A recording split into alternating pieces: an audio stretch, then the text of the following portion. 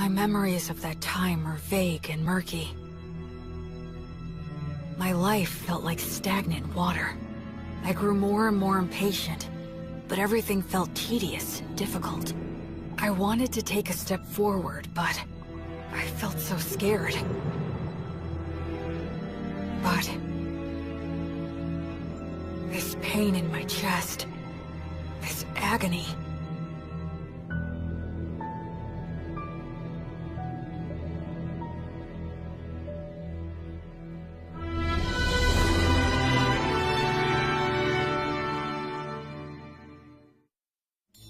A long time ago, when the Earth came into existence, the mana that made up the world was too ponderous to hold its shape, and merely swirled in a muddy mass of chaos. Then the first of the gods appeared and said, "Let there be Earth." The mana solidified, becoming the ground, and the mana overhead thinned and became the sky. Yeah, but Gus, I only asked you how words are related to magic. Just be quiet and listen to me. I'm not even getting paid to teach all this, you know. Yeah, fine. The Creator God made the sun and moon, and separated the land from the sea. Fire, wind, and trees came next, followed by other gods as well as humans. Gus the Ghost is a little eccentric, and he can be overbearing at times. But he's smarter than anyone else, and he teaches me a whole lot. All the words and symbols that the Creator God used, what we now call writing, are referred to as the words of creation. These words, whether they're spoken or written down, all possess very profound power. Power? That's right.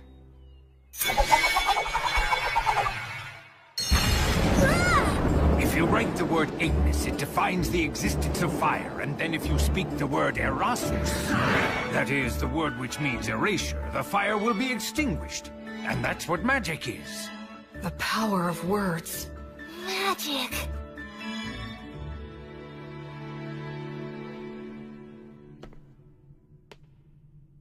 The god of justice and lightning, Volt. The Earth Mother, Mater. The god of fire and technology, Blaze. The god of wind and commerce, that's Whirl. The goddess of water and greenery, Rhea Sylvia. The god of knowledge and light. Ancient words of magic offered up to the gods. Words of creation. Oh, I get it. Parts of the inscription are scratched out so the word's powers won't activate. Gracefeel.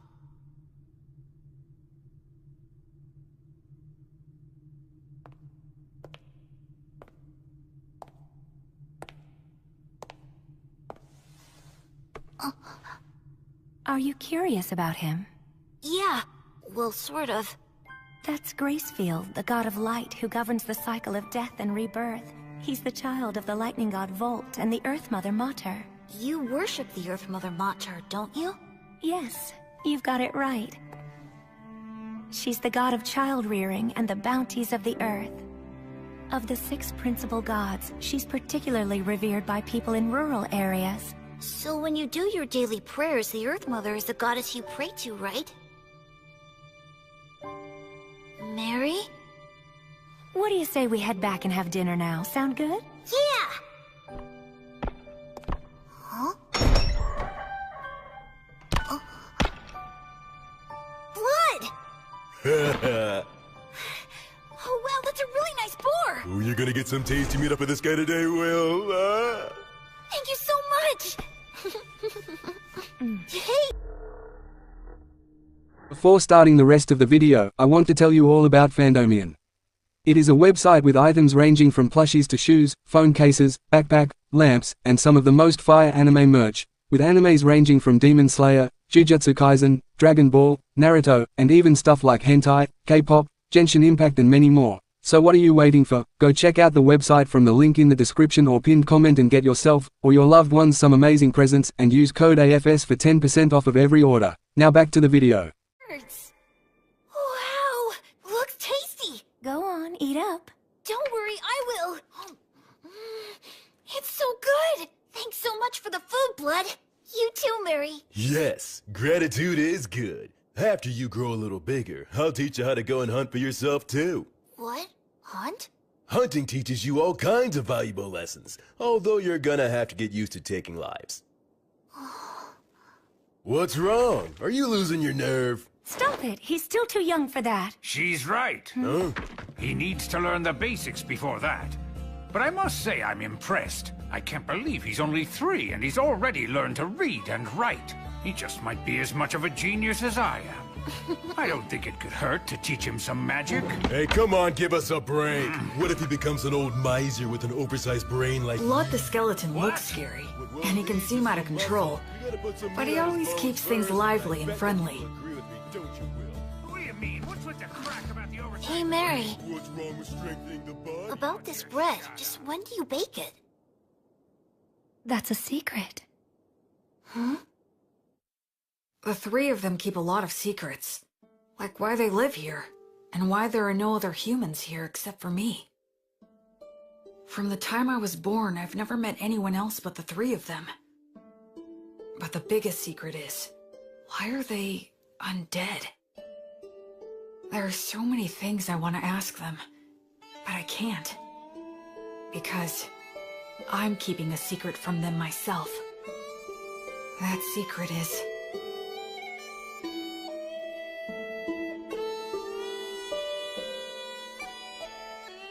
Thanks for dinner!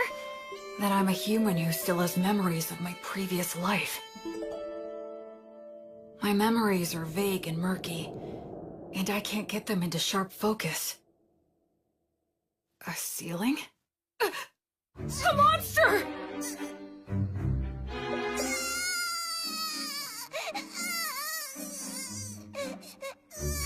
A mummy?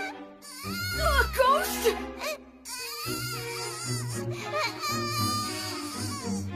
They're gonna kill me!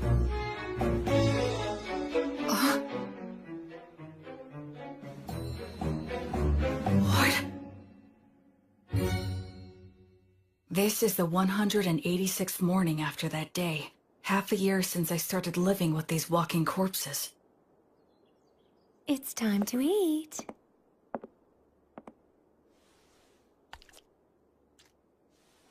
What a good boy you are, Will. Oh, are you feeling full already? I can't speak it very well, but I can generally understand the language that they speak now. Shall we go take a little walk outside today? Outside? I've never been outside before. She smells like incense. I wonder what it's like outside the temple.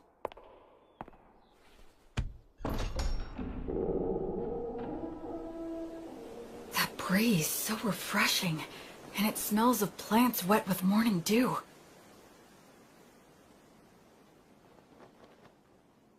Isn't it beautiful out here, Will? It really is beautiful. There, it's all right. There's nothing to be afraid of. At first, I thought I'd fallen down into hell. After living such a hopelessly vague and empty life, such a punishment wouldn't have been a surprise. No, I'm wrong. This is no punishment. It must be the grace of God. I feel like something that I'd wastefully thrown away without a second thought was given back to me once again. Oh, Will, my sweet, tender little boy. This time, I'm truly going to live. I'm going to live in this world.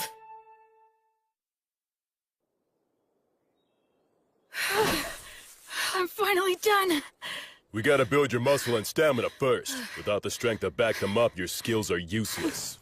But couldn't you say that making up for your lack of strength is a skill? Listen, do you really think you could knock me down? Well, no. With the right skill, you might be able to knock me over, but there will be times when that skill won't work for you. But you can't separate your muscles from your body. The brute force that muscles give you can solve most of your problems in life. Learning skills comes after that. Understand? It seems like muscles are kinda masochistic, huh?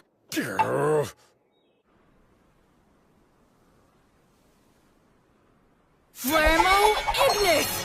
Ah! Erasus! Fool! Your pronunciation's imprecise! Given your talent, you really need to learn to control your accuracy, or you'll kill yourself. That's scary. Well, magic can be a scary thing. Do you have any idea of the reason why words possess so much power? I guess it's for the same reason we think a chair is a chair, right? Indeed. After all, when we see a wooden stool that has 4 legs, no matter what color it might be or whatever kind of wood that it's made of, we don't even think of calling it something like 4 sticks in a round slab, and we wouldn't call it a table. We just instinctively categorize it under the chair label. So in short, what that means is that words are what define and differentiate the way things are. Of course, I'm just repeating what someone told me. Huh, you know, Will, it seems you might actually be a genius after all. But isn't there anything I can do to get more consistent results? Afraid not. That's just what words are all about. There are always fluctuations in speech. No one is able to say a word in exactly the same way twice. The only answer is to let your instincts determine the ideal level. Instincts, but... You should start off by learning how to use your minor magic more skillfully and accurately. But hopefully you'll do your best to get by without even using that. Without using magic? How's that possible? I'm talking about money. That again? Man, how can a ghost worship money as much as you do? Oh, come now. You don't know what you're talking about. Money is extremely important. Money is what makes the entire world go round. With money, you can solve anything without magic. Buy tools, hire help, and the ability to make a profit is just as important as magic. Why, oh why must I have hands that are incapable of holding silver and gold any longer? It isn't fair. I want to feel money and count gold coins with my own hands. Curses! You're not normal. Creatures such as these are beasts.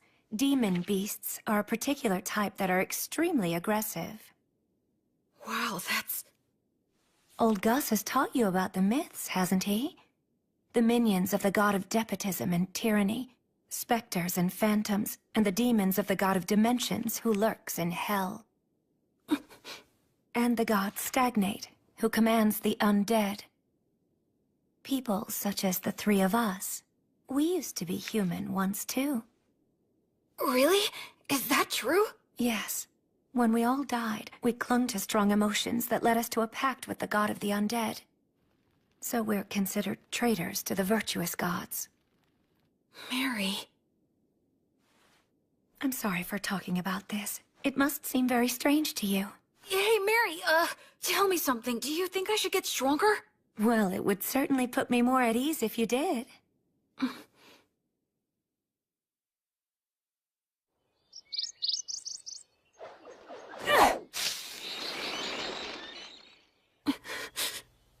Don't make it suffer. Just snap its neck quickly.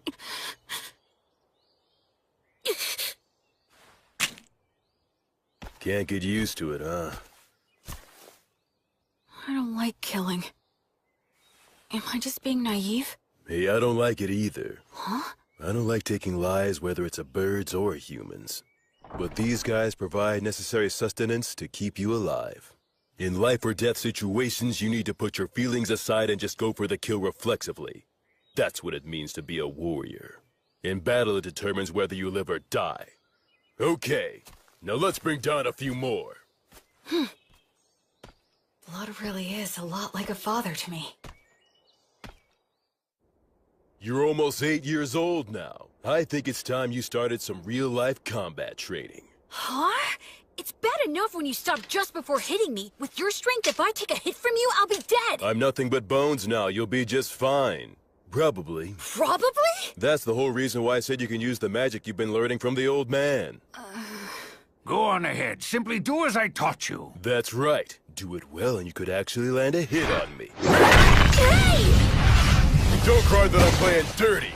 The battle has begun! Acceleratio! Ferrere! Oleum! Cadere Uranium! Not too shabby! Move, you fool! Distance yourself!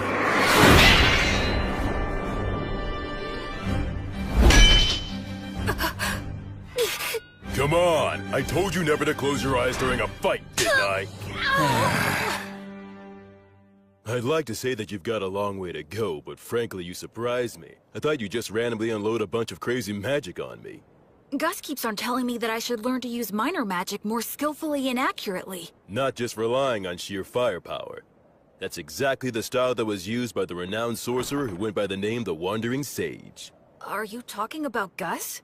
Yup. In his time, he exterminated monsters, calmed raging rivers, and rediscovered ancient languages. That was all long ago. You were once known as the War Ogre yourself. And Mary was known as the Daughter of Mater. At one time, the three of us. Yeah? Never mind. That subject runs a little too deep for right now. You were just a baby not so long ago. Look, just keep on learning and become even stronger. Oh, Blood. On the day when you brought a human child back here, my first thought was that you shouldn't have even bothered. But it occurred to me that if I educated him, he might be of use. Hey, old man! Nothing that I said was incorrect!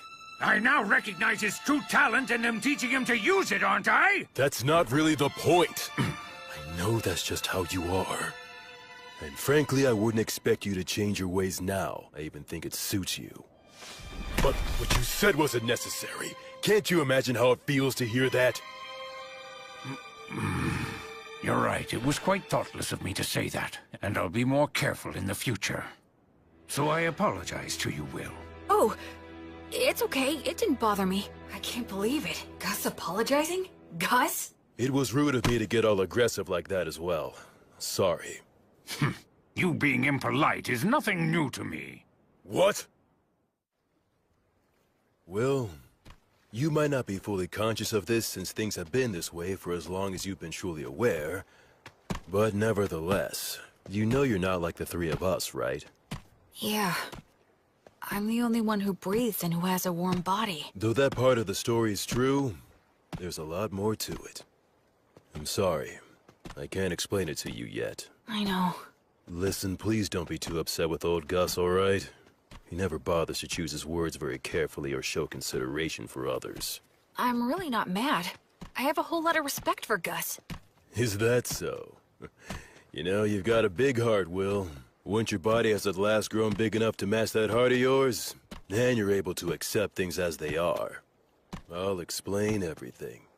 Okay. Blood was genuinely angry at Gus for my sake. I wonder, could I have gotten angry on someone else's behalf in my previous life? Huh? Thank you. Blood, Mary, Gus. All three of them aren't really alive anymore. They're undead. Will? Huh? It'll be 100 years before you can land a hit on me from behind! But right now, they're my precious family. Gus is in charge of my academic education, and Blood teaches me how to fight. But Mary is the one I learn the most from. She may just teach me the little everyday things, but they're important too. Will? Huh? Can you take care of things here? Oh, it's almost time for your prayer, isn't it? Yes. A few times a day, Mary sequesters herself inside the temple dome. I've been told that I'm not allowed to go into the dome while she's in there. All right, it's time for your physical education. I can't even lift my arms. Mary? The bread? Why is she carrying it out of the temple? About this bread, just when do you bake it? That's a secret.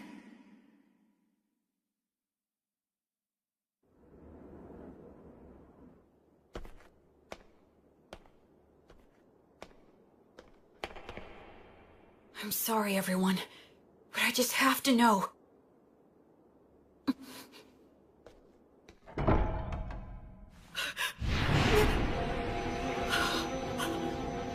No, I don't want to feel that again. I don't want to lose anyone again. No, Mary! No! Mary! Mary! Mary! Mary! You guys! Blood! Gus! Come in here quick! Help Mary! Help her!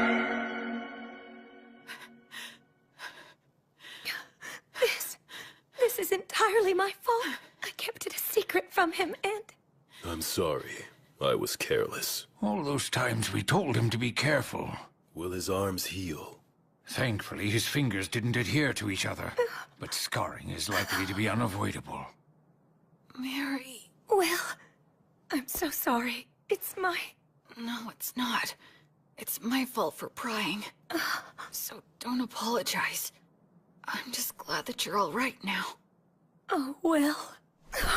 The smell of incense that surrounds Mary always calms me.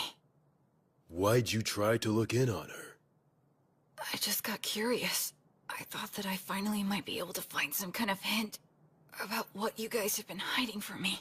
I told you I'd explain someday. Blood! Be quiet, Mary! Well then, Will, anything else to say?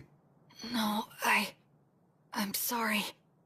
From now on, check with me or Mary before you do anything. Okay. That said, the way you jumped in there to help Mary was impressive. Those scars will be your badge of manhood. Well, I am your student. But all that got you was unnecessarily wounded. Still, out of respect for your lack of fear toward the fire, I'll teach you this. That bread is a gift from the Earth Mother Mater. It's essentially the goddess's divine protection, her blessing. You can call it whatever you like. Then why were you on fire? Because I betrayed her, the fire is simply a consequence that I must suffer. The god of death, Stagnate, with whom I formed a contract, is the enemy of the Earth Mother Mater. In fact, all three of us formed a contract with him, so just coming in contact with her divine presence causes us to burn. That's sad. I don't expect to be forgiven. Why do you still pray to her? Is it just for my sake? Oh no, Will. It's not. I had been praying to the Earth Mother every morning and evening long before I ever met you. That's my daily ritual. Doesn't it hurt? Of course it does. So much that I could cry. Mary... But even though I've betrayed her, and that is her retribution, I must endure the pain. I shall still continue to revere the Earth Mother. Mater never says anything to me, but every single day, she blesses me with bread for you. That alone is more than enough of a saving grace for me. I'm so sorry I didn't tell you, but I certainly hope that you'll continue to eat the bread that's provided for you. Yes, of course I will. But also, I'd like to ask you a favor. What is it? From now on, I wish you'd let me pray with you. Oh. I just wanted to be able to understand what Mary goes through, even if it's only a little bit. That's why I asked her for that favor. The original creation was destroyed by the evil gods that it had brought into existence. It was then that the infamous Age of War among the gods began. The giant statues in the temple are of the virtuous gods, right? That's exactly what they are, to a human. What does that mean? Among the legends told since ancient times, there is a battle between the lightning god Volt, the king of the gods who governs order and judgment, and his elder brother, the war god Illtreat. The elder brother had the advantage in the beginning, but Volt, with the divine protection of his wife, the Earth Mother Mater, banished the war god to the depths of the earth. The war god continues to lurk within the earth today, vigilantly plotting his revenge. There are other similar stories, but all of them take the same general shape. Now, what are your thoughts? Isn't that story just a fable? You think? Ruling in this world starts with violence and despotism, but eventually, agriculture starts to thrive, and law and order begin to reach everyone. But over time, that can also lead to violent overthrows, or something like that. I see. You are very sharp indeed. Volt, the god of order and judgment, is a virtuous god. The war god, on the other hand, is considered an evil god. But if that order becomes corrupt, Volt could become an evil god, and by defeating that corruption, Illtreat could become a virtuous god. In short, the concept of virtuous gods and evil gods is ultimately a distinction applied by those who place their faith in them. I suppose the priests would not be pleased with me for saying so, however. Naturally, you must not speak of this to Mary. I won't, don't worry. Besides, the gods normally think about things based on different standards than ours. It's impossible for one with a human sense of good and evil to gauge their true intentions. Hey, you know what, Gus? You're pretty rock and roll. What on earth does that mean? Like, you don't fit in any mold, you know? Children truly make up some bizarre words sometimes, but I do like the sound of that. Becoming free from obstructive thoughts doesn't mean thinking about nothing. You just block out the past and future. and focus only on the present. I need to offer up my current insignificant self to the gods. And then dive in deep, as far as I can.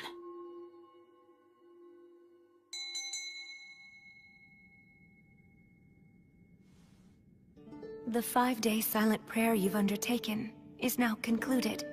You did very well. I've done nothing but pray continuously for the past 5 days. Do you feel all right physically, Will? Yeah, I'm fine. And you're only 13. How remarkable you are. Only because I've been praying with you all these years. It's been 5 years now since my arms were burned. Mary says she has the ability to heal the scars with her blessing, but I chose to keep them. Especially because Blood called them my badge of manhood. I'll prepare all of your favorite foods for dinner tonight. All right! Memorize all of this by tomorrow. Huh? Gus's lessons became more difficult. There was a lot more to keep track of, but I persisted and stuck to it for all I was worth. And then his lessons became even more intensive. It was as if he wanted me to get so fed up that I'd quit. Still, Mary and Gus were nothing when compared to... Okay now, let's move on to our main event of the day. What is that? This guy is your opponent. I caught him in the woods. That's not what I meant! What's the problem? It's just a low-ranked demon corpse. Demons can become undead too?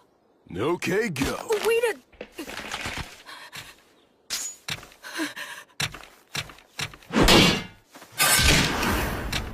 I got him!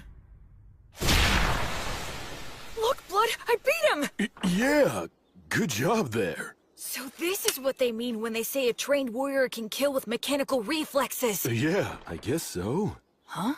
What is it, Blood? Well, for your first killing match, that wasn't too bad. Hear me? I said it wasn't all that bad, so don't get a big head. Oh, is that what you meant? Well, I'm more or less a genius, wouldn't you agree? This kid just might be a genius. Come on, aren't you gonna chew me out for that? Okay. How about we speed things up now and try something harder, genius? What? I always saw the ruined city from the top of the hill. That day was the first time I set foot in it.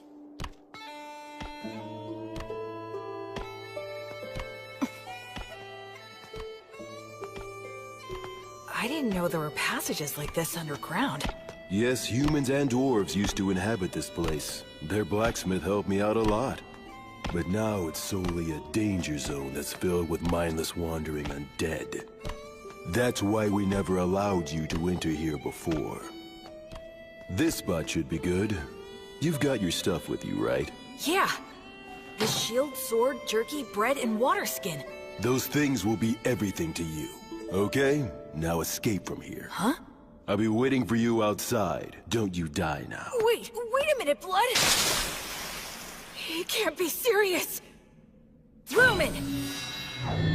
Blood? The exit is this way, right? But what was it that Blood just said a minute ago? This place is... But of course.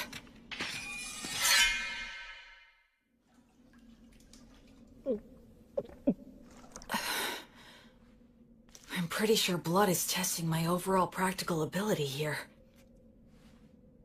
I didn't know being alone could make me feel so empty and anxious. I'd forgotten about that fact, even though I'd spent all of my previous life alone.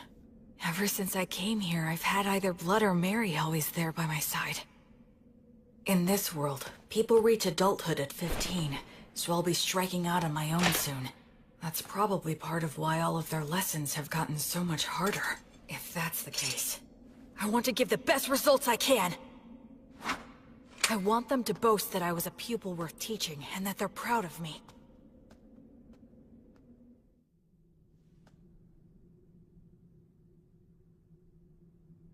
That's probably an undead Vroskus demon wandering around. They can use the words. They're stronger than any opponent I faced. Should I stay hidden and slip past it, or go another route? Think. What would blood do?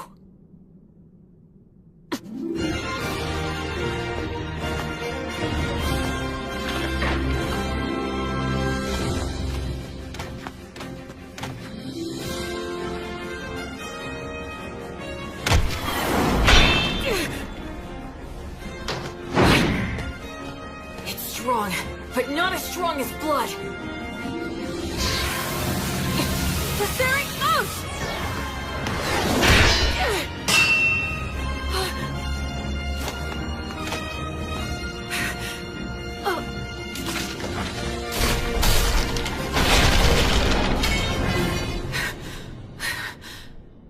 Oh no, this is not the place to be stuck without a weapon.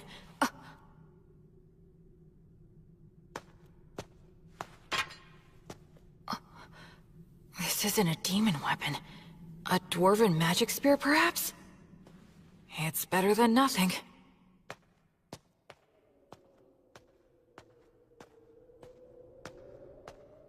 I can feel a big draft in here. Maybe I'm near the exit.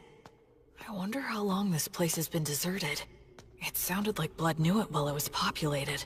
Does that mean that the three of them became undead around the same time, then? From the level of degradation, it's been more than just a decade or two. I already know there are no humans living anywhere near here. I wonder where my birth parents are, and what they were like. And I wonder, why am I in these ruins? My real parents.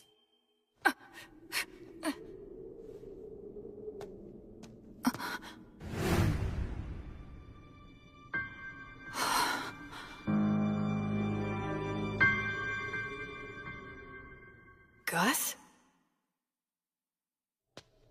You're Gus, right? How come you're not saying anything? And also, why are you glaring at me like that? Did Blood tell you that I was here? Or maybe this is another lesson of some kind. It's a lesson, right? With conditions for... Expergiski!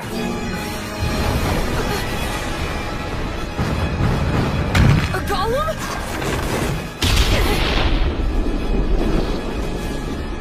Gus! He's serious. I'm aiming for...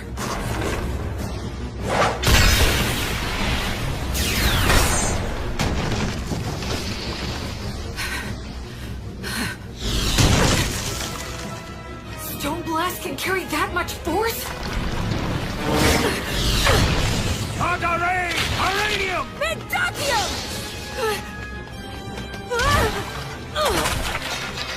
Grace magic? Since when could... His projection magic is way too quick! A double cast? Groby Goose! Mendacium! Sobnus! Mendacium! Why? Gus, why? Expergiski! A triple cast? I'm gonna be killed by one of my own parents and I don't even know why! This can't be real!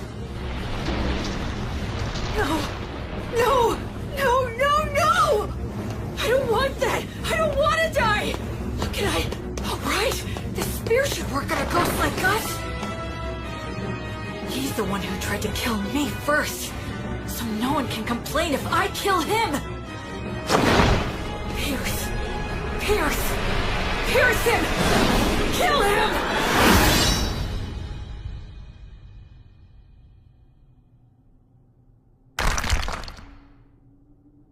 Tell me, Gus. Grandpa. If you really have to kill me, there must be some reason you're being forced to do it, right? I know you wouldn't do this if you didn't have a valid reason. I know that. If Gus really was serious, he wouldn't need to play around like this. If he throws around a lot of fire magic, I'll die of oxygen deficiency and toxicity. If he makes the ceiling collapse, his ghost body won't be hurt, but I will get crushed and die. I know that, but I still don't want to do it. I don't want to fight you to the death. Because hurting you would make me feel worse than dying myself. If it's something that really is important to you, then it's fine with me. You can kill me. I'm not afraid. I'm your pupil after all. But if it's okay, I would really appreciate it if you didn't make it hurt too much. Ah, forgive me. I think I took that lesson a little bit too far. I admit this place did give me an advantage, but even so, I did win. Must have been a shock. What shocks me isn't that this was a lesson. Against a sorcerer, right? Gus. Now don't ask questions. If you manage to defeat Avroskis and take his spear, even Blood will congratulate you heartily. Oh yes, weren't the double and It's triple that Gus is trying to pass all of this off as a lesson. Tricks like that soon. So, please don't be upset, okay? Come, Will. The best thing to do in a gloomy place like this is leave. This city. The three of them. My own history. There's something more to it all. Oh my! Will found a fine spear like this beneath the ruined city? Yeah, the steel is so vivid and bright and shiny. It certainly is a good sharp blade. A short spear made to be highly practical, truly the work of dwarves. In addition, it appears to have several words engraved on it. Perfect for our lesson on appraisal. Yeah, can't wait. Gus hasn't brought up that incident in the ruined city at all since then. There must be a specific reason why he won't talk about it. That's why I decided not to tell Blood or Mary. Later, I appraised the spear with Gus, and we found that it had the name Pale Moon. Words of creation are engraved on both the spearhead and the shaft. The spearhead can emit light magic, so it can serve as a light source or distract enemies. The shaft is imbued with magic that allows one to expand or shorten the spear at will. That should make it easy to carry. Above all, I was excited to finally have a magic weapon of my very own. After that, I returned to the city underground every now and then for Blood's lessons. I head down there with only a short sword to collect any weapons and armor that I find. It was tough at first, but I can handle it without any trouble now. Even if I encounter Vroskis or a similarly strong enemy, I don't struggle anymore. Huh? So is this all there is? You have acquired more than enough knowledge right now. I have something new that I would like to teach you. I'm learning something else? You will enter the city underground and collect coins. I am going to teach you something very important. Is this enough? Indeed, it will do. You're finally gonna do that again, old man? Gus? Yes? Isn't this what they call gambling? That's a vulgar description. Think of it as a game of intellect. But it's gambling! Come on, I was all excited when you said you'd teach me something important. Now, there's no need to get angry. Besides, games such as these should not be underestimated. They are most often used in duels between sorcerers. Do I really have to place a bet, though? Where's the fun in it if you don't bet? Oh, I get it. You're scared to play, aren't you? Huh? Oh yes, you should flee at once. You very well should be scared to compete against the one who is hailed as the Wandering Sage. How dare you! 2 sixes! Alright, I'm the winner! Your competitive intuition never fails to astound. Hey, one more time! This time I've got it! Huh? What in the world are you two doing, teaching that to Will? Mary, there's a reason for It it! was really only Gus! All three of you will go and sit down right over there. Mary's lecture was painfully long and downright scathing, but I learned something very important that day. It's not a good idea to get hooked on gambling. Listen, Will. I have been observing the heavens for the past several years to pass the time, so I know when the winter solstice is. That will be the day you turn 15, and your coming-of-age ritual. I believe that shortly before your coming-of-age ritual, Blood will challenge you to a one-on-one sword fight, an earnest and passionate duel. I get that feeling as well. I know it won't be easy, but I'll do my best to win. I can't make the three of you feel at ease if I don't. I'd like you to do something for me. Sure. Do you think you could find a way to lose the jewel in such a manner that Blood would never notice it? Why do that? Because I need you to. No, don't make me do it! Please tell me, why are you always leaving me out of the loop? I know you, and you would never trample on somebody else's feelings without a perfectly good reason! Haven't I said, time and time again, that I trust you? If you just explain your reasons, then I'd be glad to throw away the jewel. I'd even risk my life like last time. So why won't you tell me anything? Don't you trust me at all? Or am I just that utterly useless to you? Forgive me. I can't explain. I see. Well then, I guess I can't help you. I'll pretend I didn't hear a word of what you just said.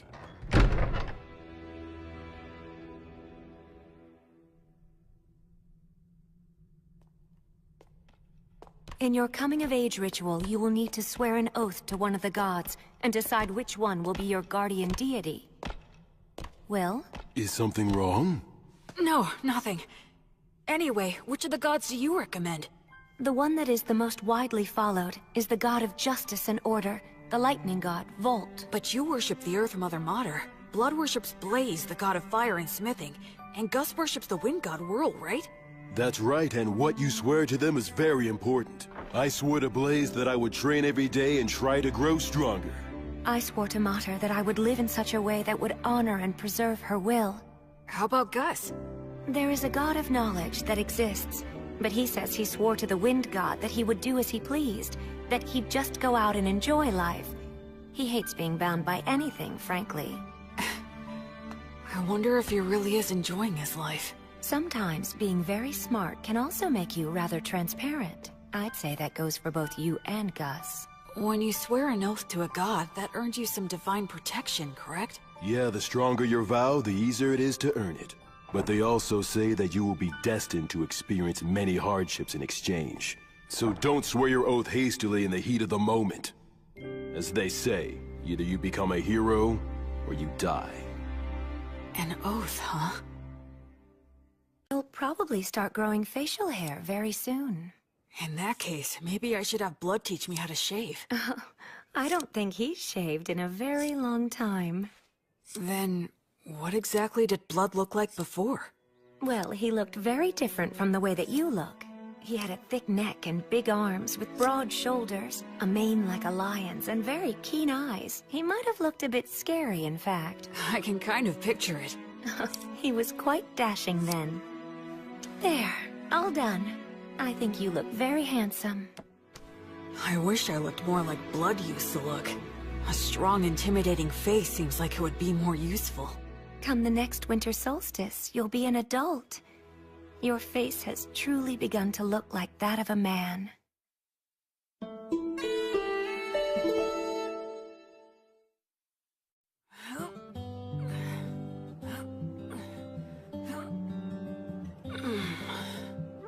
Okay, that's enough. You've gotten a lot stronger. So what are we gonna do today? Can we spar? Nope. Today is all about this. What is it? Here you go. Take a sniff. Why do you have this? I thought we could drink it together. I made it myself by mixing honey in with some forest grape juice. That honey wasn't exactly easy to get, you know? Is there something wrong? Nah, just come winter solstice, you'll be an adult. And a man's gotta get used to this stuff. But won't Mary be mad about this? Not if we keep it a secret. In fact, it'll only be between us men. Okay, let's drink. All right, here you go. Cheers! Whoa, nice! That's delicious! Even better, I get to drink it with you. Yeah, it's good. Okay, let's test your courage. Test my courage? We're gonna take a little peek at Mary while she's changing. Won't we get in trouble? Say what? Come on, follow me. The hallway's spinning. Hey, you okay? I'm fine.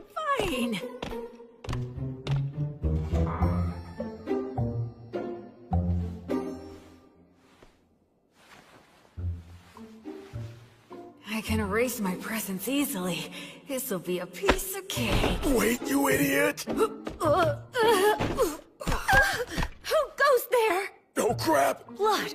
What's the meaning of... Oh, you really stink. My goodness, what did you make Will drink? Oh, well, it was just... we were just gonna have a little peek while you changed. What? What do you told him think that you're we shouldn't doing, be- you idiot?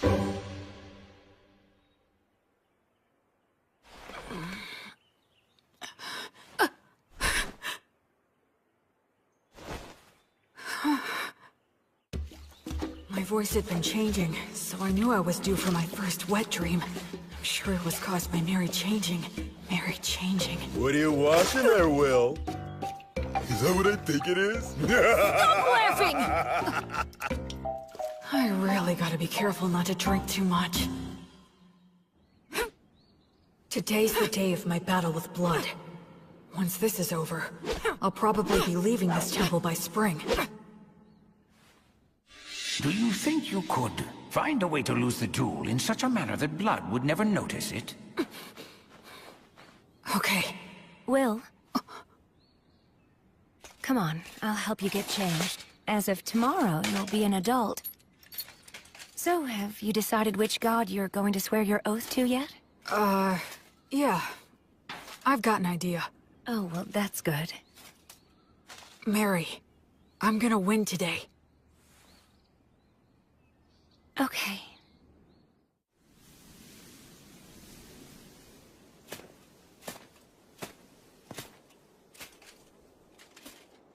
Where's Gus? Hiya, Will. Ready to do this? I'm ready anytime. Let's go! Okay, good. Let's review things one more time. No magic or trying for instant kills, otherwise anything goes. If something happens, Mary will fix it with her blessing. The first one who admits defeat or is unable to fight loses. Now try your best. Not to die!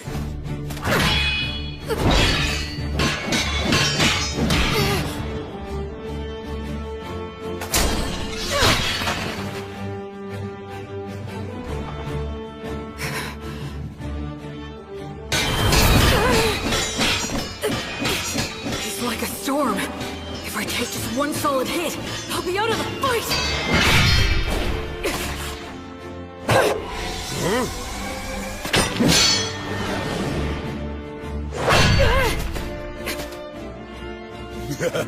Thought you could get in close, didn't you? Oh man, this is infuriating! It's a challenge to avoid when a blood strikes perfectly. But if I receive one with just my sword, it'll shatter along with me. So how do I survive his strike and get into the gap between us? There's only one answer. Here it comes!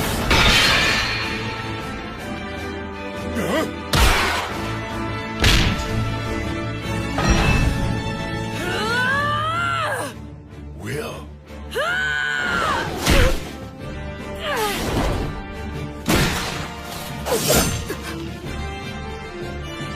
He's holding my sword between his ribs? That was actually pretty good. I concede. Yep.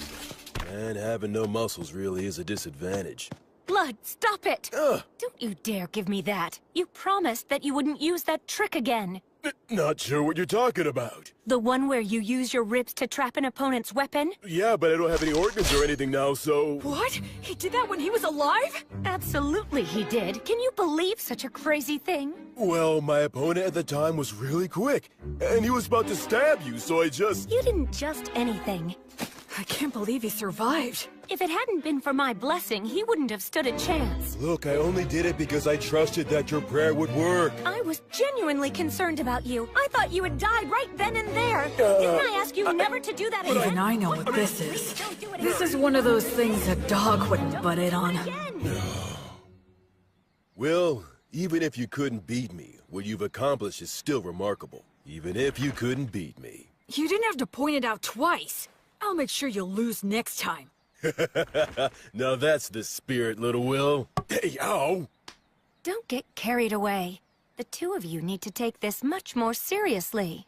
If I had a killer slash, or a secret technique, I would have taught it to you hands down. But you don't? Nope, I don't. It's okay that the way I fight and the way you fight aren't the same. My initial goal was never to raise you into an imitation of me. So it's only natural that the moves I rely on won't be the same for you. It's the basics that count. Make sure you can use all the things you've learned in any situation. Both Mary and I have already taught you everything that's important. Okay. Okay, Dad. Okay, Mom. You called me Dad, huh? Yeah, I guess that's pretty much what we are. That's true. I can't teach you any secret techniques, but to mark your new independence, I'd like to give you this. It's the most powerful of all the demon blades that I own. What? But I didn't even win, so... I told you it's to mark your new independence. Go on, Will, try it out.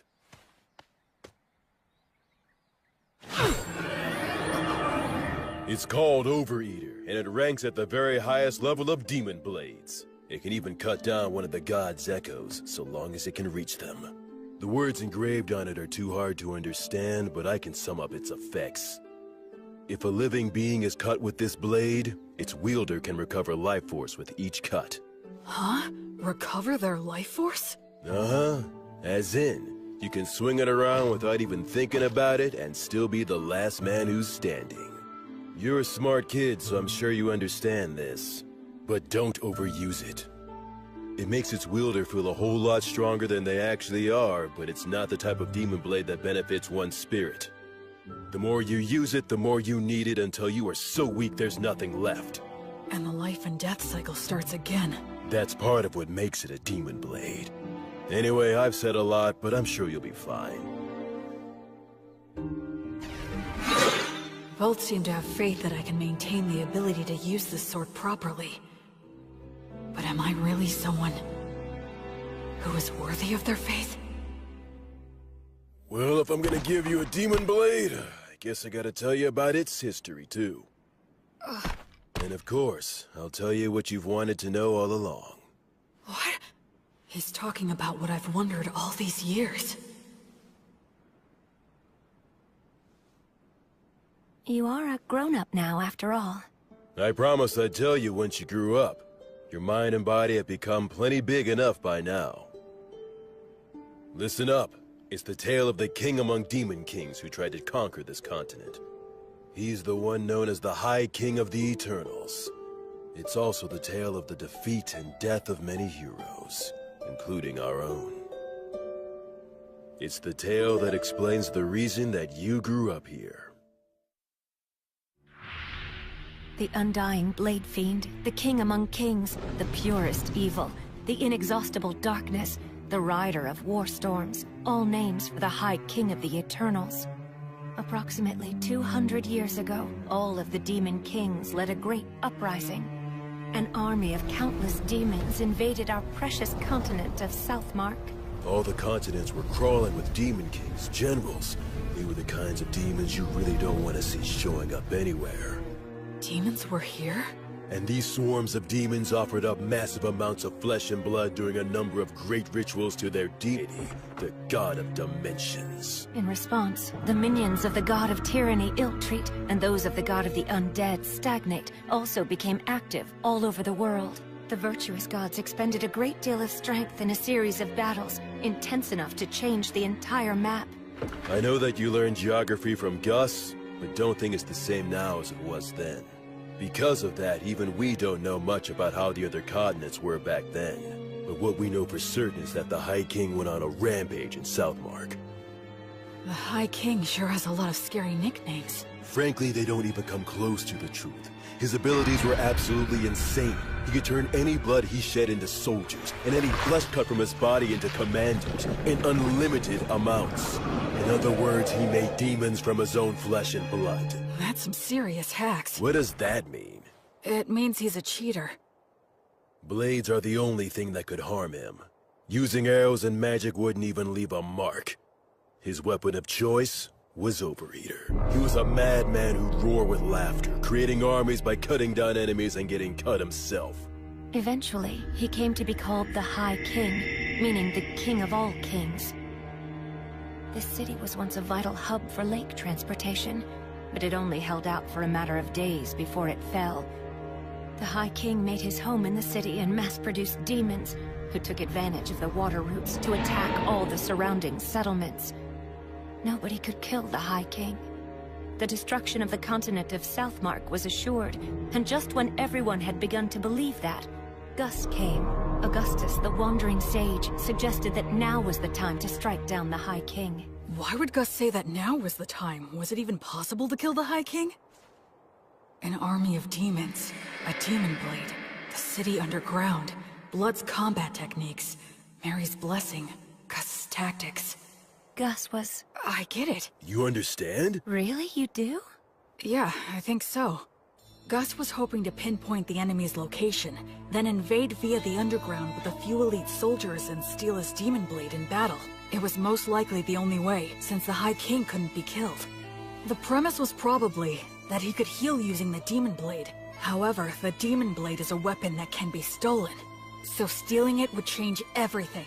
To do it, Gus would use great magic to wipe out all of his minions and face him one-on-one.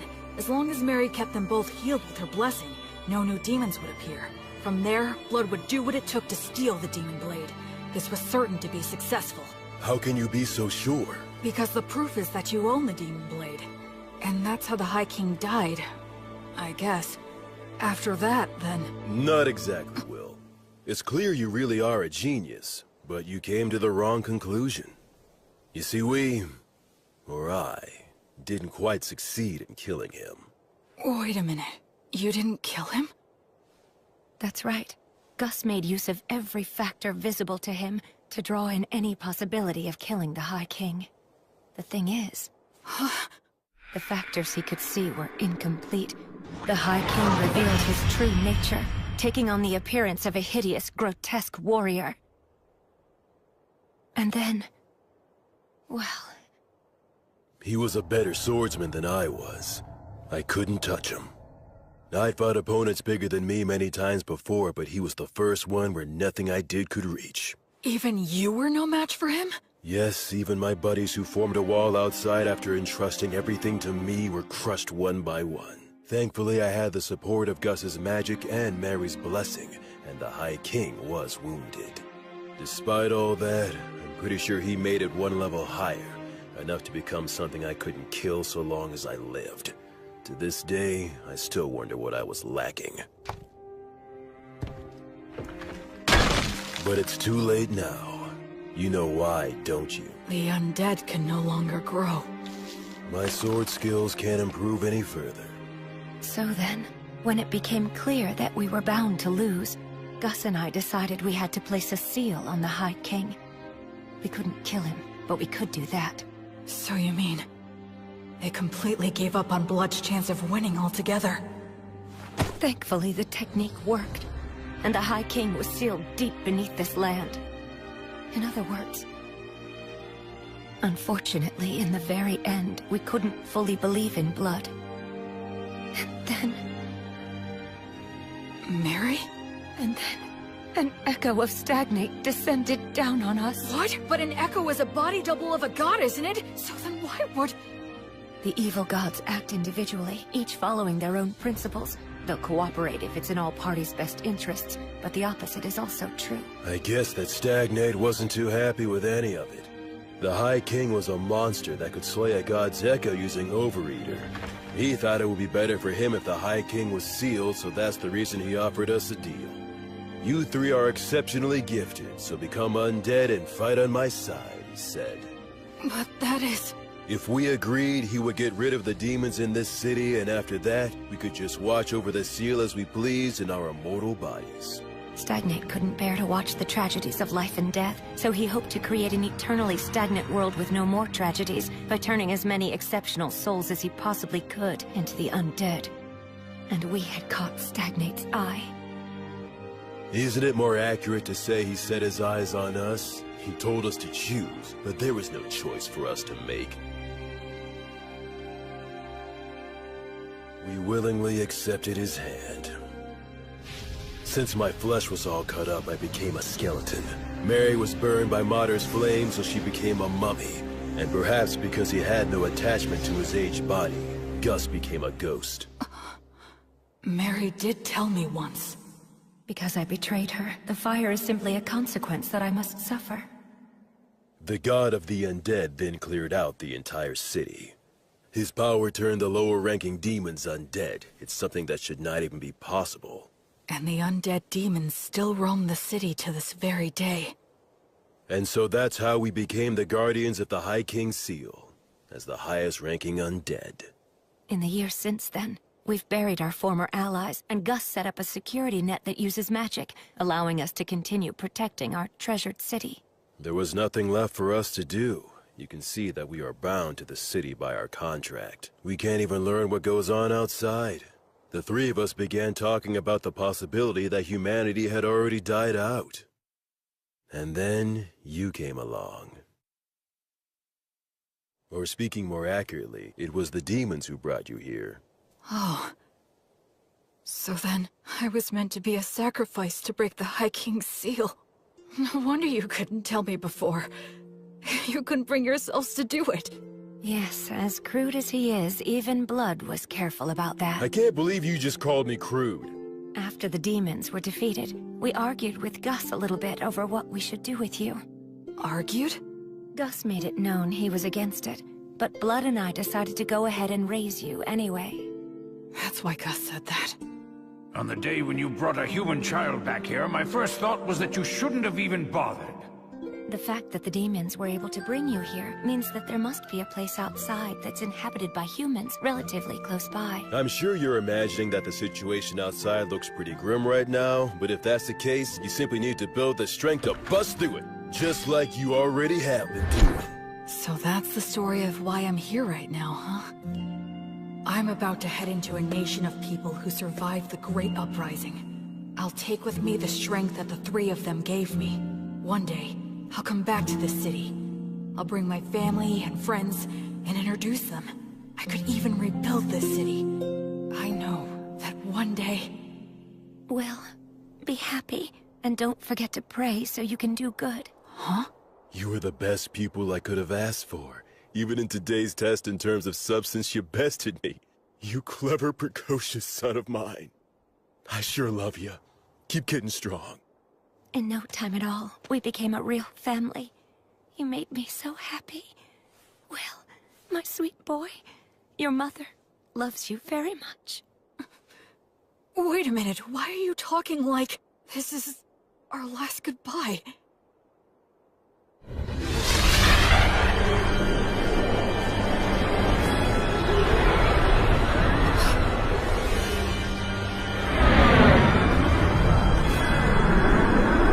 Said your farewells, heroes. Yeah. We have. Go ahead. We're ready. At last you have lost your attachment. In accordance with our contract, place your souls in my hands right now. I can't do anything. I can't move. Why? Please, please move. What's that?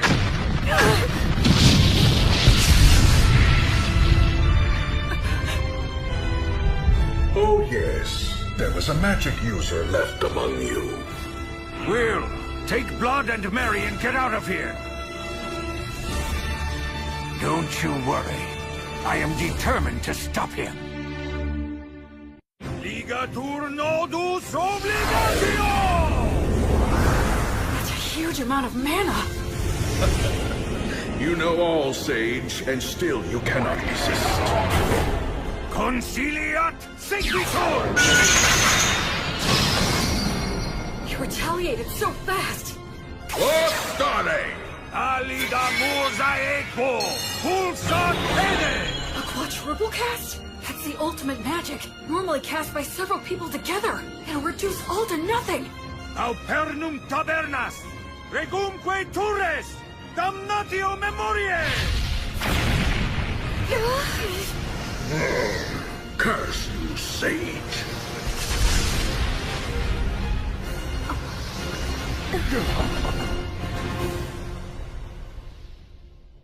Quaerere, ambulare alle vita, noli fugito!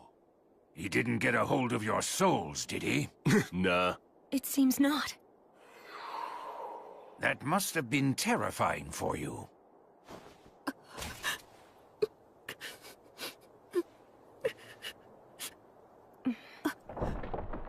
Sorry about that. It turned out exactly the way you were thinking it would. I was hoping that we could hold out until Will was ready to leave. Yes, but the two of you made your decision. Now, I'm not so unreasonable that I would demean the intentions behind your choice. I'm just happy that it all worked out in the end, so...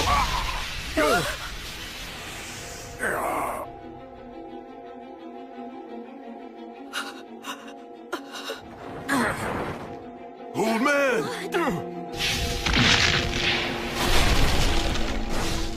To think you were able to destroy my body all on your own. Had I not initially divided my strength into two bodies, I would have been really hindered for quite some time. I commend you. It's true you are a great sorcerer who has exceptional abilities. Stagnate. Let me go. Stagnate? What a shame it would be if I destroyed you now. I'll wait until you've lost your attachment. Now. Gus! As for you... You have my gratitude. It's all thanks to you. Well done. These great heroes formed contracts with me. They became the highest-ranked undead. With one condition, that when they eventually lost their attachment to the High King, then they would become my servants. Because of me? That's right. Thanks to you, the sage's attachment was weakened, and the war ogre and beloved daughter lost hold of theirs completely. I'd say you did a fine job living as their son. But that's because I was reborn. I wanted to live right this time around. It seems that was a shock, and for good reason. I have an idea. Why don't you come and join my army as well? Then you can continue to live harmoniously with your beloved family. But I won't force you to decide right now. Tomorrow's the winter solstice, on that loathsome day when the sun is at its very weakest. I will seek out your answer in the evening.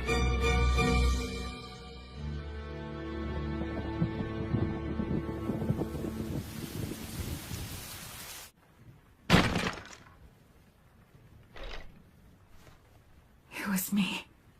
I took Blood and Mary's attachment away from them. When Gus was against raising me as a baby, when he taught me excessive amounts of knowledge, when he tried to kill me, when he asked me to lose on purpose, it was all to stop the two of them from losing their attachment to the High King. Still, when Gus tried to kill me, I think he was conflicted. But I was living without a care, totally oblivious. I just sat comfortably on Gus's mental anguish and Blood and Mary's self-sacrifice. I was so excited to be living my life right this time. All I did for my parents was cause trouble. I didn't do anything in return for them, right up until they died. Why would it be different this time? They're gonna die because of me again. I've only caused trouble, and I've done nothing in return. Someone who dies in vain isn't going to be reborn any better. I'm sorry.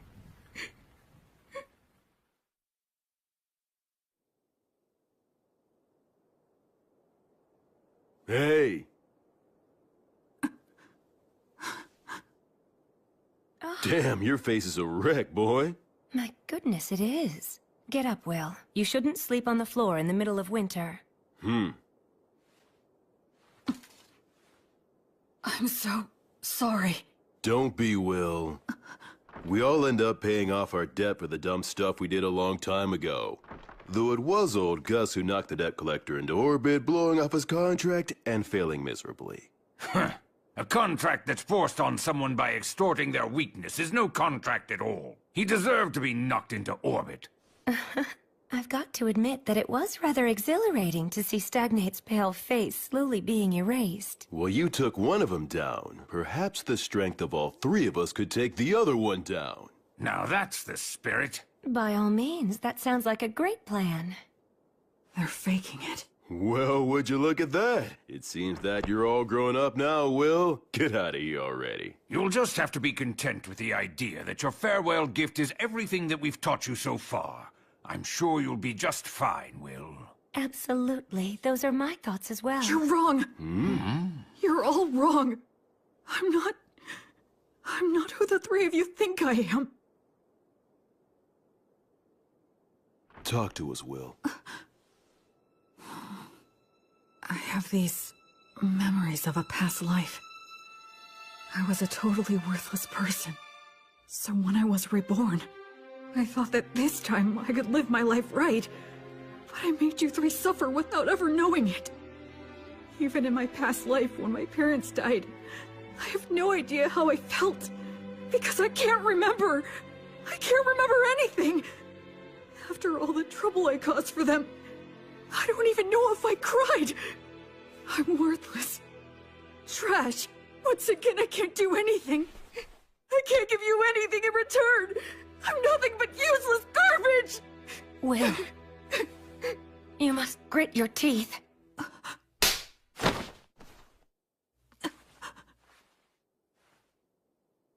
Mary.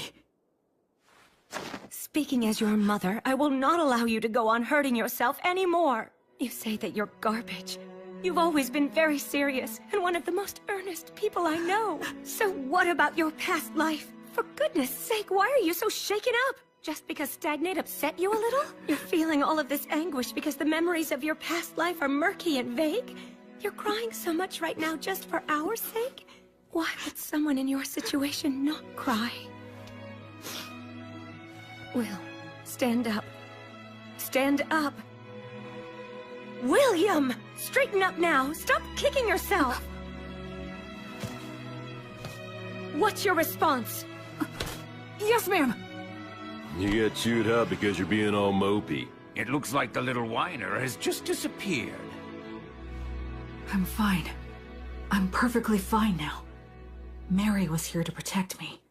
So, I have a favor to ask. Please allow me to protect all of you. Virtuous gods, I will soon go and fight an evil god for the sake of my beloved mother, father, and grandfather. If you would see fit to observe my efforts, please grant me a bit of your protection.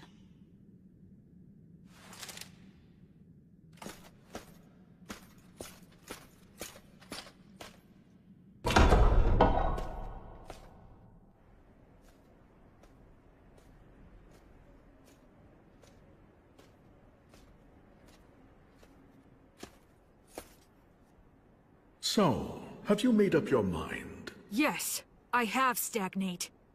Evil god. I don't plan on giving you a single thing! But surely a god such as yourself would never dream of running away from a human child, isn't that right? You have thought this through quite well.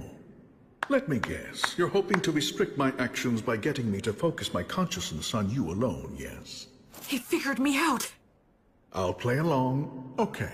But please realize you're challenging a god. You must first show me you are worthy of such a challenge.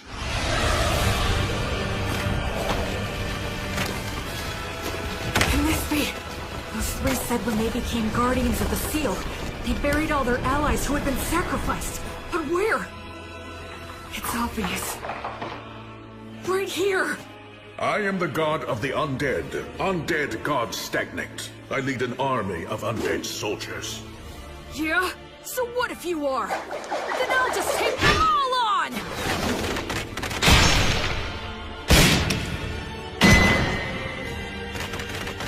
Camere! Uranium!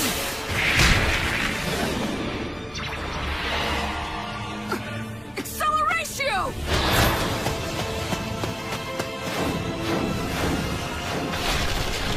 Oh, he is somehow pulling this off against 100 heroes.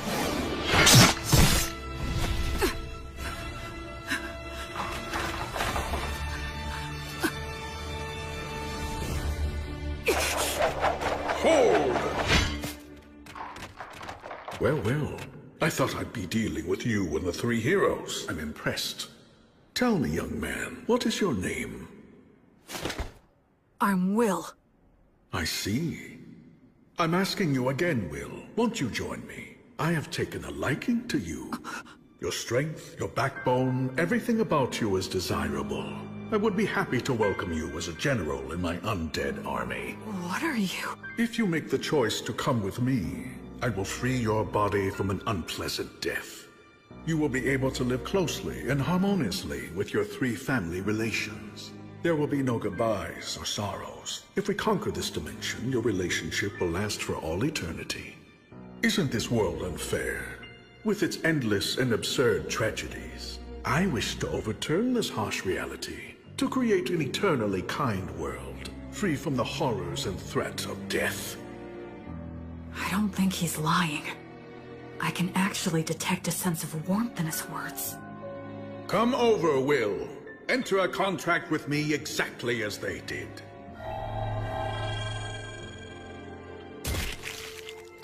Now, drink my blood. By doing so, you can bid farewell to death.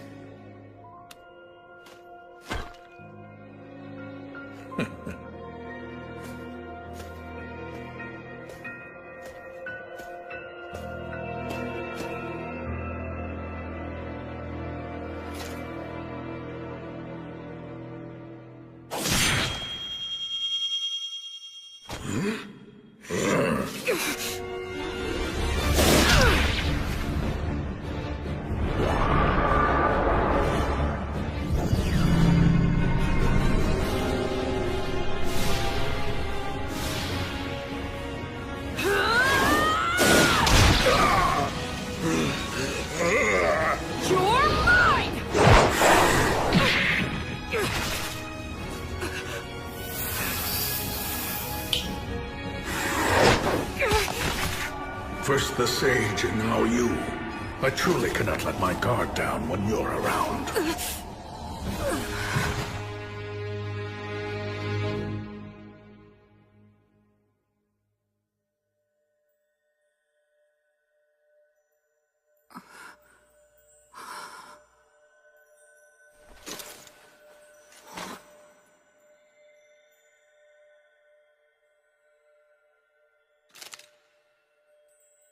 Did I die or something? This place feels very familiar, as if I've walked through here before.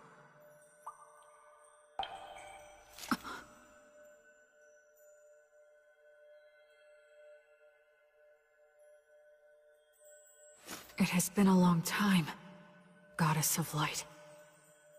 I'm starting to remember. Yes. I've walked under the starry sky before. She was silent then, too. But I remember her footsteps being filled with care and compassion. I thought it was a star, but it's not.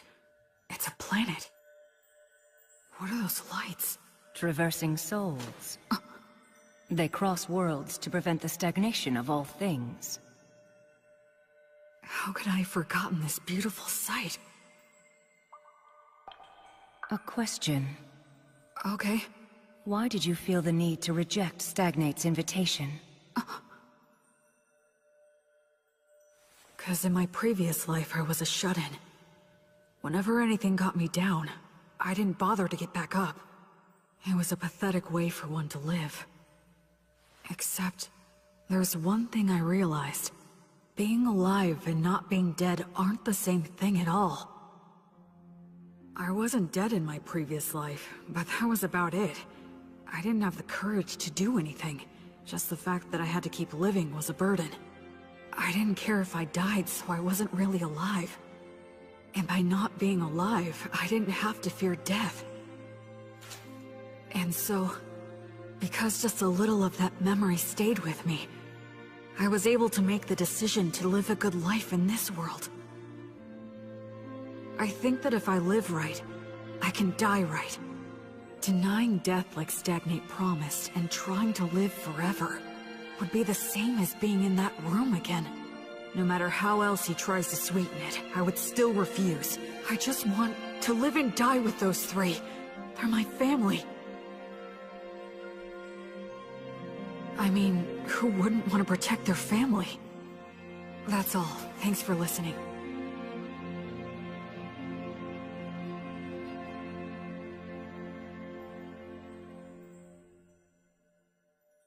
You are William, child of blood and Mary, a soul who has crossed worlds. Yes. You now fully understand the gravity of life? Yes. And you are still prepared to accept death? Yes. You fully understand the despair of death, right? Yes. And you still love all of the lives that will one day burn out? Yes. I finally realized the meaning of it all. Thanks to your grace.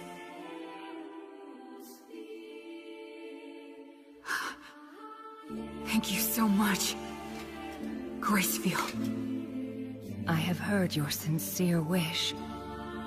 William, so long as you do not forget your resolve, you've got what it takes. Wake now. Make your oath and we shall walk together. Until your life ends, and I come to guide you once again. I shall be your guardian deity.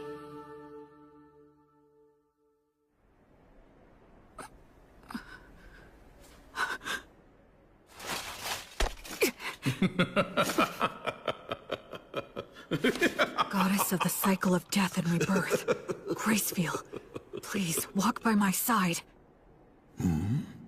Citing a blessing, huh? What do you hope to get done with that? Such a vague technique is no match for my blood coursing through your...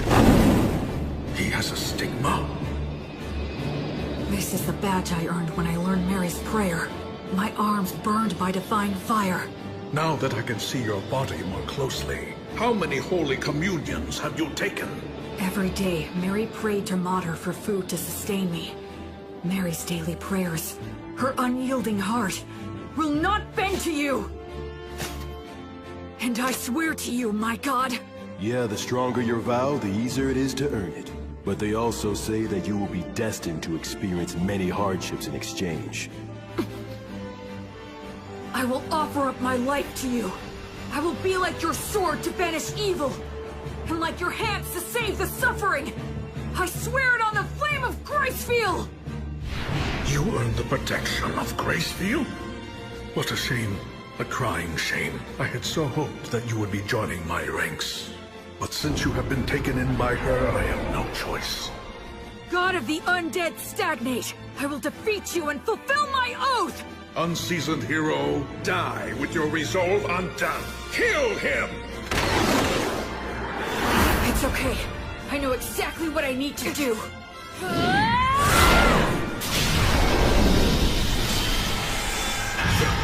The divine torch? Gracefield's divine protection grants peace and guidance to the souls of the dead. How dare a fledgling priest put on such airs? Acceleratio! War starting!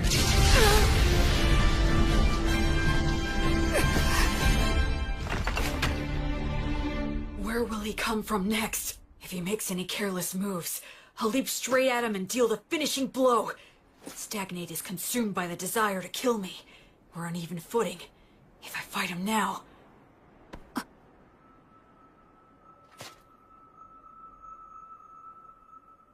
Was that some kind of warning? What about? What if it's possible he's not consumed with me at all? No, the temple! Acceleratio! It was all a bluff. He was pretending to be consumed by rage, and then threw up a cloud of dust. It's Blood and Mary that he's really after.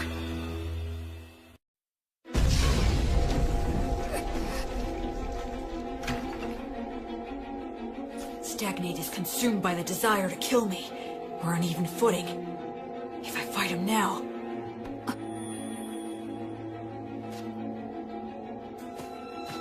No, the temple! Acceleratio! It was all a bluff. He was pretending to be consumed by rage, and then threw up a cloud of dust.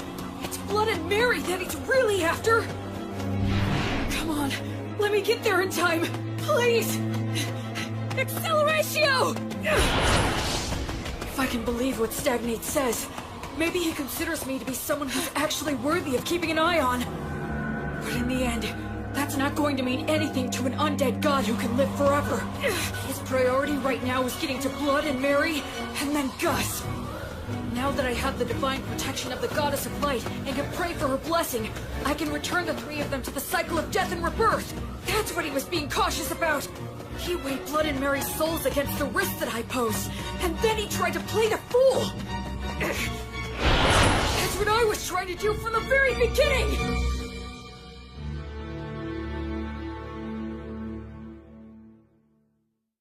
Mary! Blood!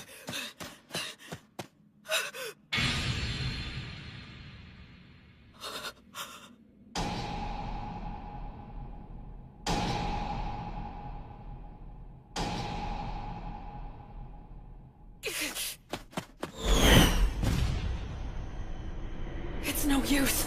I won't get to him in time. I borrowed the strength of a goddess, and finally managed to stand on even footing with him. But then I fell for a trick like that, and now it's all over?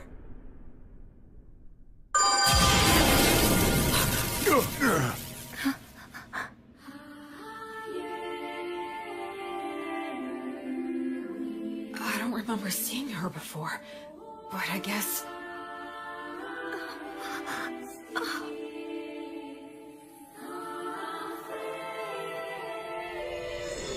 Suddenly, everything was clear to me. Mary had been forgiven all along.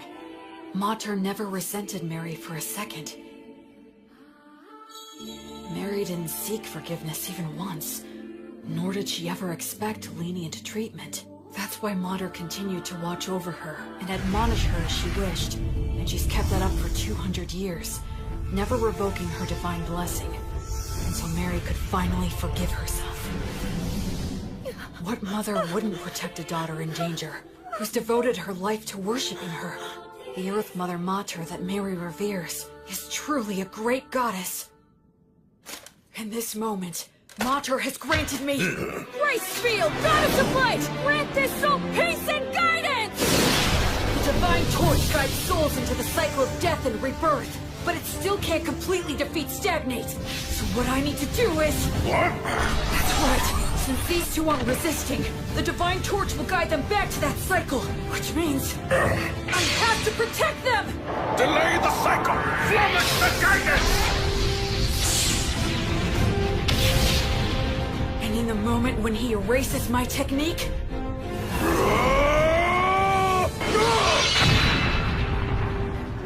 Acceleratio! Basta! Passerios! You should start off by learning how to use your minor magic more skillfully and accurately. An exhilarating strike like that is far more Gus's style than some magic that would erase his existence!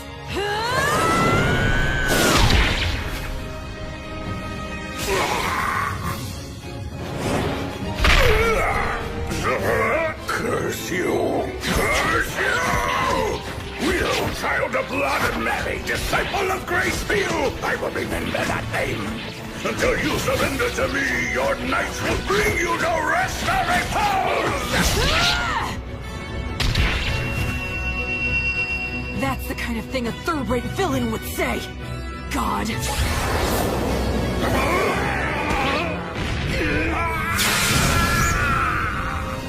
I swear on the light that is Gracefield, that I will never become like you. I will live right and die right.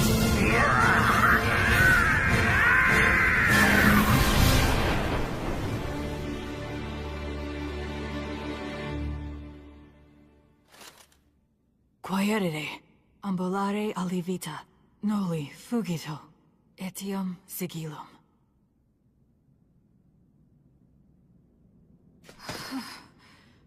I was way too close. This Overeater blade that Blood gave me, then Gus mightily defeating the double of the Echo, as well as Mary's Earth Mother Mater buying me valuable time. All these things that the three of them have given me. The sword, the magic, and the prayer technique. And most importantly, The part that's my essential core as a person. If I'd been without any one of them, I never would have stood a chance. It's all thanks to the goddess's divine protection. And the three of them. Will. I'm so glad. You're all right. Mary. You did great. Thanks, Blood. You might not share bloodlines, but you're still the child of Marian blood. It's only natural you could accomplish this. Yeah, I did it. I did it.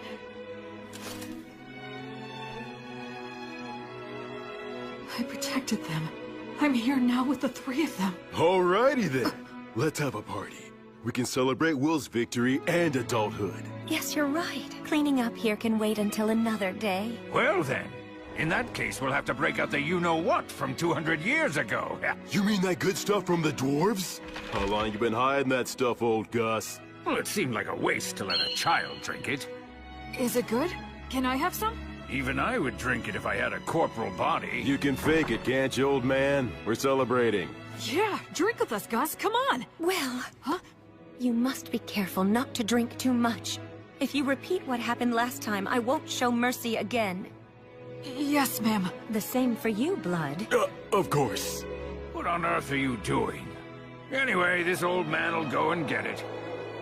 I guess we should go too. Yeah. Oh. Huh? Mary. And Blood. I guess we can't after all, huh? It certainly seems that way, but that's how it goes.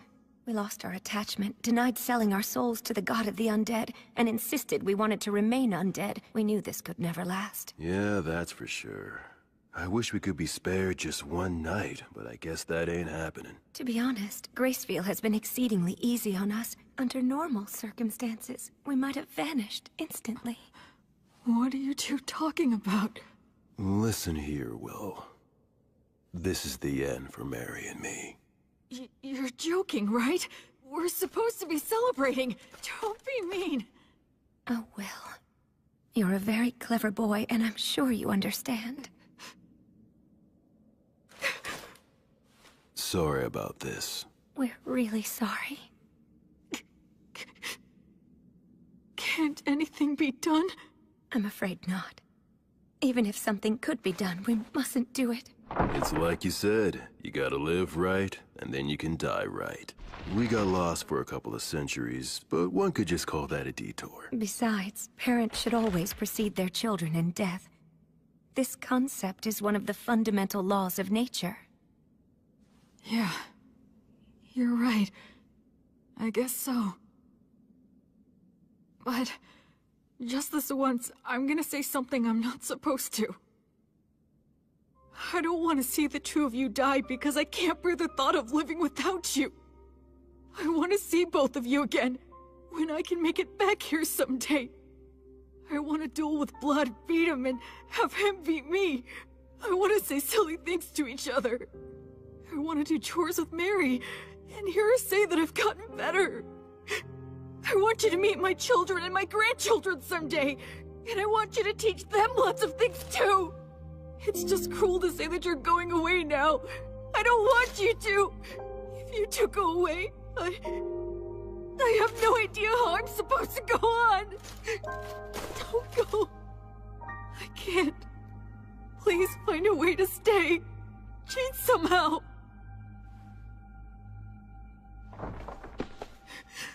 Hey, there's no need to be selfish now. Blood is right, Will. Be reasonable.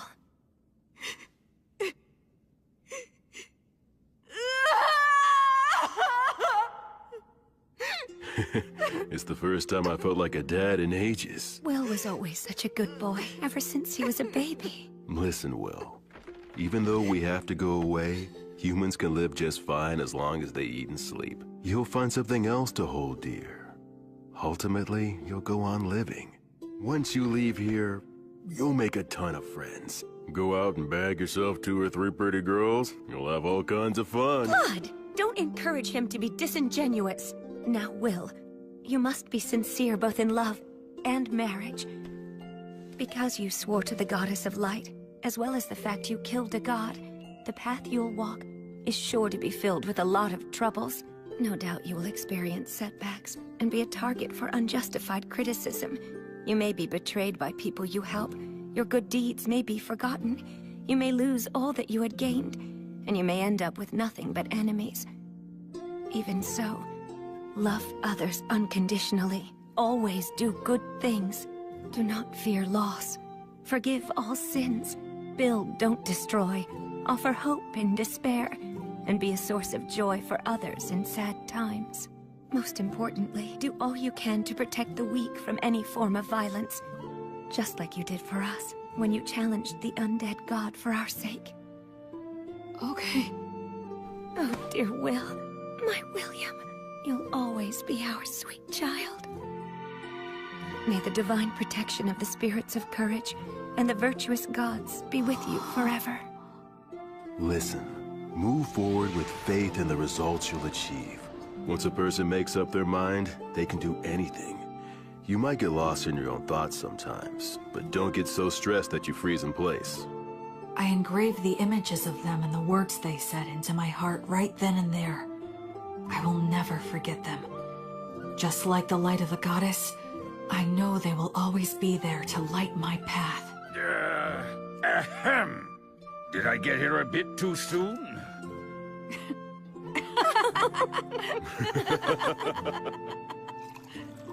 After that, we all celebrated my victory and my passage into adulthood. The first drink I had with all four of us together left a lasting impression. It had a strong burn and a rich aroma.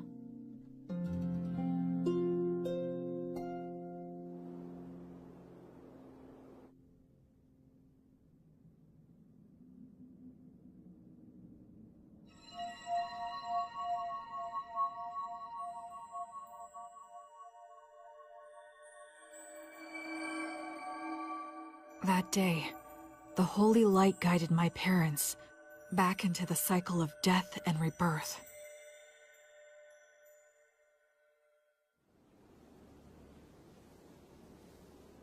Yep, the view from right here is the very best there is. Mary, Blood, I know you're not here anymore, but I'll still come back. Just to let you know how things are going. If I make friends or start a family, I'll bring them here. I'm determined to become an adult who can tell you with pride that your child is living really well. So for now, I'll be leaving for a while. Are you all done? Yeah. By the way, how come you didn't die as well? That was cruel! Are you aware that you just wished death upon an old man? You're evil! Aw, you're bumming me out. But actually, I was just thinking about how all of your wonderful treasures would be mine if you died. You're an evil grandchild! The evil grandchild just outed himself! Come on, I only meant that all the money you have no use for would finally have a good use. Know what I'm saying, Grandpa? Yes, fair enough. Fine, take it. Huh? What is all this? It's all my treasure. I'll lend it to you interest-free. Make it grow, you hear? But I mean... Stagnant money that never gets spent might as well be dead. I don't like stagnant money lying around, so you had better make good use of it. Gus. So I guess this is my last gift from Gus. Not that I'll be passing on, though, for a good 10 years. Huh? Well, you know, there is still the matter of guarding the High King's seal. I made a little deal last night with your goddess. She granted me permission to continue wandering this city for at least 10 more years, until the god of the undead regains his power. What? You heard me right. It seems that I've become something like Gracefield's errand boy. But then, what about Mary and Blood? As it turns out, they decided they didn't want that. They would only become more greedy and reluctant to end it. If given 10 years, they would want another 10, then another 10, and then to remain here at least until you pass on. They knew they would naturally desire this, so they consciously chose to die. Just like what you went through. You tried to appear strong when you were really crying and screaming on the inside. Granting a position for that greed to just one old man is quite enough. You really are rock and roll, Gus. What will you do with the seal in 10 years? It'll be up to you to figure that out, if you can. You're dumping that on me? It seems that the worship of Gracefield has gone out of style in the world outside. She had to use a great deal of strength recently, just intervening for us. So the future of the Goddess of Light will depend on your efforts for sure. I haven't even left and I have a ton more baggage, physical and mental. One of those hardships I'm destined to suffer. In any case, you're going to need some money. Go on and take it. Yeah, it seems like I'm gonna have a lot to do, so I'll accept it gratefully.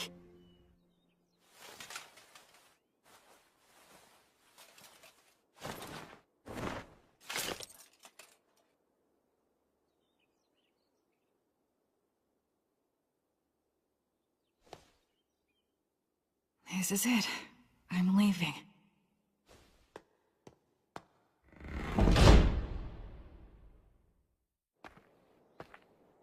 Say, Will... Huh? Since you will be going into the outside world, you will need a last name to go by. William is the name those two gave you, so I thought I could be the one to give you a last name. How about it? Okay, sure thing. Then perhaps I'll hijack an old custom used by certain clans of elves and halflings. They put the name of their two parents together to form their last names. Merryblood. You are William Merryblood. William Merryblood. You will always have them with you, wherever you are. Thank you, Gus. I like that name a lot. So cool. You take care now, okay? I will. Oh, and I'll add a G for my middle name. You fool! You don't need my initial! What did you learn in those classes of yours? Well, you are Gus after all. Old Man Augustus is far too much work to spit out. Huh, what a hopeless grandson you are. Well, so long then. Goodbye, William G. Merryblood. See you again sometime, okay, Gus? Goodbye!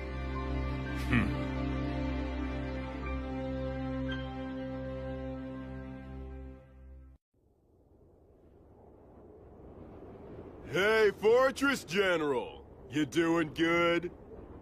It'd be perfectly natural for two warriors to introduce themselves, say a few words before facing off.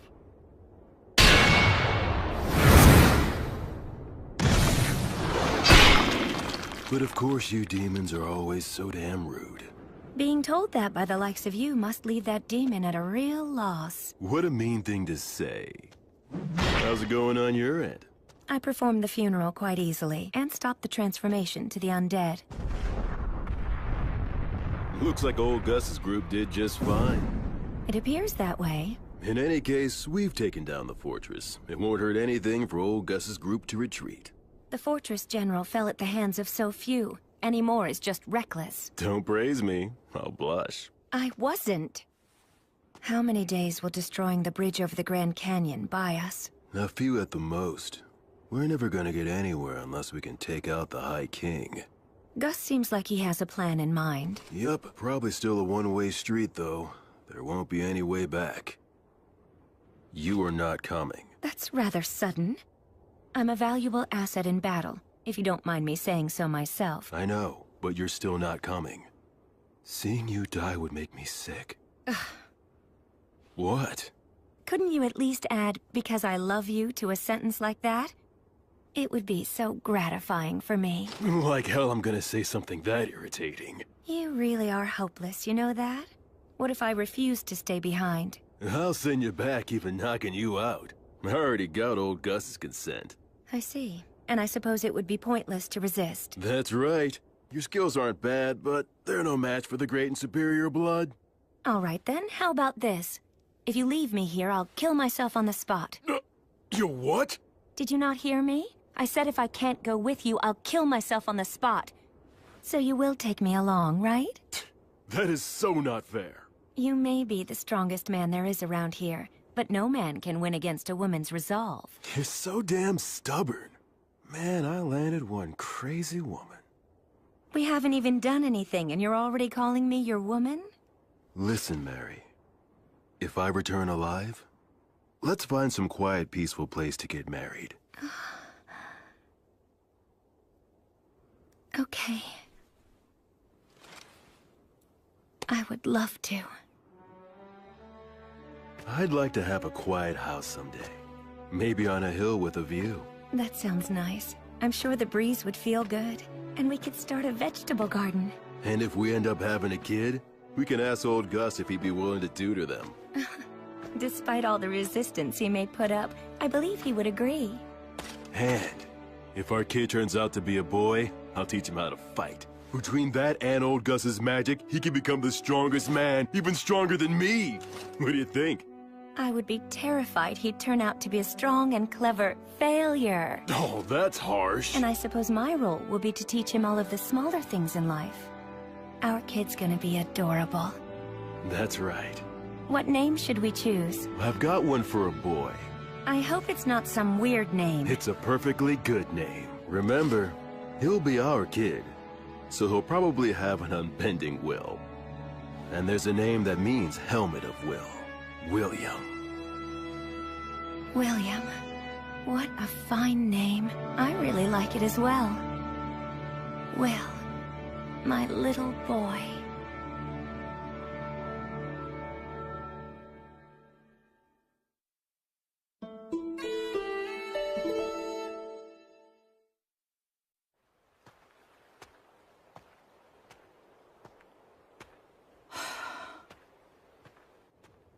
It's been quite a while since I departed, but I still haven't met any humans. All I see is the occasional wild animal and bizarre, distorted demons. It's so cold.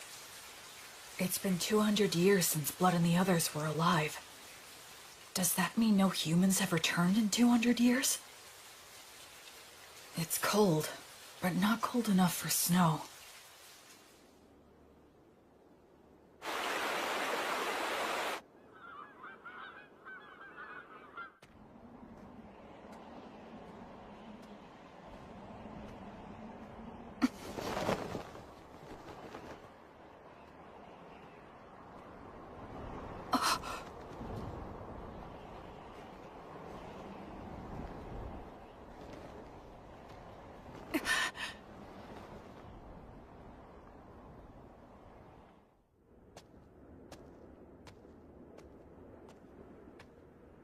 But there aren't any people.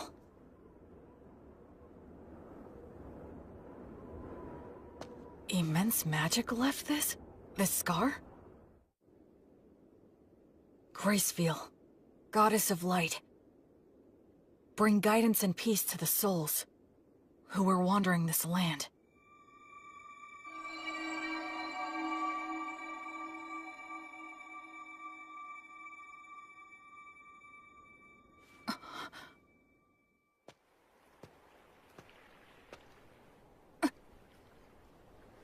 Yes, of course. It has been 200 years. The terrain's gonna change.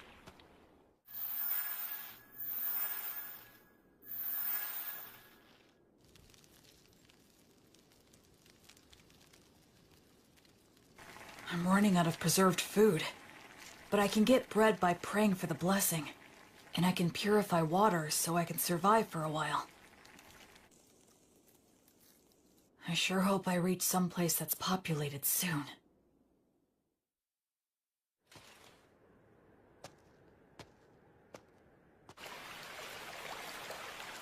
If I keep walking downriver, eventually...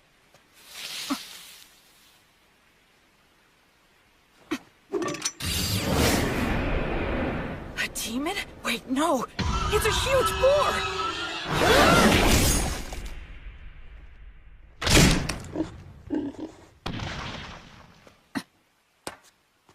I should finish it. What's this? That's the same white fletching. Is he a hunter? Looks like I'm in a jam here. Both of our weapons are drawn and ready. It all depends on what he does. I finally met another person. I should show him I'm not a threat. Should I drop my weapon? He might attack, though. Should I pray for the blessing and show what a devout follower I am? But that might be mistaken for an attack. I need to choose my words carefully. I'm an outsider with no way to prove my identity. Aranura, Rumen Commentiribo. Ancient Elvish? Are you related to the elves? No, but I can see that you must be related to them. Your bow is elven, is it not? Well, you're not wrong there.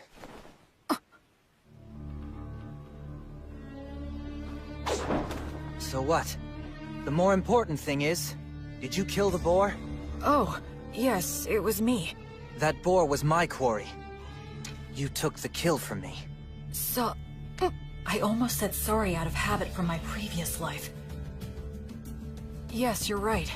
It charged at me out of nowhere. I was forced to protect myself. Anyway, this'll take some negotiation. I'm the one who ended up killing it, so I think I have at least some right to it. All right, I guess you have a point. Oh, damn it, the arrowhead is broken. I don't have many left. I wonder if metal is hard to come by. We negotiated a few other things after that. The silver-haired half-elf was a skilled negotiator, so I was sort of at his mercy for the most part. But he agreed to give me the boar's shoulder, in exchange for helping him butcher it. Wow, you know your stuff, huh? I'm sorry. You have my gratitude. We'll make good use of you. You're so devoted. Well, at any rate, this front leg will be all yours. That's it for the portions. Okay. I guess we should eat the liver now. It'll go bad fast. Oh, I've got a pan we can use. Flammo Ignis. Hey, you're pretty impressive with your hands. Kind of. I should keep my magic a secret for now. So, now we just wait? Yeah. Earth Mother Mater, and the virtuous gods, we give generous thanks for your grace as we partake in this meal. Please bless the food that is here before us, that it may robustly nourish our bodies and our souls. You really are devoted, huh? He doesn't seem to be much of a believer. But I'm the one with memories of my past life, while he seems closer to nature. It's so hot! Good stuff. This is the best. Huh? So you want directions? Well, the thing is, it's kinda hard to explain. I'm not sure how to put it. You don't look familiar. Seriously, where are you from? Telling him I was raised in the ruins by 3 undead probably wouldn't help things. I came here from the south. The south? Nothing further south than this, bro. Huh? We're as far south as you can go. Beastwoods in Southmark. I did come from the south, though. It's a long story. Oh, so you're one of those adventurers who scrounges for treasures in the ruins. Yeah, something like that. And then you got lost in the woods. I've never seen an adventurer who's so absent-minded. Whatever. Just keep following the river downstream, and you'll reach a small town in a couple of days. You'll figure it out from there. Thanks so much. Yeah, well, good luck. Hey, if it's on the way, do you think we can stop by the settlement that you're living in? I mean... No. I want nothing to do with you. Take a hint. Yeah, of course not. Who'd want a total stranger in armor like this following them home? I'm sorry I asked. You better not follow me. Will you be okay with no light? Don't worry about it. It's none of your business.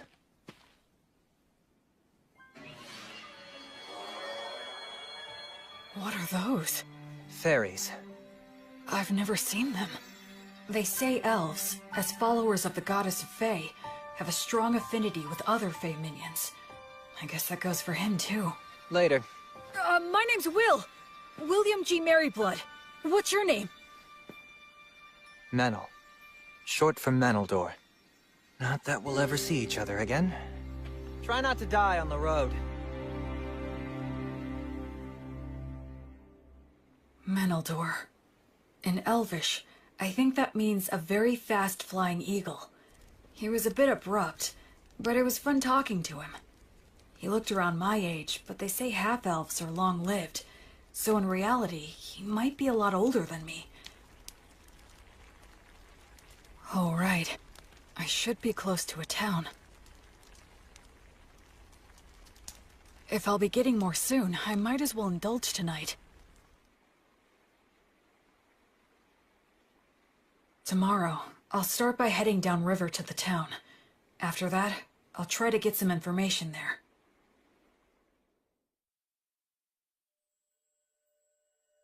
Oh, light, my heavenly light. As you travel, I pray strongly for thee. Bring light to the faraway darkness. Be blessed.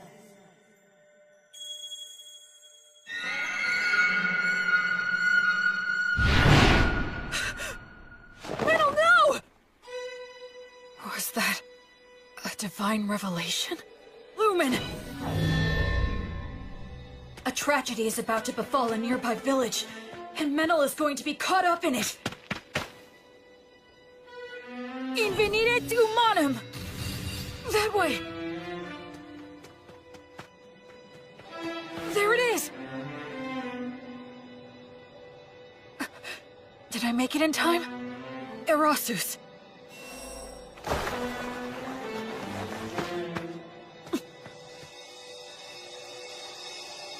I thought I saw something shining in the forest right now. Sure you weren't just seeing things? Thank goodness. If I tell them I know Menel... Quick, hide! Get behind me! Huh? Hurry up! Are they raiders? Will Menel's village be attacked? Will he get caught up in disaster? No. A divine revelation is up to the interpreter. Oh no. It can't be. How could I have been such an ignorant fool? Menaldor isn't the victim of this tragedy. He's the perpetrator. Go. Secure the village. I'll deal with this one. Menel, what are you doing? I thought I told you not to follow me. Die. Everyone wake up! Get out here! We're under attack! Get your weapons! Acceleratio! Gnomes, oh gnomes, slip underfoot! I have no strategy against someone who can use fairies. In that case...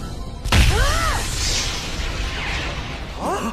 He doesn't even realize that if your muscles are built up enough, you can solve most any problem by force! Damn it. Salamander, burn him alive!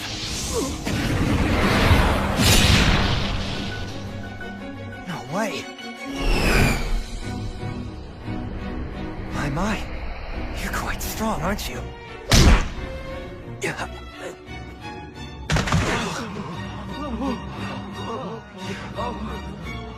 I need to subdue them all, before anyone gets hurt or killed. Uranium obligatio. I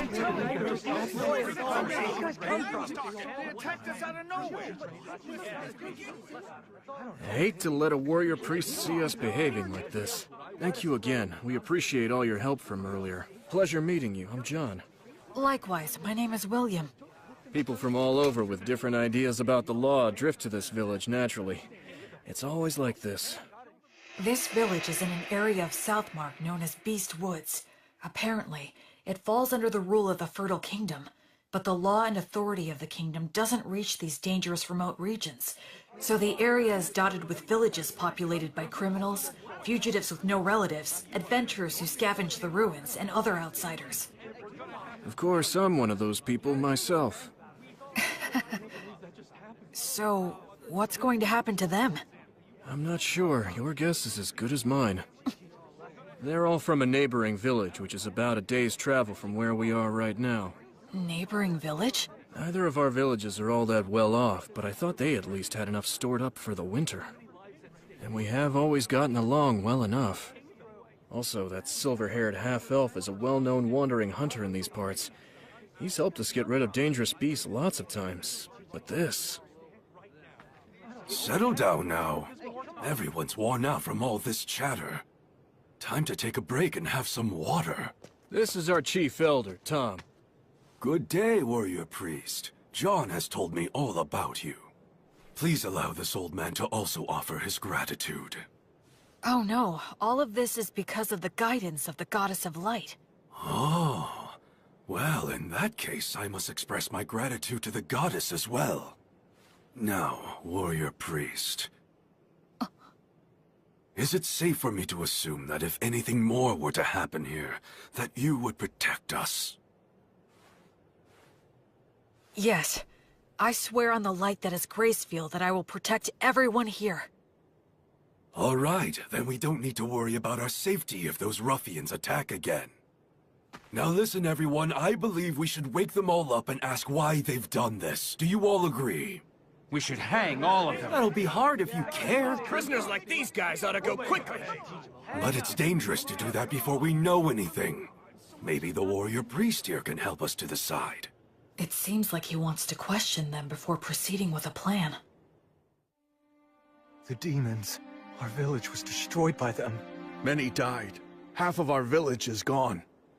Our women, children, and wounded were left with no food or any shelter in wintertime. If we're gonna die with just the shirts on our backs, then... I'm the one who suggested the raid. I knew we'd lose against the demons. We would be better off looting a village and going somewhere else rather than dying. An old lady in that village named Marple helped me out a lot. And this Marple, what became of her? She died. I see. Just hang me. This was all my idea. It was me who deceived these men. Please let them go. I beg you. No way we can do that! Like hell, man! Just hang them all! Stop. We owe a debt to this hunter.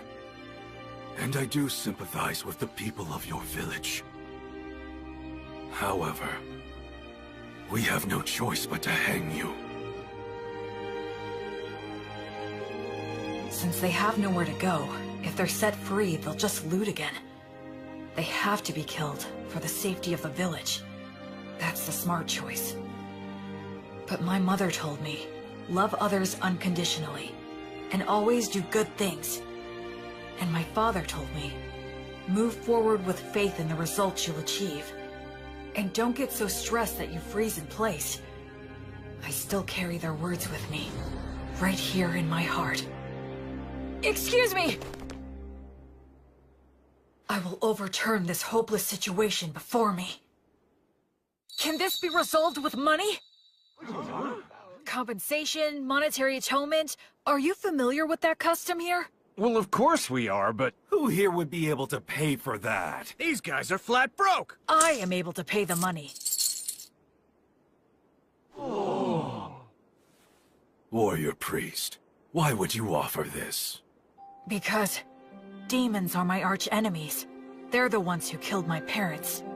Besides that, I swore an oath to the Goddess of Light that I would banish evil and save the suffering. We should readily assist those who have suffered at the hands of demons. We can't allow a village occupied by demons to exist. I'll go and fight them. Actually, I'd like to hire this young man to accompany me. He's an excellent hunter and he knows this forest, right? I'm going to need his talents to help me locate and fight the demons. And I can pay handsomely. Are you sure you want to do this? I feel like we're the only ones benefiting. It's a reward for all of your exemplary day-to-day conduct. Gracefield, the Goddess of Light who governs souls in the cycle of death and rebirth, is always looking upon your daily lives with her compassionate eyes.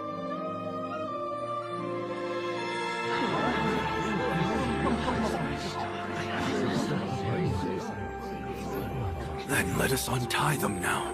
All right. I managed to turn that all around. At least I think. I had a feeling that somewhere, some god was giving me a tiny smile. The people of the village that was attacked took in all the villagers who weren't involved in the raid. Part of it was to use them as hostages, I'm sure, but safe is safe. So are you going to tell me what you're really up to? I don't have anything to hide. I meant what I said. Because you're a warrior priest? Well, I almost forgot. I know it's already after the fact, but you will let me hire you to take you back to the village and destroy the demons, right? You're asking this to the guy who instigated a raid and a murder. Shouldn't I be punished? I already cleared your debt by paying reparations. Besides, it was the only way you could help out. The people were starving, right? It's never crossed your mind I might betray you? If you do, it's the people of the neighboring village who will suffer. You're too damn nice. One of these days you'll be picked apart and left for dead. Well, I'll be very careful then. Okay, sure, I can work for you. I do need some money, after all. Great, thanks!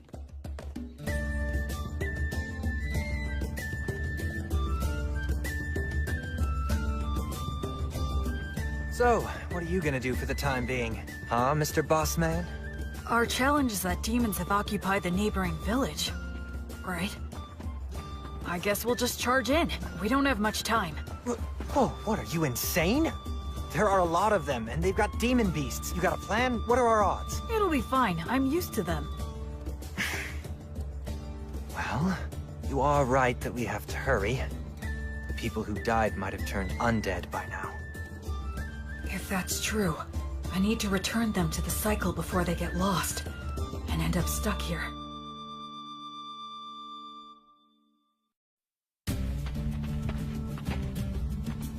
Come this way. Can we get through here?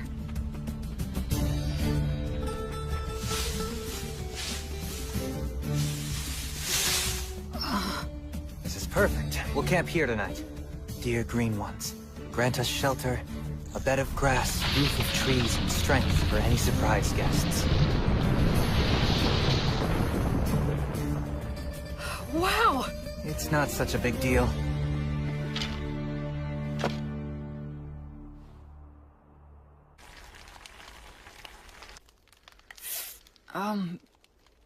You're awfully quiet. Did I do something wrong?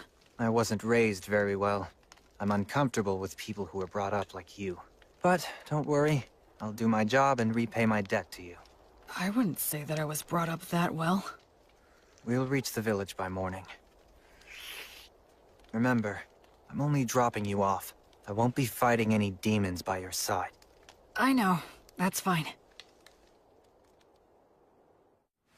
Shouldn't we keep watch? The fairies will do it. They'll wake us if anything happens. Hey, why don't we stay up and chat for a bit? I'm tired. If you want to stay up, do so on your own. I wonder how long it's been since I began my travels. One thing's for certain. It's my first night spent with someone else since my departure. Ruins, huh? Used to be. The stones and stuff are pretty useful for building new things. The village is just ahead.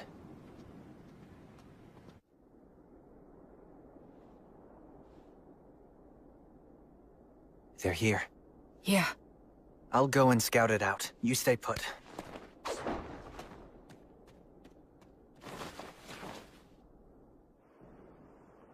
A ritual? Yeah, at the ruins of the village temple. Those damn demons. How's the temple laid out and how are they organized? About like this. There's no ceiling, and some of the walls have collapsed. They formed a ring in the center to perform their ritual. There are 2 commanders. They have faces like lizards. I forget the name. Vroskis? Yeah, maybe. It's something like that. And what else? They have several soldiers patrolling outside the temple. I know there's at least 1 demon beast inside. What's the demon beast like? Well, it's got a human-like head, the body of a lion, and wings like a bat's. It's a manticore. You already know these guys? I've studied them a fair bit, but still. I'm glad there's not more. Excuse me? Let's just go and head on and crush them.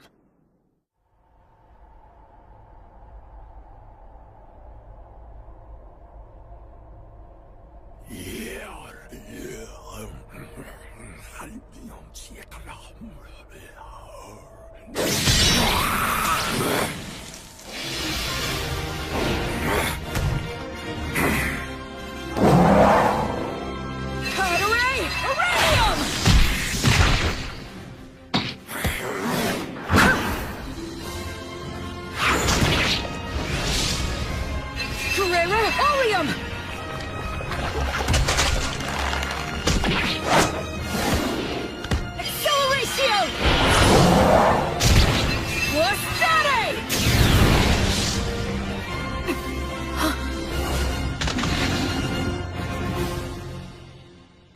thought you said you weren't going to fight. I jumped in because I could tell you were winning. I don't know many people who could tackle those guys alone and win. The conditions were in my favor. Regardless, your strength is abnormal. Do you do some special training or something? Oh, I eat a lot of bread, I guess. Humans usually don't get stronger just from that. Well, I think we took care of the bulk of their forces. All that's left is to clean up any surviving demons. I hope some of the villagers survived. Oh, hang on a second.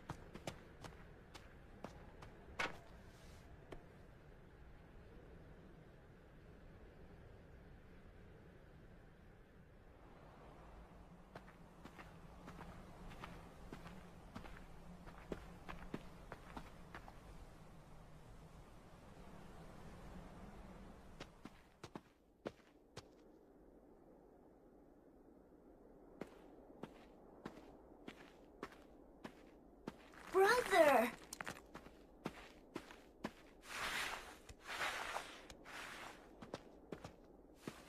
Brother Menno, it's really you. The demons came. They attacked the village. It was so hot. But I stayed strong and didn't make any noise. Because I told myself to have faith and believe that you would return for me. And Brother Menno, you did come back. Thank you. Why won't you? What's wrong? What happened? Did I? Hey! Listen, you did well. You did a good job. Who are you? I don't... Don't worry, I'm a good friend of Brother Menel's. I'm sorry. He's a bit unsteady on his feet because he's very tired. Oh, okay. That's right, you're a good boy. Go on. Menel? I got here late. Sorry about that. That's alright. It's fine. You must be tired. You should rest. Yeah, you're right. I do feel kinda sleepy. Sweet dreams, little one. Goddess of Light, Gracefiel. Grant him some peace.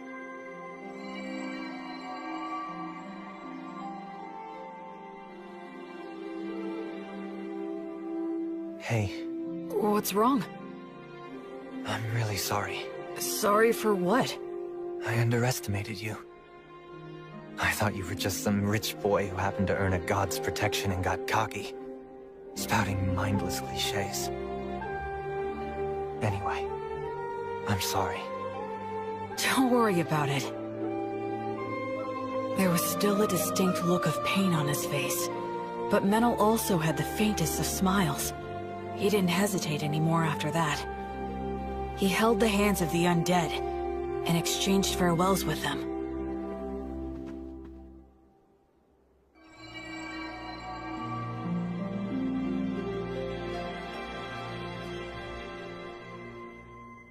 I think we checked all of the major locations.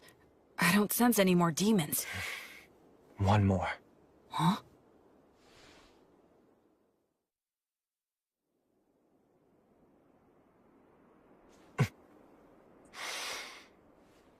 Hey! You in there, old Marple? Huh? Whose voice is that? Oh, look, it's you, Menno. This ghost is close to the highest rank. Her soul must be extremely tough.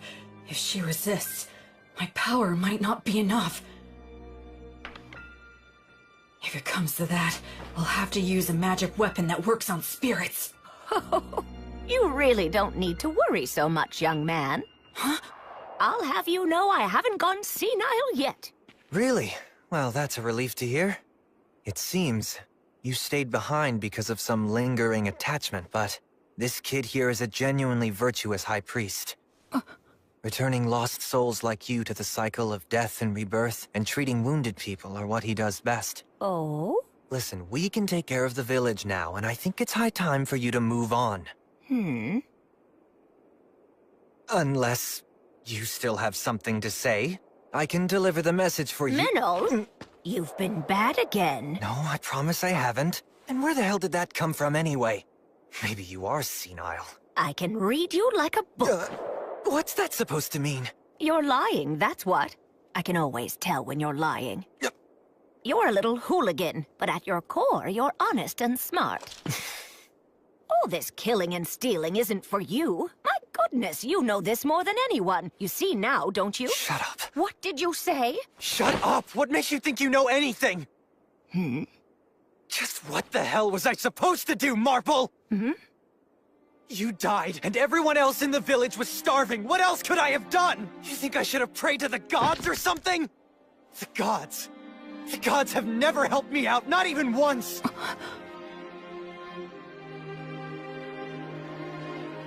Damn it! Damn it! Damn it! Damn it! Damn it!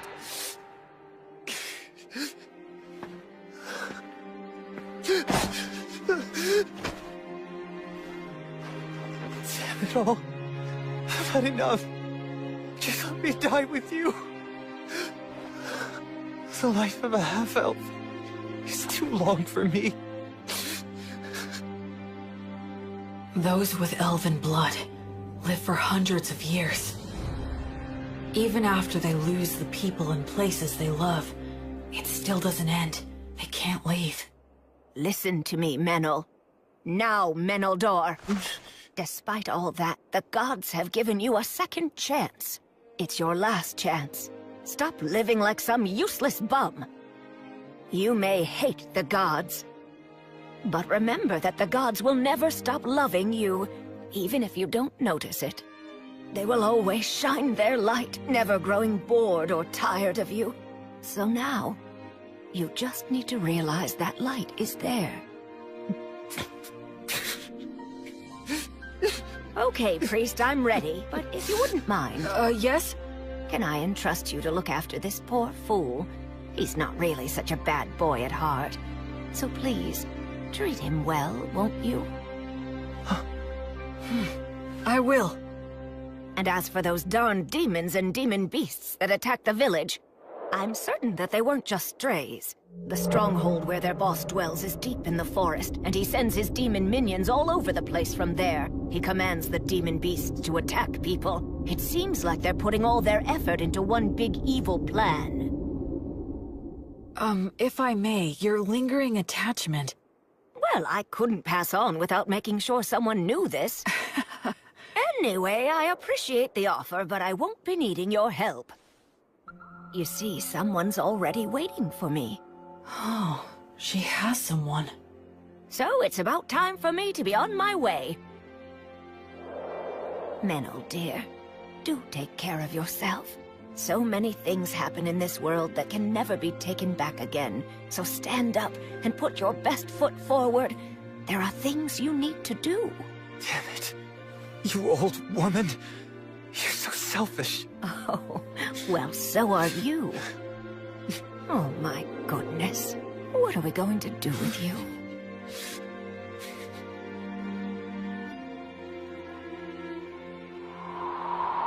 Well, I'll leave the rest in your hands.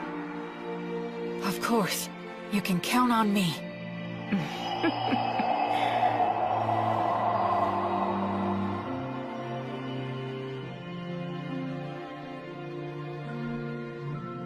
The present state of this world is dark. At the very least, in this area known as Beast Woods, demons and demon beasts still run rampant, never fully exterminated. No nation's laws reach here. So even among humans, robbing and mugging are widespread. Certainly, as an outsider just passing through, I'm not obligated to do anything. I could just walk right by it. But... As you travel, I pray strongly for thee. Bring light to the faraway darkness. Be blessed.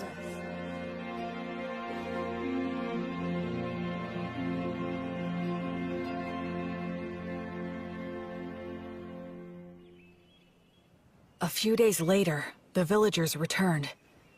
Though they were shocked to see the state the village was in, they eventually gathered up their remaining farm tools and started digging holes to bury the dead. And we all laid them to rest together, So, what are you planning to do now? Well, feast your eyes on this.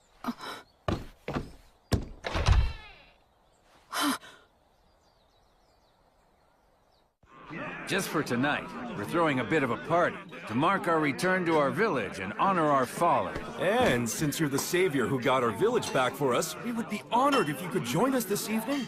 I'd be glad to. Oh boy.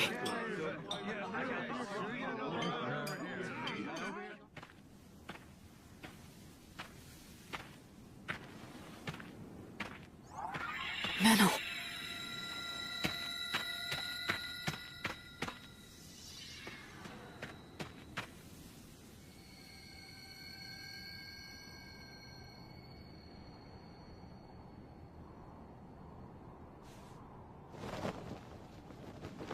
Hey. That's a beautiful view. Looks are deceiving. Those ruins are actually an undead nest. Countless adventurers have gone in, but none have ever come back. Oh, I see. Okay then, I'll go there tomorrow. Huh? Were you even listening to me? Yeah, you said it's an undead nest, right? If it is, I need to go and return them all to the cycle. I forgot who you were for a sec. Being around you throws me off my game. And here I thought I was a much more indifferent person than that. A little late to say that after the way you were wailing earlier. Well, why are you saying that to someone who's already depressed? Hey, Menel, what was Marple like? Can you tell me about her? She's strange, exactly like you saw her. I was born up north in Grassland, in the great forest of Erin. That's where all the elves live. My mother was a woman of insatiable curiosity. She took off somewhere outside the forest, came back pregnant with some stranger's child. Then she gave birth to me and immediately died. I grew up at a different pace than everyone around me. And the thing with my mother didn't help. They said I was a disgrace. And since I didn't fit in the first place, I ended up fleeing to the forest. Of course, the world outside was no paradise either. But luckily for me, I could use a bow and arrow as well as knives. And I could see fairies. When I ran into enemies that wanted to eat me, I had the skills to kill them instead. If I didn't, most likely I'd be prostituting myself out in some back alley. You do have a pretty face. What's that? Nothing. Go on. Anyway, I became an adventurer and slowly made my way to Southmark, where there were a lot of old ruins still. But a member of my party betrayed me in a fight over the loot we found amongst the ruins. He poisoned my food and I nearly died. I killed him with my own hands. But all of them except me died anyway. I didn't even know where I was wandering off to. It was near that village that I finally passed out.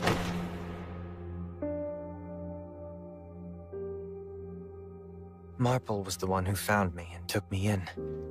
At the time, she wasn't that old yet, but she was still such a weird woman.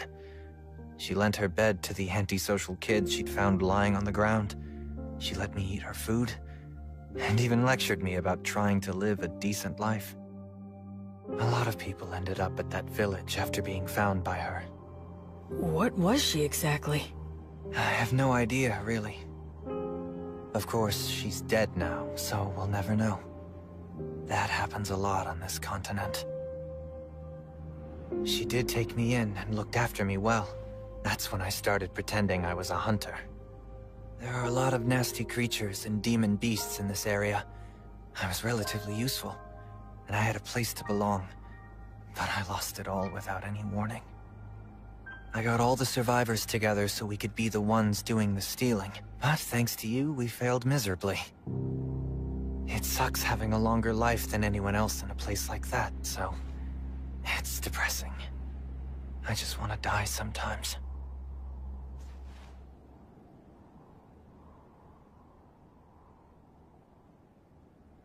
Well, I suppose I'll get back on my own 2 feet soon enough. Huh?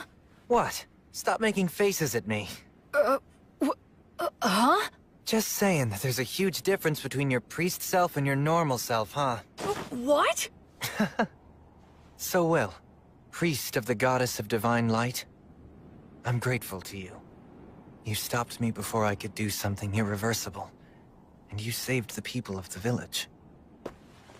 Hence, I'm asking to receive the light of the goddess through you. Do you accept what I ask? I will act as the medium. You can form a bond with my goddess. I will pray for you. May the divine goddess of light, Gracefield, hereby love you, illuminate you, and always walk by your side in your travels. To my guardian deity, I swear to live my life honorably. Please shine your light upon my path. Help me atone for my sins. There'll be tough times ahead, and I might want to die now and then. But I'm not gonna stay down. I'll put my best foot forward, like the old woman said. Menel, you're really strong. It's amazing. I admire you. Come on, stop being gross. Between the two of us, you're the strong one. Where exactly does your power come from? I'm not strong. I just lucked out and happened to get amazing teachers in my life, that's all. Well, I'm not going to meddle. Anyway, ready to head back? Mm-hmm.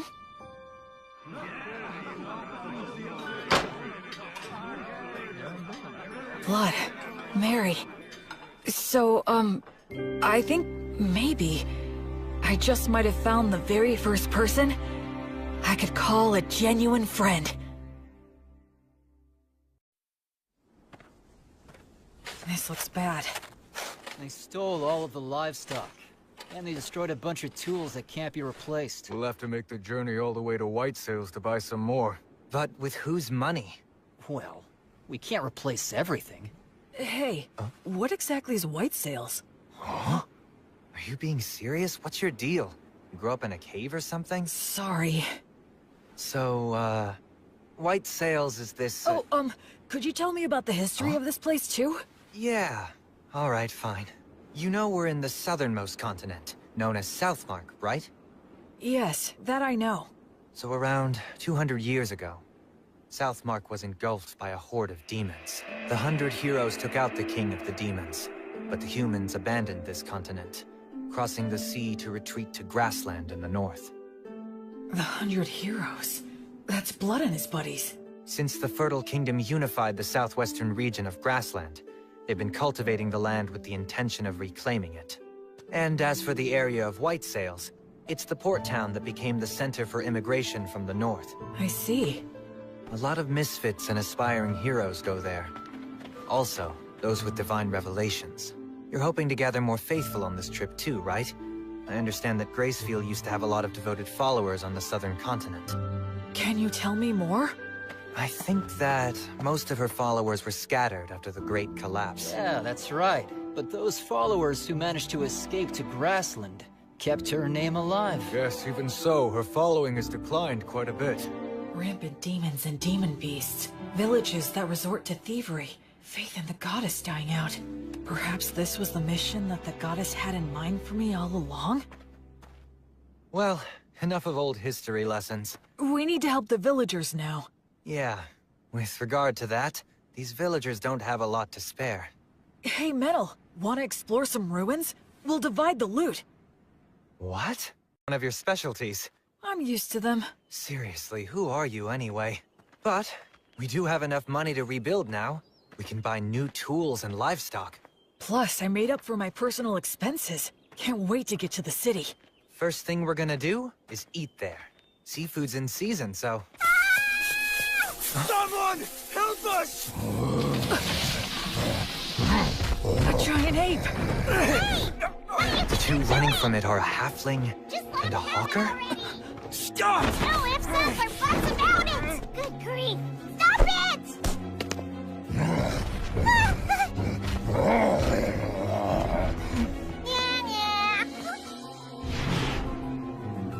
Who are you? What is this dangerous? Blood told me that when facing a wild animal, the moment you break eye contact, you lose.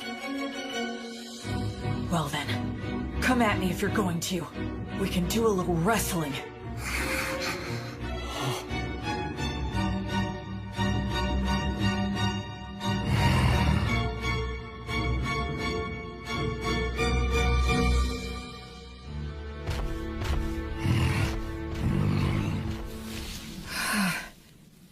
goodness. I didn't have to fight him. Are you okay? Wow, mister, who are you? Some kind of adventurer? Not many people can stop an agitated giant ape just by looking at it. You're incredible! Oh, I'm Robina. Robina Goodfellow. I'm a singing, dancing troubadour. I go where the wind takes me. You can call me B for short. And that dork over there is Antonio the Hawker. I call him Tonio. The company he worked for went under, so now he passes himself off as a hawker on remote country roads. Sometimes it's hard to get a word in edgewise. We were just on our way back to White Sails, which is my home base. White Sails, huh? Boy, you really saved our hides. Thank you very much. My name's Menaldor. I'm a hunter around here. We were about to do some shopping in town. And this guy is... I'm William. William G. Merryblood. I'm a priest in service to Gracefield, the goddess of light. You can call me Will. Wow, that's a noble name! Gracefield's the one they love in the southern continent, right? Oh, wow! I didn't know she still had priests. And not just any priest, a warrior priest, am I right? Am I right? It's true.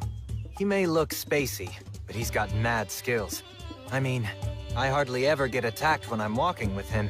Are you saying that the beasts know how strong he is and avoid him? What the heck? How cool is that? What? You usually see more of them? Yes, of course. That's why it's called Beastwoods. It feels like their eyes are piercing me. Anyway, is it just the two of you? No guide? Or were they killed? Well, actually, when we came across that giant ape in the forest, I'm embarrassed to say that they ran away. Some guys conned you out of their upfront pay and then bailed? You need to get way more savvy about people, Mr. Peddler Guy. I'm rather ashamed. And they made a big old racket when they ran too. It was really nuts. Giant apes don't even normally attack. They just look scary. They both lost their guides? So now what are you two gonna do? We'd be more than happy to take you with us if you want. We'll just say you owe us one. I'll do the deal-making, not you. So, we'll owe you one of what? We want to buy livestock, and some other stuff in White Sails. Ah, I get it. If that's what you want, then I'd be glad to help. I can introduce you to a dealer that I know. We appreciate it. And sorry for butting in. This guy has no idea how the world works. So were you really born as a true noble? He has that air about him? Like he's pure and untainted? Nah. If I told you about my origins, I suspect you'd have a hard time even believing me. You mean you're of such noble birth that you can't talk about your family? And a priest to an unsung god, too! Wow, that's fantastic! My poetic heart is bursting with inspiration! Wait. No matter what I say next, it'll probably only make it worse. Now what? Okay, it's settled. Let's get moving. Yup, time's a-wasting!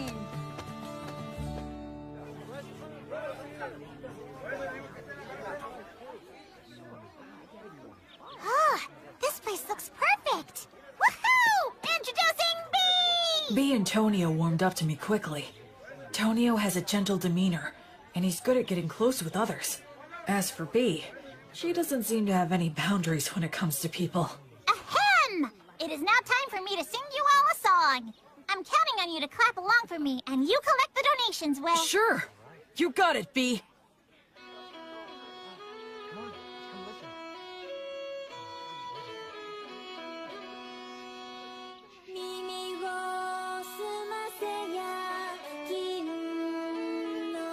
It's amazing. Every time we walk into a village, she lures everyone in. It's really impressive. She never gets tired. Very well. Right here. They make a good combo for doing business. Huh? A lot of hawkers use high-pressure tactics or even petty thievery to make their cut. I see. I guess it's true about him working for a company. Hey, Will. Oh? Excuse me, I'd like to ask you something. Sure, what is it? Well, this is my question. Can the blessing you invoke heal sickness and injury? Yes, it can. I see. Then I have a proposal for you. Huh? Goddess of Light. You're as good as new. Oh, wow. Thank you. I'm so grateful. How much do I owe you? Oh, don't worry about that. Offer your thanks to Gracefield. And if Tonio has anything you like, please purchase something from him. I'm a priest who is still just in training. Yes, okay. Thank you so much. Let's get something to celebrate your recovery. How about this hairband? So B attracts the people, Will offers his healing, and both bring him some business. Smart guy. Tonyo's pretty cool. Yeah, I think this will help with the return of the Goddess of Light. Your power is damn impressive, though. Well, the blessing is a rewrite of reality through the sublime power of a god. That's how it can heal a wound as if it had never happened. Huh. I'm only borrowing this power from the goddess. I have to be careful not to mistake it for my own power. What? Still in training, huh? Well, I really am still in training. Will? Done with your free treatments? Oh, yeah. Then come with me! Huh? There's a party to celebrate everyone's recovery! Right now? If they're at a party, she can sing again, and he can sell more of his goods. He's a sharp salesman. We continued to pass through several villages, earning money in the same way, as we made our way north for a couple of weeks. Then we emerged onto Wheat Road. Let's sleep over there tonight. Man, you guys went too crazy. It's already dark. Sorry about that. Whee! I'm in such a good mood today, I'm going to give you all a free performance! Wow, how generous of you. Now, wonder what I should sing. I think Race Stop the Penetrator is epic, but it's way overdone these days. I know! The three heroes from the killing of the High King! It's a really good one. It's got the Wandering Sage, War Ogre, and the beloved daughter of Mater. Ah, that sounds great. Now that's a solid pick. Actually, I haven't performed it in quite a while. Hey, what's wrong, Will? Oh, it's nothing. Go for it. I'd love to hear you sing. Great, you just said the magic words. Without further ado, then. Time rolls on. Or perhaps it's us that's marching on. Be it the strong and sturdy warrior, the bright sage, or the holy woman. So their names really are remembered. But their ashes and their names remain. This is precisely why their song must be lifted up high. So their good deeds live on, and their heroic names resound throughout the world. I sing this night of the Wyvern Killer, just one of the many fearless adventures of the three heroes. Keep quiet now and listen to this tale, one and all.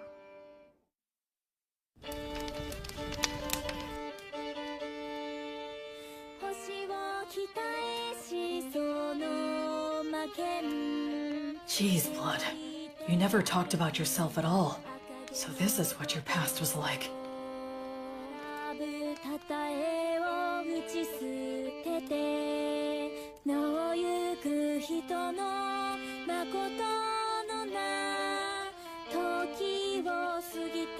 I guess no one knows Gus's real name was Augustus.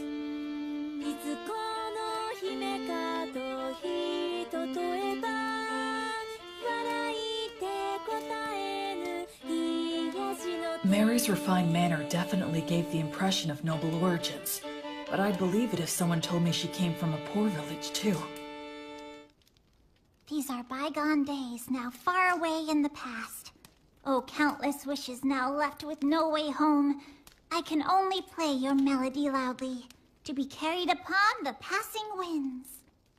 The story takes place before they were known as heroes, when the three of them were traveling together. A certain remote village that they visited was attacked by a wyvern, and a beautiful half-elf was chosen as a sacrifice to appease it. Upon hearing of this, Mary said they should save her, but Blood asked where they could possibly get the money, and Gus said nothing. Their personalities in the song are slightly off, I think, but still, it brings their voices, words, and expressions clearly to my mind.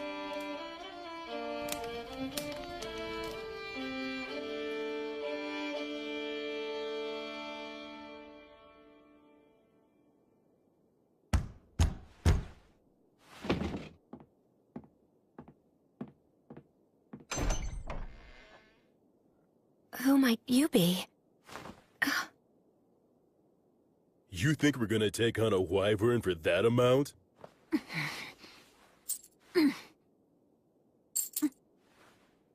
Ah, what fine money. Look how it sparkles and shines. If this will be the payment we're given, then... We have no choice but to do the job. Oh, damn, you're such pushovers. There's no profit here. I'll pay more if it's not enough. You can sell me to a slave trader if you want! You think even that's enough? You do have some guts in you, kid. You're small, but a mighty warrior. When a warrior swallows their pride and asks for help, it's only right to give that help. Let's do it!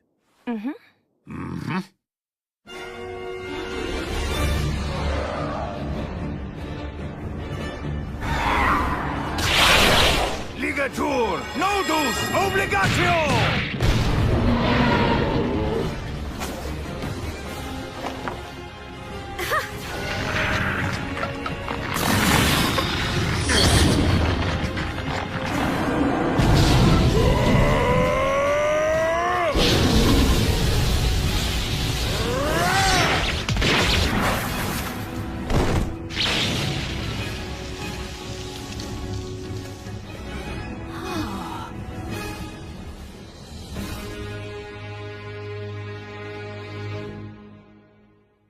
So, what are you gonna do now? Neither one of you can stay in that village anymore. We'll manage. Then take this with you. Old Gus here carved words on it. It'll serve you better than some cheap good luck charm. You certainly can't be a warrior if you don't have at least one dagger with you. Please, take this as well. Take care of yourselves, and be good to one another. You will face many difficulties, but never forget the value of perseverance. But this is more than what I paid you. We can't accept it. Ha! Who said we're giving it to you? It's an investment, merely a loan. A loan? Listen, you two must live the best you can and build up fame and fortune for yourselves. If your names reach our ears someday, well then, we will come to collect what we've lent you, plus interest. In case that should ever happen, I will leave you with my real name. It'll be our password, too. So listen well. Thus, the boy and girl learned the true name of the Wandering Sage, known to no one else in the world today. Hand in hand, the boy and girl began to make their way to the city, while the three heroes walked back down the road in search of bold and thrilling new adventures. That's the end of this sweet song. But there's a follow-up to the story. Count Dagger of the Fertile Kingdom, his actual surname was Wizard's Dagger. To this day, an elderly half-elf woman still waits at his mansion. Does that mean? She believes someone who knows the sage's true name will hopefully come to her one day, so that she can return what he lent to her, along with what he lent to her husband. She plans to offer her thanks to him when that day comes. That's what this story's about. A story of three great heroes that still echoes to this day. What's wrong? Will, are you crying? No, I'm not. I'm not crying. Aw, come on now. It must have been Bee's great storytelling that moved you to tears, huh? No, it's not that. I promise you. Aw, don't be shy. There are still so many people in this world who fondly remember the three of you. There always were. That makes me happy beyond words.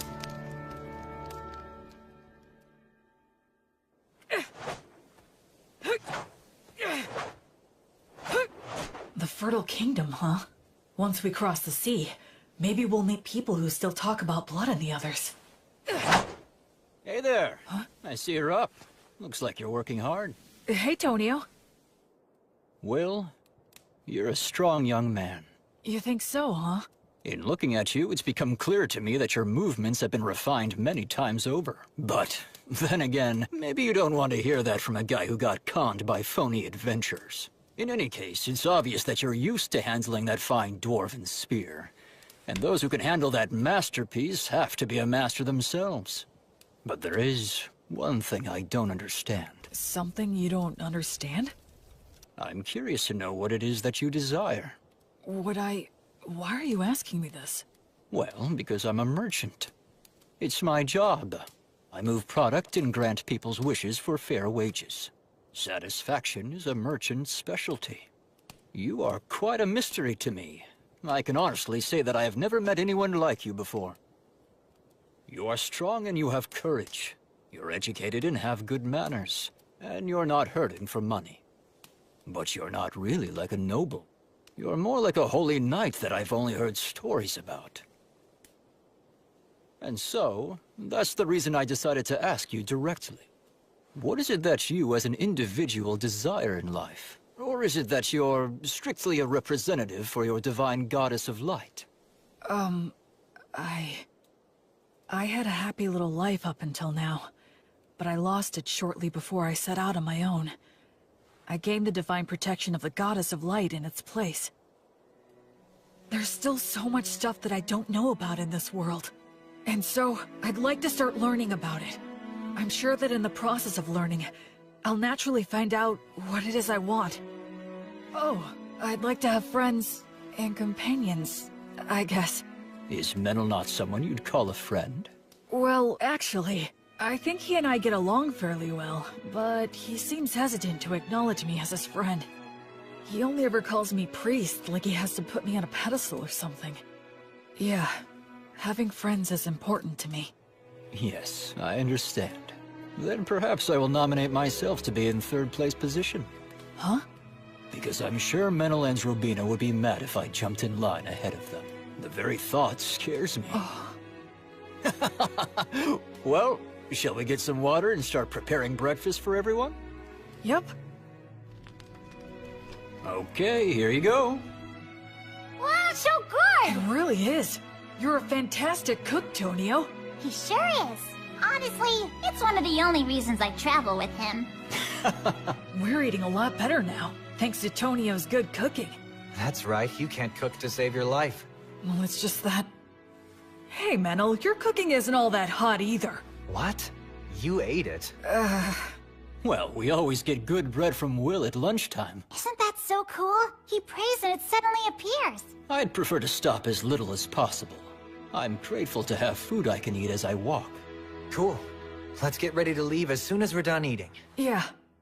You ask when we shall return home, but there's no way of knowing when we shall return home. By the way, what's been going on at White Sails lately? I've been holed up in Beastwoods for a while now.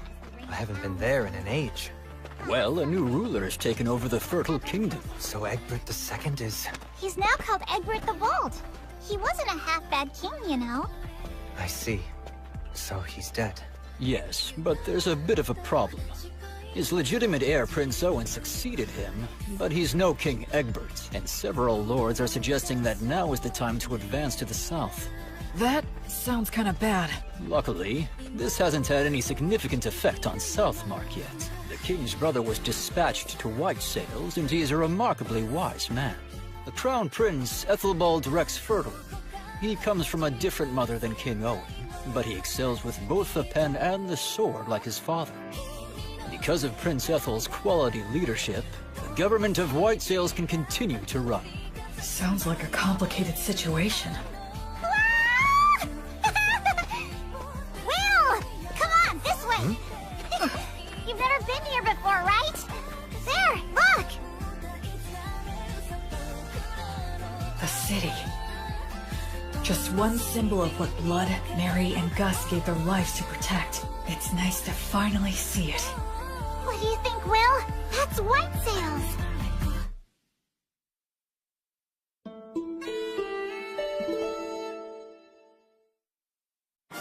So there's no entry inspection or toll? That's right. It's the policy of the city's ruler, His Highness Ethel.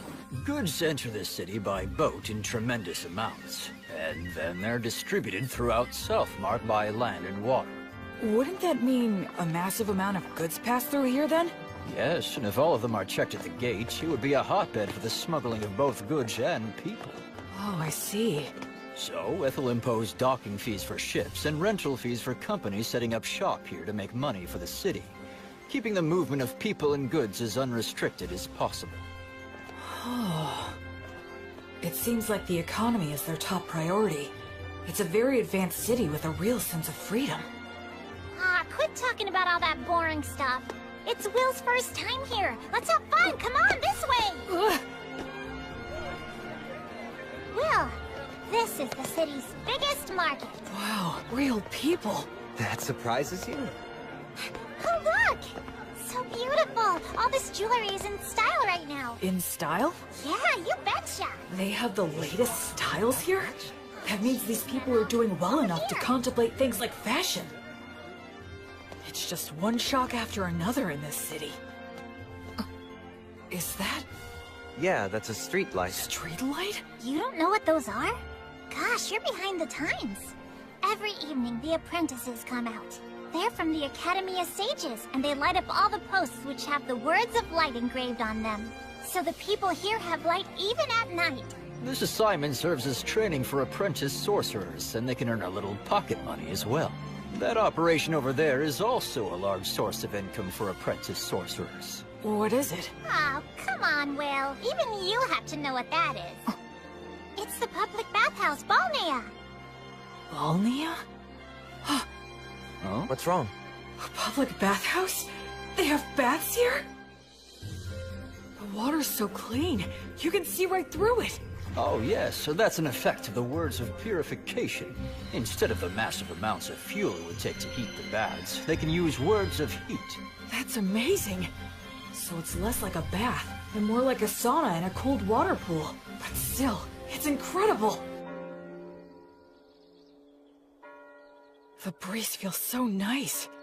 I use words of purification to keep up good hygiene on the road, but it's great to have an actual bath. La, la, la. Boy, it feels good to have a bath after so long. That's for sure. I just hope things don't get all messy again now. What are we gonna do next? One of the best things ever! I'm always so hungry after a bath. You two must have been super starving, huh? The food is quite good here. Agreed. I think we all could have used a little more broth, though. It's absorbed the flavor of the fish so well, and the saltiness is just right. I haven't eaten anything like this since I left the temple. It tastes like civilization. All these dishes are so delicious, I can't remember what we were talking about. This is also delicious. Excuse me, could I get a refill? For me, too. Coming right up. When we're done eating here, we can head over to the temple. Will, since you're a priest, you need to pay your respects, right? Oh, yes, you're right. Wow, that must have cost a fortune. Don't be like that, Menel. I'll be back as soon as I'm done. Please wait here for just a bit. Are temples in cities always this big? It looks like a beautiful work of art. It feels more like a tourist destination. Excuse me. Yes. Can I help you? I was wondering if you could tell me if there's a high-ranking priest here. I've received divine protection and become a priest, so I wanted to pay my respects. Pardon my asking, but which deity do you serve? I serve the goddess of light named Gracefeel. Oh, the goddess of light. That's a problem. Why's that? Priests of the goddess of light are quite uncommon, so our rules compel me to use the prayer of faith detection. Okay, that's fine. I guess that makes sense. It's inevitable that people would be skeptical of a priest to a minor god. I could be a priest to an evil god in disguise. The thing is, all those individuals with the divine protection that qualifies them to determine another's faith are out at the moment. They're all out? Yes. It's because attacks by demon beasts have been on the rise everywhere recently. All but the vice bishop are extremely busy right now. Vice? What are you doing in the middle of the aisle? Oh, Bishop Bagley! Answer me. I asked you what you are doing. Well, I just...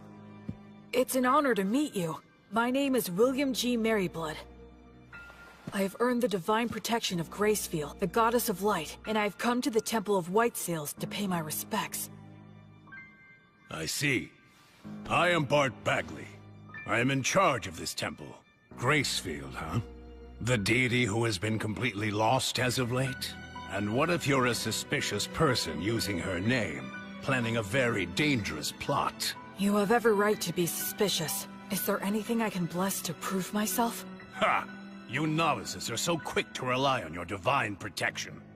Listen to me. Divine protection is not something to be used lightly, nor is it something to use ostentatiously either. He has a point. Gus said the same thing about using magic. I was using my blessing freely since it poses little risk, but... Yes, of course, you are correct. I truly thank you for reminding me of my lack of experience. Ha! Explain what the teachings of the Goddess of Light mean to you. Light only exists in the dark. Words only exist with silence. And life can only exist where there is death. You enter his name in the registry and show him around the temple. Yes, but we haven't performed the prayer of faith detection or the prayer of lie detection. You fool! What did I just say, you idiot? Right now, I need to go make an appearance at the Weavers Guild banquet. Spend your time as you please, but do not cause any trouble. And make sure to offer some money. Well then, right this way, sir. Oh, right. I realize how unpleasant it must have been for you to have met Bishop Bagley, but you handled yourself very well. Huh? Well, the head of the temple loses himself in parties and pleasure-seeking. He's quick to anger and always complains. Despite all he says, he never uses his blessing. The vice bishop, on the other hand, is a most wonderful and virtuous person. I'm sorry, don't tell anyone I said that, okay? Sure. Hey, what do you know about the head of the temple? Well, I've only ever heard bad things about that guy. Like, he's really vulgar. He seems to have some sort of influence behind the scenes of the city's commercial and industrial guilds as well. So that's how he's seen around here? Still, talk about living it up. I mean, he's letting us use the temple's guest room. 2 of them, even. Anyway, what should we plan to do next? We could take in sights, or visit some guilds nearby. Oh, if we do that, then I'd recommend going to the... Wait a second. What was that? Those don't sound like clock tower bells. Is there a fire? That sounds like an emergency alert. It's a wyvern! Everybody run! Huh? What the...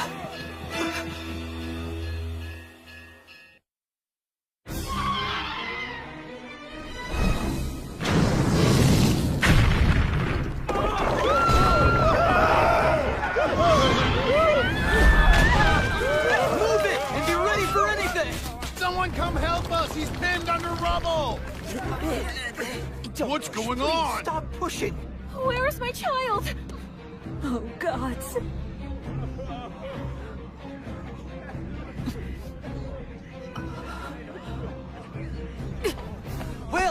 Will, wait!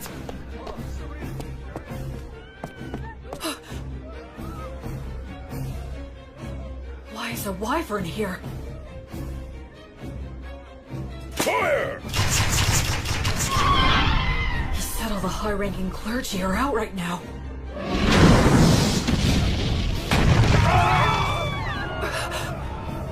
Their civilization, their city, everything the 3 of them protected. A place where people can live freely. Verba! Volanto! Tony Truce! It missed. But among the words I can use, these have the furthest range. I'll just have to keep firing until I hit it. What are you doing, you idiot? Why are you shooting off high magic like that in a blind fury? You'll get yourself killed! But nothing! You're fighting a wyvern. You have to be more efficient than that.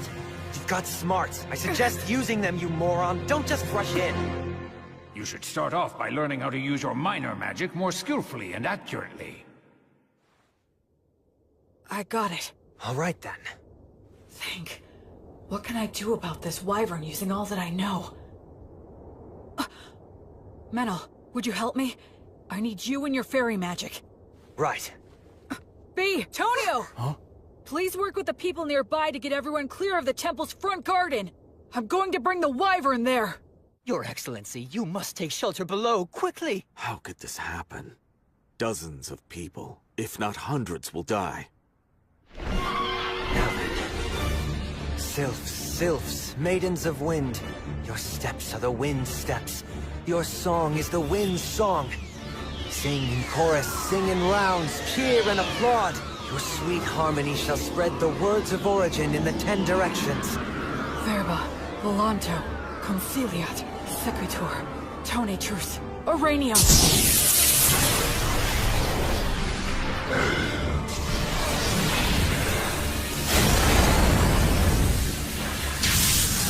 that magic? There's a fairy user too? Oh man, are we lucky. We've got this. We can do it. Hurry!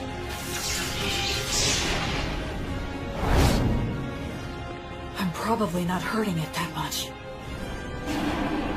But that's fine, so long as the wyvern identifies us as its enemies. Almost all beasts of this type are highly aggressive. Even in situations where they could get away, they'll choose to take the offensive. Here it comes. Truth is, the rest of the situation depends on how close my skills have come to theirs. Goddess, I now fight for the sake of my oath. To banish evil and save the suffering. Pray. Pray. Be as unbreakable as a diamond. For eternity. For all eternity. Reject all that is evil! On the flame of Gracefield, goddess of light!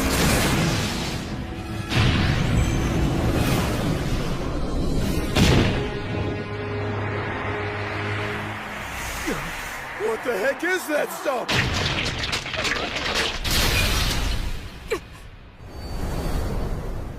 Sylphs! Beautiful maidens of wind, dancers in the gale! Show those ones foolish enough to fancy themselves better dancers a bitter taste of earth!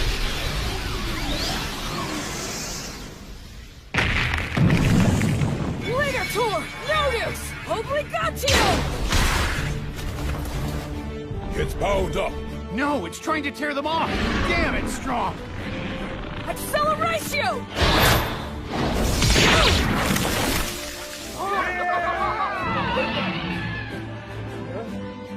Unbelievable! That didn't finish it off. Run! It's gonna use its breath! There are still people back there. What do I do? What can I do? Go get him! Acceleratio! If you're stuck, use your muscles. Be violent. Take him down.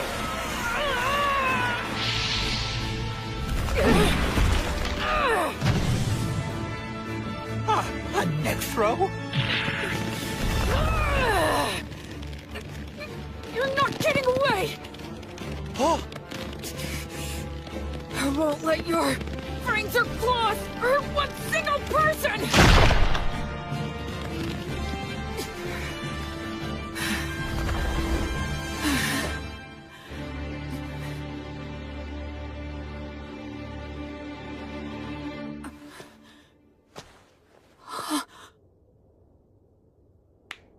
Well done! Excellent work! I praise you and give thanks to all the gods for allowing me to serve a great hero such as yourself. It's the birth of a new wyvern killer! A brand new hero! Sing his praises with your applause! Incredible! Thank you so much! That was wonderful! Thank you! Guess we were too late, huh? I had no idea so many magic users and a warrior strong enough to kill a wyvern were staying here. It is truly divine providence.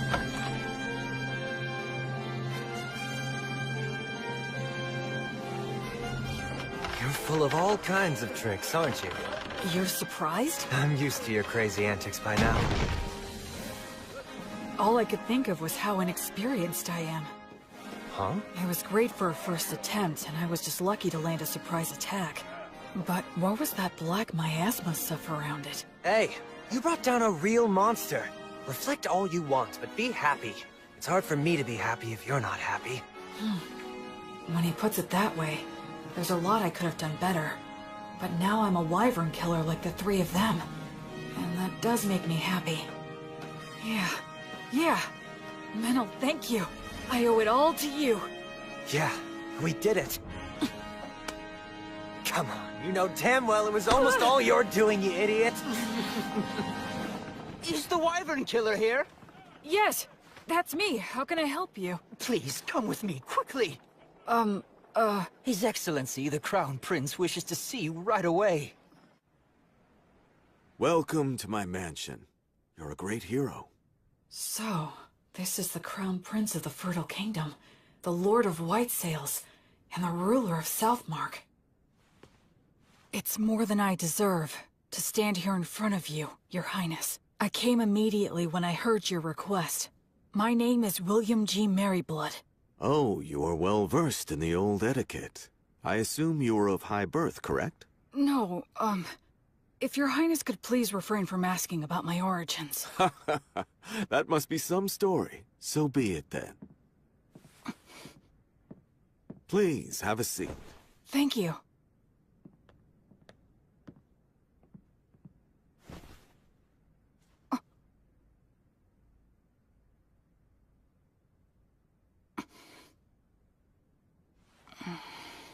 William, there are 4 or 5 individuals in your group, are there not? Yes, 4 of us. Which makes you a magic user, a priest, a fairy user, and a warrior. Well? Actually, we are a traveling priest, hunter, merchant, and a bard. One who shot lightning at the wyvern, one who made the light, one who dealt with the air, and one who broke its neck. That is 4. If that makes 4 people, it is indeed correct that we are 2 of them. What are you talking about? I can explain. My friend there, Meneldor, called the fairies, spread words, and manipulated the air currents to bring the wyvern down to the ground. So you're saying your friend is the fairy user then? And the rest? The rest was me. I'm sorry, but would you mind telling me what you did back there? I used brute force to break the neck of the wyvern. You killed a wyvern and aren't delighting in it? You really are a valiant warrior. Well, Can I do anything to fix the damage the wyvern caused? Of course, work has already been done, and more is yet to come. But there's something even more important that must be done. And it has to do with offering my thanks to the hero, for example. Oh no, Don't be modest, William. I do not want my people to see me as an ungrateful man. On behalf of the people of White Sails, I, Ethelbald, thank the both of you for your courage. You did well to minimize the damage caused by a wyvern's surprise attack. I am unworthy of such praise. I would like to bestow upon you a reward. Is there anything you want? If I may, Your Highness, I traveled here today via Beast Woods to the south. The villages in that area are currently under threat by an army of demons commanding savage demon beasts. I see. So if I may ask you, would it be possible for Your Highness to send his soldiers over there to help hunt down the demons? It's not impossible, but it would be difficult. You saw that wyvern. Within parts of Southmark that I govern, demon beasts like it have caused frequent incidents. You mean... Of course, it's that toxic miasma. Any being it touches is corrupted and turns savage. Are you certain you are well yourself, William? I am naturally resistant to poisons. Oh, that is good to hear. Under the previous king's policies, we expanded our domain too much. We cannot even sufficiently protect the villages we directly govern at the moment. Do you understand what I'm saying? Then, would you give me permission to hire adventurers and mercenaries with my own money and organize an army to drive out the demons? William, are you certain you recognize the full extent of what that could potentially mean? Yes, I understand that I am asking a considerable thing of you, Your Excellency. Yet you stand by your request. Yes. Because if I don't, then how many more tragedies would we be forced to simply overlook? Except to save everyone here is a task not even gods can achieve.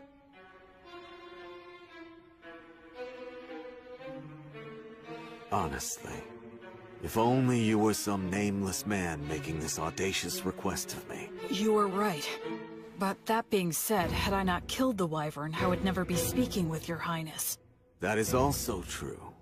But I must also consider the option of having to kill you. I must also consider the option of having to kill you. That's unnerving. And how will you explain my death to everyone? I'd simply say that you were poisoned in a battle with the wyvern, and you started to spit up blood since the treatment was too late. I understand what his disposition is. A hero who can't even prove his identity is asking him for forces to operate in a region he doesn't even govern. Of course he'd see it as dangerous. I can handle those two, but there's still the risk of projectile weapons, and the prince is pretty skilled himself. No, it's pointless to think about that. In any case, I have to get through this somehow. I need to speak from the heart and plead my case as earnestly as I can. Your Highness. Go ahead. If all the saltiness were to disappear from the world, then what would give salt its distinctive salty flavoring? And if all those who carry a flame were to live entirely in the sunlight, upon what would they shine their flame? For my part, I'm fortunate to have received a part of that flame from Gracefeel, the divine goddess of light. I firmly believe that the ones who carry that flame are the ones who should march first into the darkness. They must shine the light upon those who lament in darkness and light the path for those who follow behind. So please, I beg of you, can you somehow grant me permission for this unusual undertaking of mine?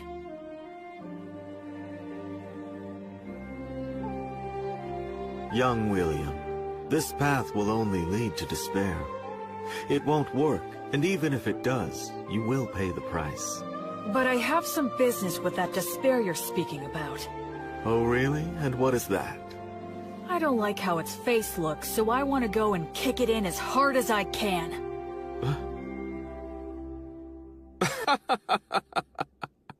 Kick it in the face. I like that.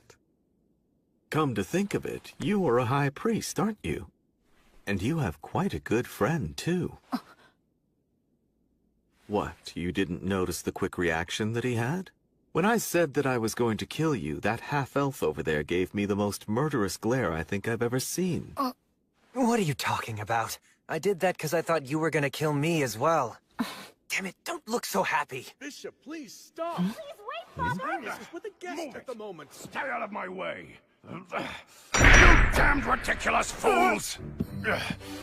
Prince Ethelbald, please, I beseech thee, do not act irrationally. Who, me? Why, Bishop Bagley. I have no idea what you're talking about. Do not play dumb with me. This young man is registered with my temple. He is in the books. Though it may be temporary, he is a member of the temple. And you beckon him here without a word to me? Do you mean to disregard the temple's authority? Oh, I had no idea about that. Is this true? Yes, that's true. Claiming ignorance is not an acceptable excuse. You cannot forego the verification protocol simply because I was away. So you say, but the people from your temple seemed very happy to send him to me. A total lack of discipline. I will give them a stern talking to later. In any case, he must... The thing is, Bishop Bagley, he is not what you think he is. Huh? He came here and asked me to assemble a private army. He says he wants to save the poor people of Beastwoods. What? You... I would be lying if I said it never crossed my mind to kill him right here and now. But he's so frank in the way he expresses himself that somehow I started to find it amusing.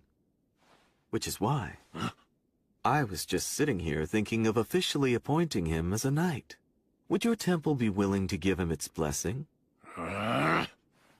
You know, he would become a paladin. The temple and I can share the profits and responsibility. What do you say to that idea? What? Of course, naturally, he would fall under our joint authority. You could always have him excommunicated if need be.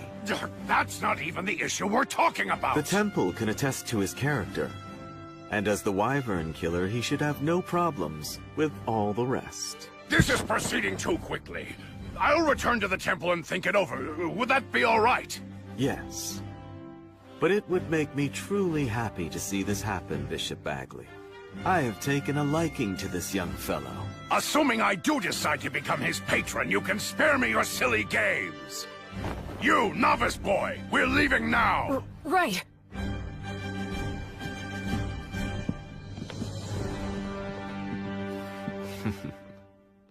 Honestly, what a troublemaker you are. Demanding a private army. What's the old geezer's deal? Menel, actually he's... Especially you.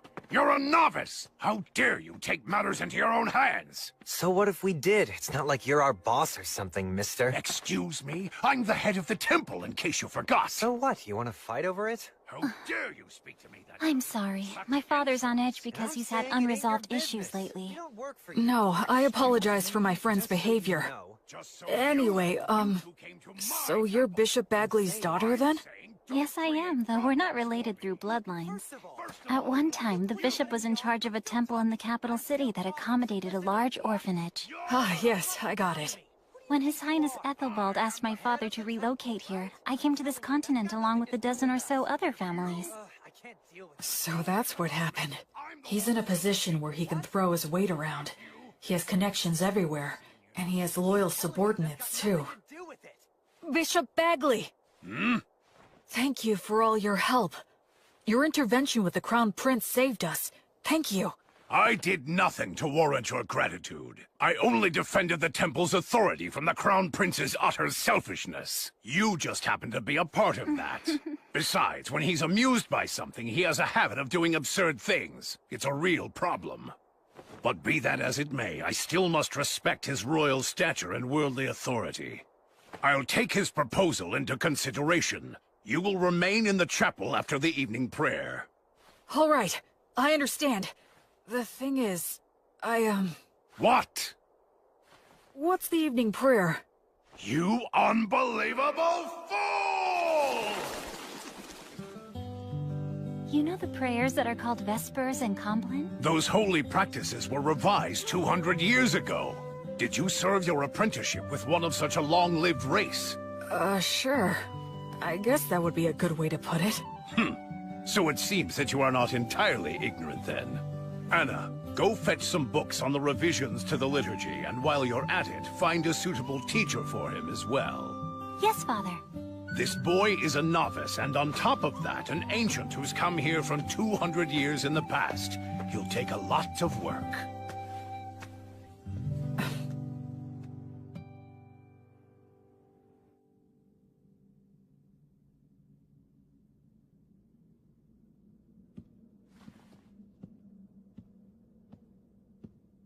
Greetings, Bishop. Wait here for a moment. Of course.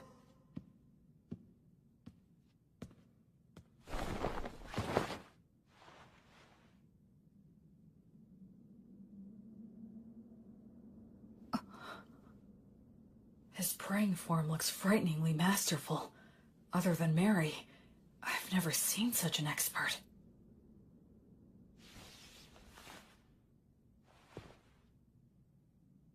Now then.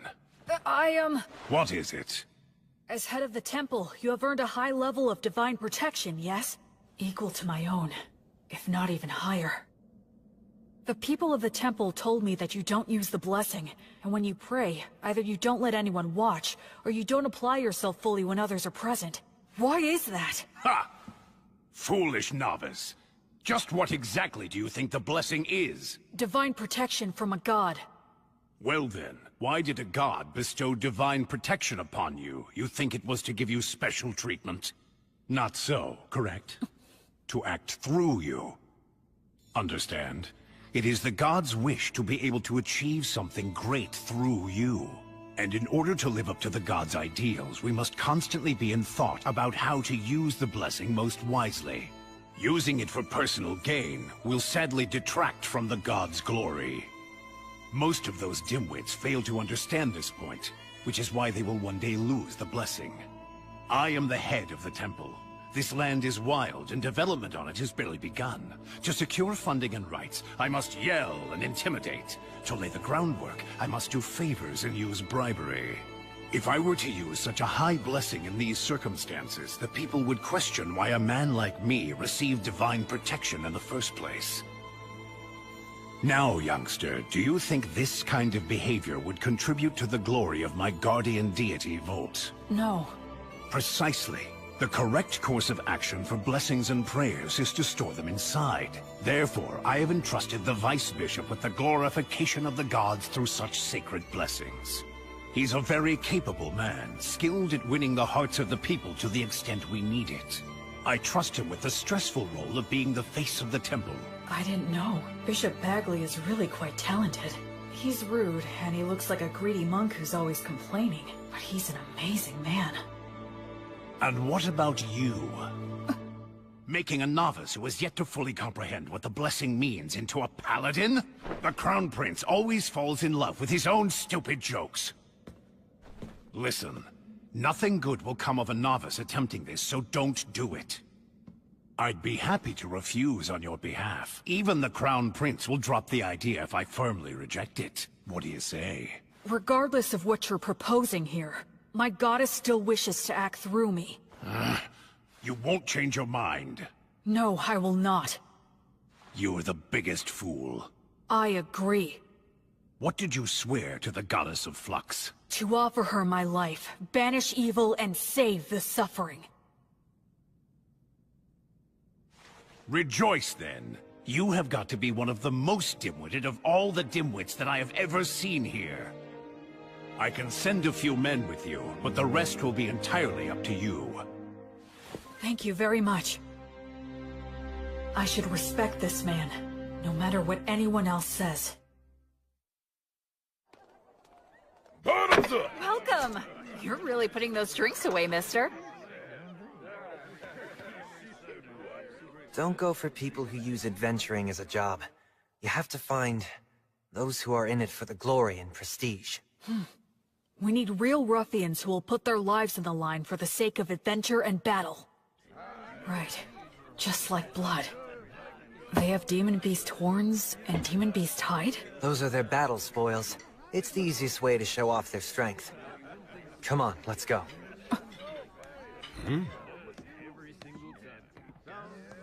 A red-headed boy with a friend who looks to be half-elf? There's no doubt.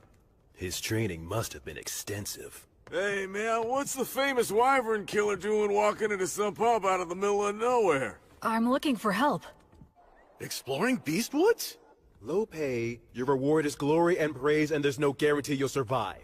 We're doing this for a living, you know? We're not taking this quest, right, guys? Yeah, man, don't be so stingy. Shut up, you blowhards.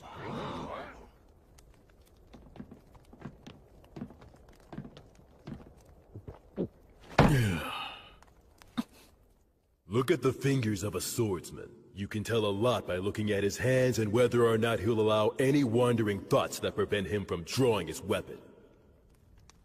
Sounds to me like what you want is a madman, am I right? Not a bunch of blowhards with good manners but no skills, or who picked up the etiquette and patience to do any job, but who are just a bunch of shitheads who have no fear. The worst kind of scumball adventurers who'll risk their lives for the dumbest ideals, right? Yes, that's the reason we've come here. Hey, you hear that? I called it from the start. Bunch of damn lunatics. You ought to buy our drinks for a change. Yeah, that's right. What do you hope to get out of exploring Beastwoods? Where are we going? To the ruins or the forest? We don't deal with small potatoes. We want the demon boss. The leader of the demons running amok in Western Beast Woods. The subordinate demons are thought to command demon beasts. That's a big fish. It is. The location is unclear. Just finding him there will be hell. And we're talking instant death if we're ambushed during the search. That is highly likely. In other words, this is gonna be a nice, fun, stupid little jaunt into the woods.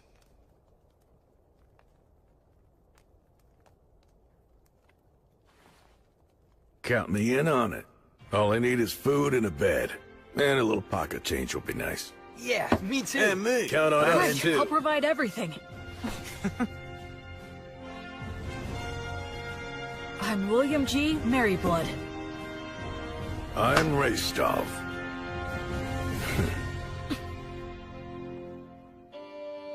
Whence cometh this disciple?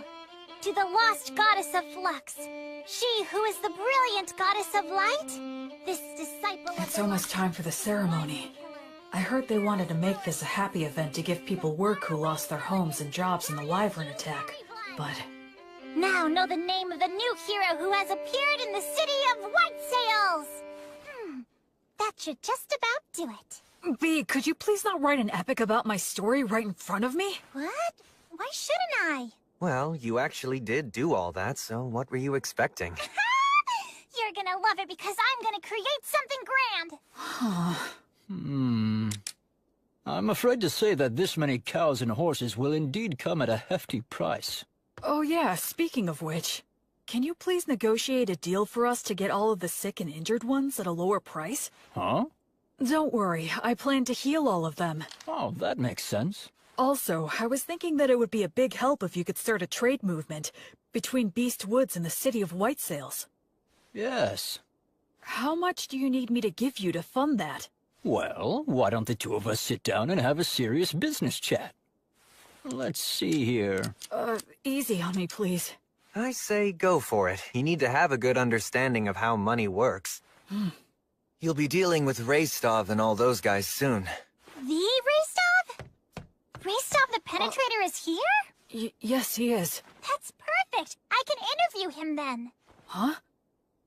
Making a habit of flaunting your own accomplishments leads to arrogance. And arrogance dulls one's blade? Yes, exactly. Oh no, that again? This is why you're so useless. You never have any good ideas. So I take it you two know each other? We've talked a few times in the past. It doesn't matter how many interviews. You always say the same thing. You're such a stubborn and broody guy. My answers are never going to change. All of your tales of heroism are terribly ambiguous. I would like to create something that comes a little closer to the truth. What a big fat meanie you are. Isn't reputation important to an adventurer? Whether it's making a living or getting ahead in life. As long as you've got skills, those things come naturally. But surely you realize that even people with skills can be utterly ruined by a bad reputation. Even the greatest warriors can never tell what their downfall is gonna be. Right, Will? So you're saying Raystov's tales of heroism are ambiguous? That is exactly right. This guy will accept the job to take down a huge threat, and he'll just wander off and kill it with one fatal stab, and then he'll saunter right back. He rarely works with anyone else, and he works so fast, there's no one who can actually say what happened. And the guy never says no to any job. So the stories get more elaborate? Yep. I try to interview people, but they just fill in the gaps to their own liking. I put in a few things here and there for dramatic effect, but I like to add more truth to my tales. No need there. See what I'm saying? If only I had a little more to work with. For heaven's sake. Hey, I know! How about the Penetrator versus the Paladin? Huh? That sort of came out of nowhere. You're putting Raystov on the spot too, right? If I receive a challenge from a strong opponent, I have no choice. But Raystov! Alright, you heard what he said! Well, I guess maybe when we're done in Beast Woods. Yes! You promised! This is so great! I'll make this into a song that'll be sung for centuries, millennia, until the end of time!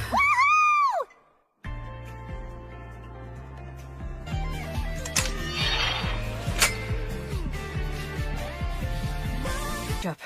Thank you for blessing me. Please think nothing of it. It was an honor to receive such an important duty from the bishop. Ordinarily, of course, this would be his job, but... I asked him, but he said he finds it bothersome to show people his pious side. It's too bad. I agree, for a man of his caliber to be so unknown to the public. So this is where you've been hiding. Oh? We're having a few grappling matches over there. Come on and join us for a round. Okay. Come with us, Metal. No way, man. Hey, it's the Paladin's servant. Huh? He's not my servant. He's my friend. I'm not your friend. Huh? Will! We're making a fortune now, and guess what? It's all thanks to your song! Goddess of Light, are you watching? I'm getting by somehow, and I'll continue to. And that's how I became the faraway Paladin.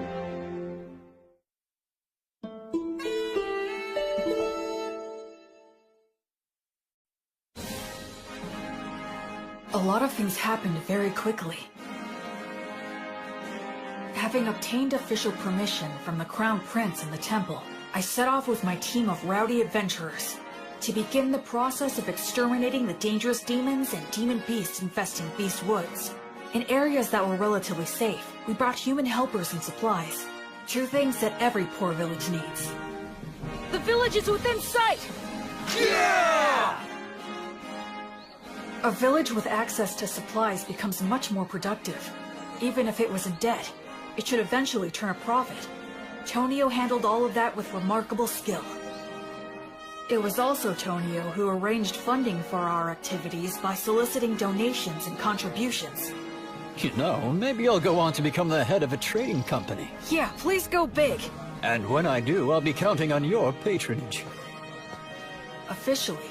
This is just the case of a lone priest doing charitable work. That way, no one gets offended. Of course, all of this means that I need to remain loyal to the Crown Prince and to the temple. Oh, Will. I see that you've come back now. I appreciate the work all of you have done here. Bishop Bagley agreed to assign a few priests to me, and Anna is included among them. They're all experienced and are able to use the blessing. They're also capable of leading ceremonies such as festivals and funerals. I'm pretty sure that Raystoff's party ought to be returning soon as well. Whenever we received reports about demons or demon beasts appearing, Raystov and the other adventurers would head out in a hunting party to pursue them. Incredible! They were all killed with a single fatal blow. No wonder they call him the Penetrator. Can you do this to wyverns too? If one's within my sword's reach. I would intervene in any disputes between villagers and try to help them settle things peacefully. You know, I wasn't really planning on doing all of this. Well, the thing is, once you've done it the first time, then you're kinda stuck. Word of my intervention spread, and I was called to intervene in other villages' disputes. My unexpected role as an arbitrator suddenly gave me a lot more to do.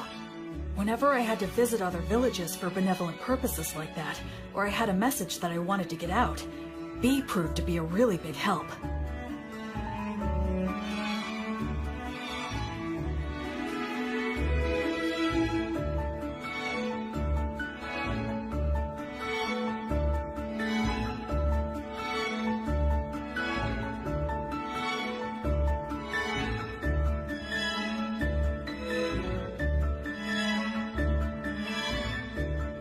So, we traveled back and forth across Beast Woods, time and time again.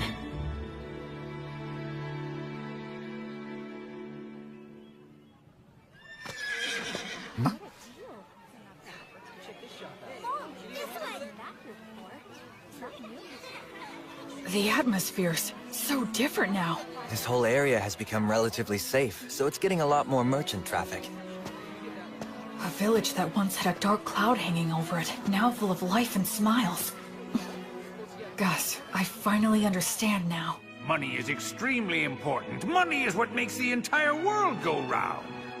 With money, you can solve anything without magic. Buy tools, hire help, and the ability to make a profit is just as important as magic.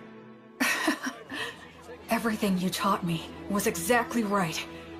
Making people smile and giving them hope is more magical than actual magic.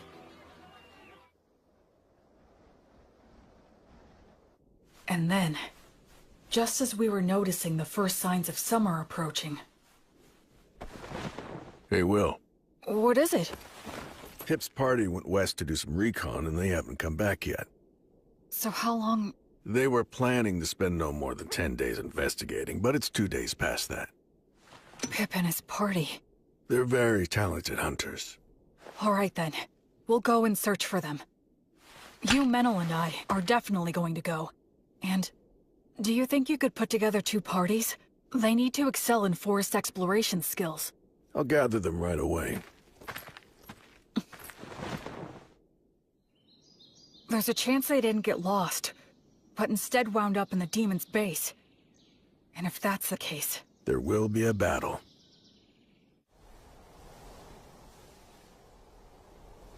What do you think? Frankly, given the skills Pip and his buddies have, it's hard to believe that they could have just gotten lost. So you believe the demons were probably behind this, then? I think there's a good chance of that. If we beat them, things should settle down here, too. I just hope that they're all right. Hey, Will. Huh? I should... say thank you. Oh, for what? For a whole lot of things. I just have a feeling that I would have hit rock bottom if it hadn't been for you. It's thanks to you that I'm here now, and that I actually have a respectable reason for living my life. So, well... I owe you my thanks. Oh no. I should thank you. I knew nothing of the world, and you saved me. But you know... What is it? You could look at me when you say it. Shut up!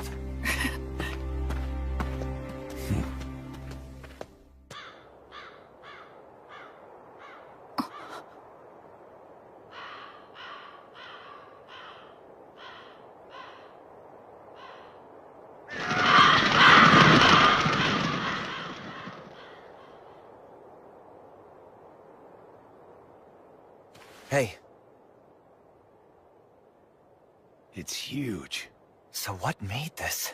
I don't know. It looks even bigger than a manticore. Maybe a stray living in the valley? Or, Well, at least they died fighting a big one. Pip, Harvey, and Brennan must have been pretty happy about that, although I guess they had a good reason to be pissed off, too. Yeah, like, we didn't get to kill it. They died a good death, worthy of adventurers. Go on, drink up. Virtuous gods, please grant rest to their weary souls. Gracefield, goddess of light, I beg you, please, grant them peace and guidance. Will, there's a head missing. The damage is so bad it's hard to tell, but it was probably just eaten up. Yeah, I'd bet on it. No, wait. Huh? Did he toss aside his gear as he ran? Why go deeper into the valley, though? If the path to the forest was blocked, that's the only way. He had no choice but to run deeper down. Yeah, I guess that's true.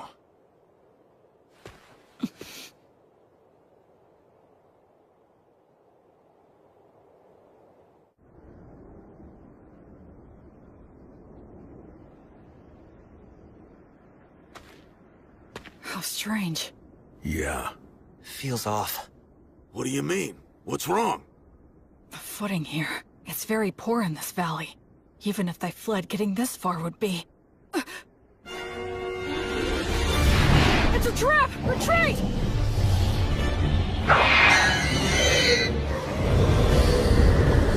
Fall back!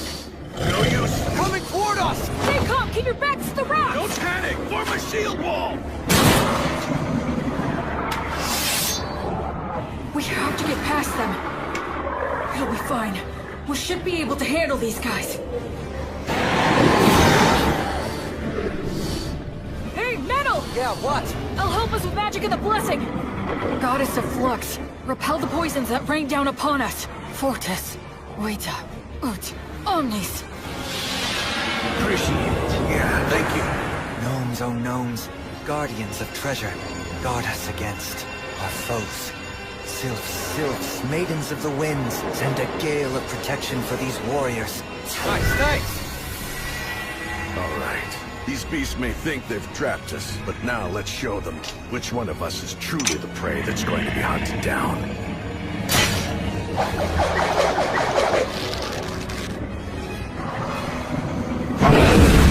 Shoot now!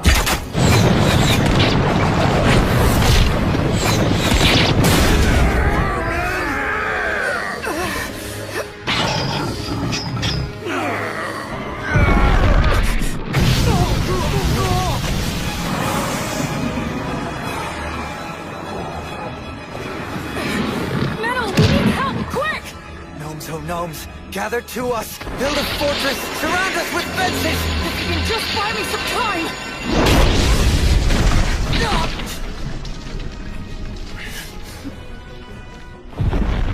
No, don't!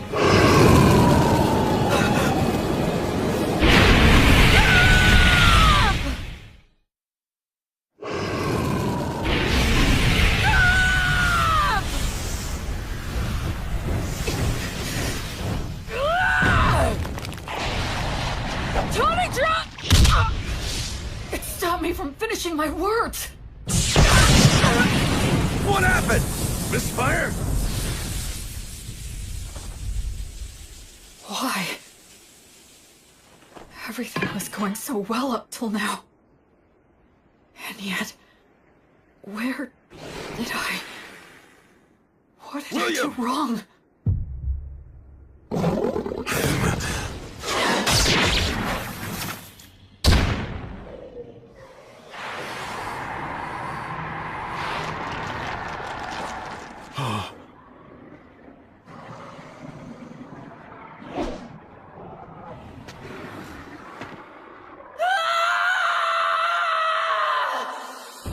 The techniques that I'd honed, the spirit that I'd refined, the tactics that I'd learned, all of it was gone. All I could rely on was blind fury and the abilities of my demon blade. As I hacked away at the enemy again and again, it was an ugly, unsightly battle that just made me want to cry.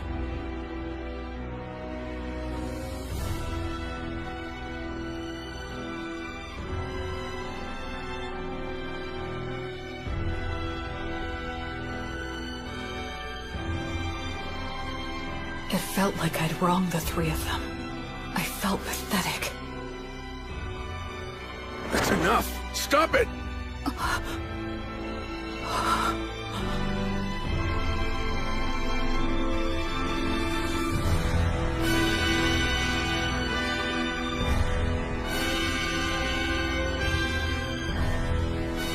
Go! Quick! He'll Menildor! He'll die! Menel!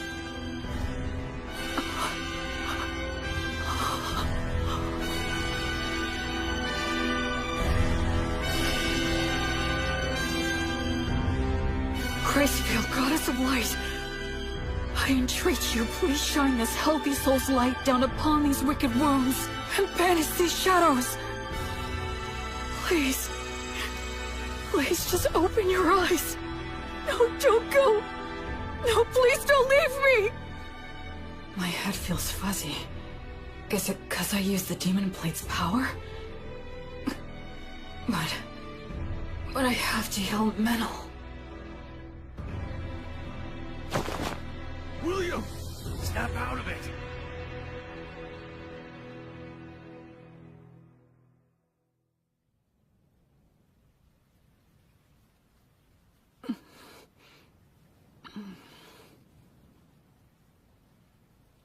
So you're awake, huh? Where am I? A village not far from the valley. After that battle ended, we retreated, bearing you and Menildor here upon our backs. The Chimera fled. I see. Where's Menel? He remains alive. Between the magic and protection you put on him before the fight, and Menildor's own quick reaction, it seems your blessing came just in time. Thank goodness. Although he still hasn't woken up yet. Then I have to go to him. You still need to rest a bit longer. But if I... Menildor's condition is stable now. He's already had all the care that he needs. You burned up far too much of your strength. So rest.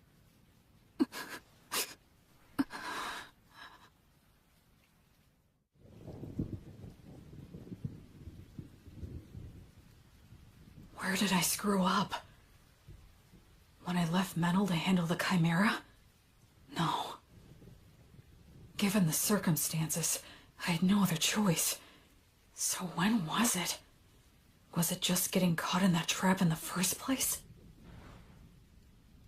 If I'd been more careful, and took the time to send out scouts in every direction, we wouldn't have wandered blindly into that valley. We had plenty of people at our disposal. Up until that point, we'd been successful. And we were rattled by finding some of our men dead. Maybe all of that led to a simple lack of caution. No, I think I'm missing something. Some kind of fatal flaw. So they retreated, huh? Really? The Wyvern Killer and the Penetrator? I heard they ran into some absurdly huge mixed-up demon beast called a Chimera. Wonder what they're gonna do. Also, that elf mix was hurt bad, wasn't he? Yeah, he's really got it rough.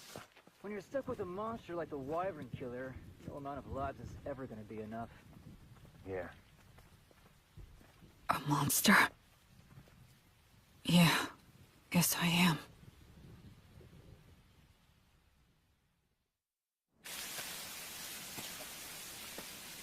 It wasn't my battle tactics that were wrong. It was my estimation of our strength. I put my trust in Menel. I just believed that he'd always have my back. That he could keep any enemy in check for me, no matter what. I thought he could handle that much, but... I ended up coming extremely close to getting Menel killed out there. I just decided on my own that he was my friend. And in my innocent naivete, without even thinking, I set him up to face dangers that he wasn't ready for. Hey, Will, over here! B. Antonio. We got your message and rushed right over. And also, Anna will be coming and is due to arrive here with the priests later on. I see. Hey, Will, know what? We heard you save Menel's life earlier. I can't believe it! You ran into a beast as impossibly tough as a chimera, but you still beat an insane number of magic beasts and even saved Menel's life! You really are absolutely incredible! I doubt that Menel and the others who have been stuck with me would agree with that opinion. Huh? I'm going to see him. But Will... Wait, Will, shouldn't you keep resting at least a bit longer? I'm fine. I'm very strong after all.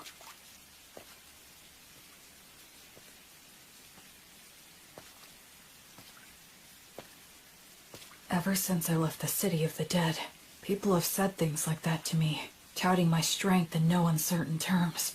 But every time I've just laughed wryly and shrugged it off. I believe that subconsciously, I was trying not to think about it.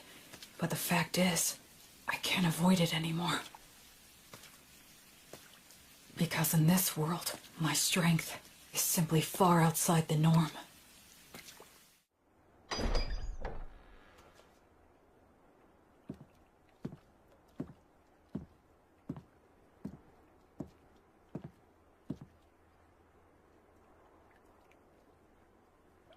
This is my sin. Menel, I'll fix you up right now. Gods, please take pity on Menel and heal him. I'm sorry, Menel. I just wanted a friend who could be my equal. I wanted what the three of them had. Comrades who had each other's backs, supported each other, and respected each other. But maybe I was just trying to force that on you without even realizing it. I didn't want to acknowledge just how strong I am. Because if I did that, if I set myself above everyone else, and had to admit that I was different, then... I'm scared. I'm lonely. It hurts. I hate this. Oh, of course. It really is just as simple as that. I was afraid to be alone. I couldn't bear not having someone beside me. That's the reason why I tried to see the people I should have been protecting, the people I should have been saving, as my equals. I was averting my eyes from the truth, when really, I was just scared. And for that despicable reason. Because of that, I almost got you killed. But I finally get it now. I just couldn't keep going on that way.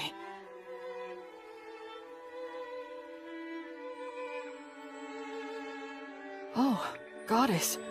Are you here because you're worried about me? Up until this moment, I've been foolish. But it's fine now. Please, you can rest at ease. I'll put an end to your sadness right away. I'll save everything. Everything within my reach. As your sword and as your hand. Everything will be all right. Goddess, I vow to you, I'll solve all this on my own.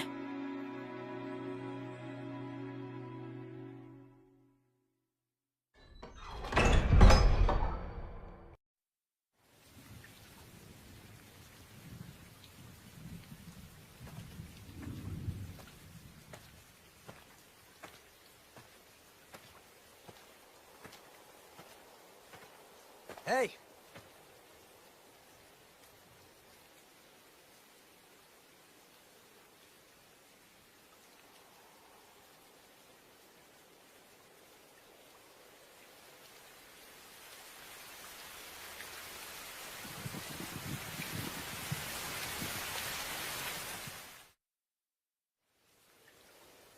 Where do you think you're going, huh? Where am I? To kill the demon beasts, of course. Alone?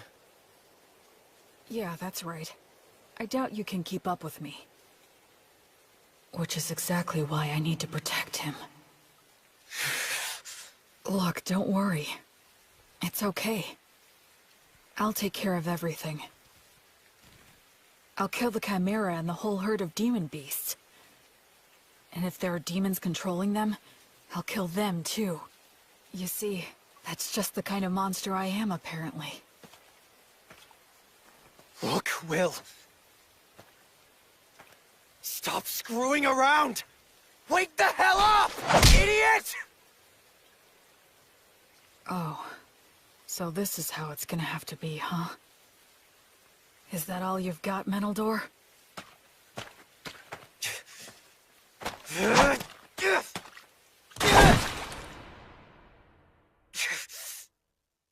Damn it!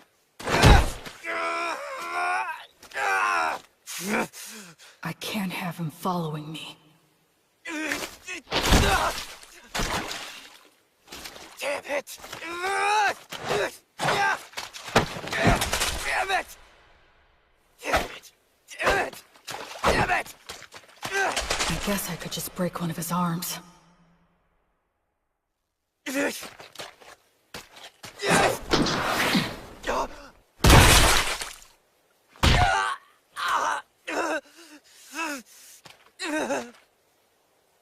Just go and get someone to heal you. I'm not done. Oh, yeah? You're more resilient than I thought. What should I do now? Use words to make him stay here? No, I'll constrict his carotid so he loses consciousness. Gnomes, oh gnomes! Clench your fists! Use them to strike the enemy! Useless incantation. No! If I dodge it, the magic will hit metal!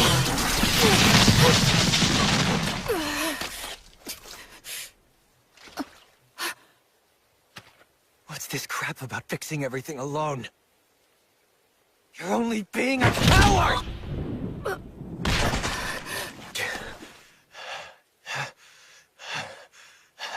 Did you really have to go that far? Huh? We were only together because of pure chance. There was no reason for you to do that. Yeah, that is true. I've no reason at all to go out of my way to stop an emotionally unstable coward who's completely lost it just because he got his ass handed to him one time. So then... Still, you're my friend. And friends stick together. If my friend goes nuts, I want to do something to help. Menel... You don't know much about your own origins, and you're clueless about the world overall. At times I've thought you seemed suspicious. But still, you're a nice person. I know you're trying to do things right and do your best. After all, you did save my life, and you saved that whole village. We traveled together, and we fought together too. I enjoyed spending time by your side. I'm grateful to you from the bottom of my heart for sending off those villagers. Look, Will, the fact is you're my friend, and I don't abandon friends.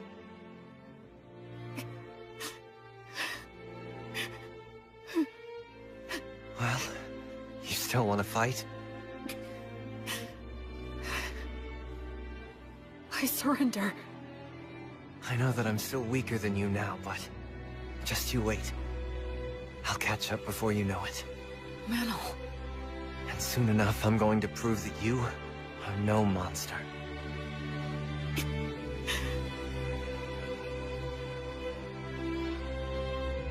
Okay. I'll wait. I'll wait for you. Man, you know what? You can be a real pain in the ass. Sorry. I kinda lost control of myself. Yeah, well, it happens. I'll heal that. But a surrender is still a surrender, which means that I win. Come on, I only surrendered because you wouldn't give her rest. Keep whining. And so, we just kept on making dumb jokes and laughing about it all.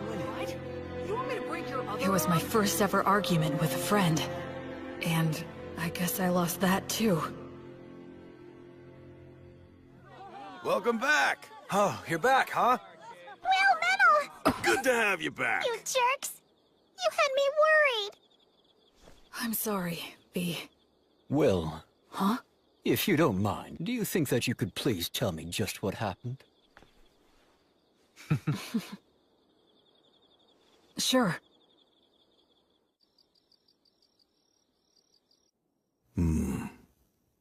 It's an illness of the strong. And the stronger that you are, the harder that it can hit you. Depending on the severity of the case, it can even kill you. I'm so sorry. I really didn't mean to make all of you worry. Anyway, I'm all right now.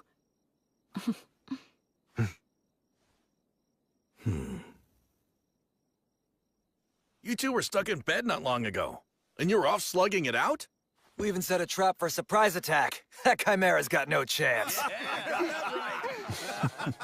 I've got a debt to repay to that bastard. I won't be shown up like that. You mean you're gonna go fight that thing again? That's right. We're gonna have a little rematch. I won't get beat up and just leave it at that. I'll split its head open. I mean all three of them. Chimeras don't occur naturally, so there's no doubt that this thing is the product of a demonic ritual. I say we take them all out at once before they can escape. You want to go after it this soon after it roughed us up? I won't just give up and leave it like this. Let's bust them up good. All right. Guess we should round up some help, huh? This'll be a good, fun, stupid-as-hell adventure. A silver coin for a demon beast's head. And 10 gold coins for the demon bosses!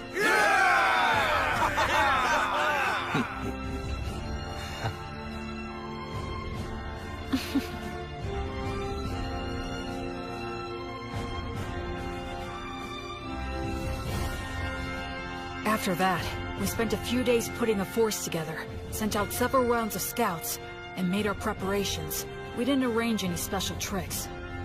We decided just to get enough people together, make preparations beforehand, and face our enemy head-on.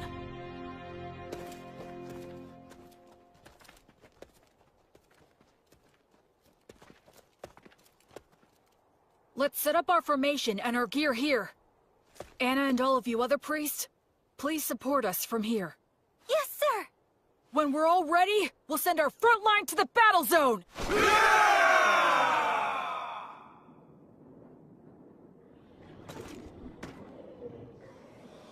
If we can wipe out all of those things, this whole area is gonna be a lot more peaceful.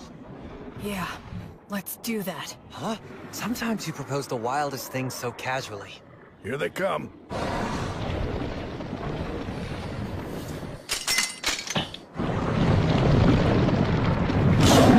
I've got your back. Thanks. I'm counting on you, Menel. We'll break through head-on! By Volt's blade of lightning, let us triumph! Burn bright, blazes flames of courage! World, send us a tailwind of good fortune! Virtuous gods, righteous protection! Shoot! Sagita Flavium!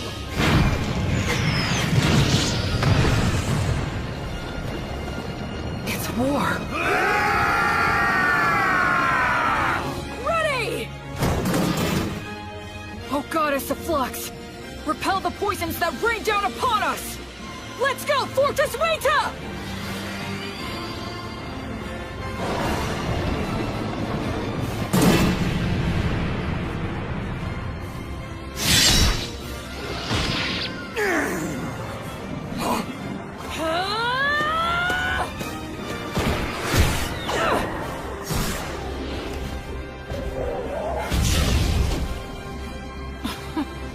How could I ever think that I'd fix this all alone?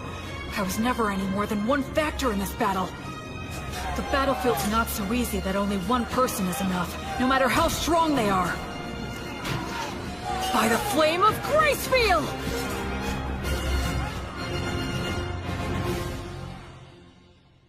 According to the reports, the campaign to eliminate the demon beasts should have started by now. I wonder, will these great wyvern killers actually be able to succeed in a new heroic feat for the bards to sing about? The temple is practically bent over backward in our attempts to facilitate that novice boy. If he fails to succeed in this enterprise, he won't be worthy of our backing any longer. Oh, by the way, Bishop, I understand that you entrusted your daughter Anna and many other brilliant priests to the Paladin to support him on this endeavor, or so I've heard. Losing valuable talent to the philanthropic exploits of a novice has been causing nothing but trouble for me.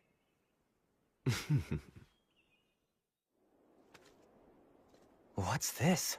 The remains of an abandoned monastery? It looks like we're the first ones to make it here. Be careful. Watch for traps.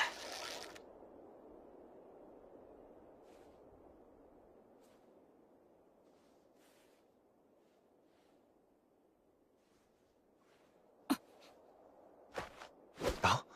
Omnia, Vanitas, Erasus.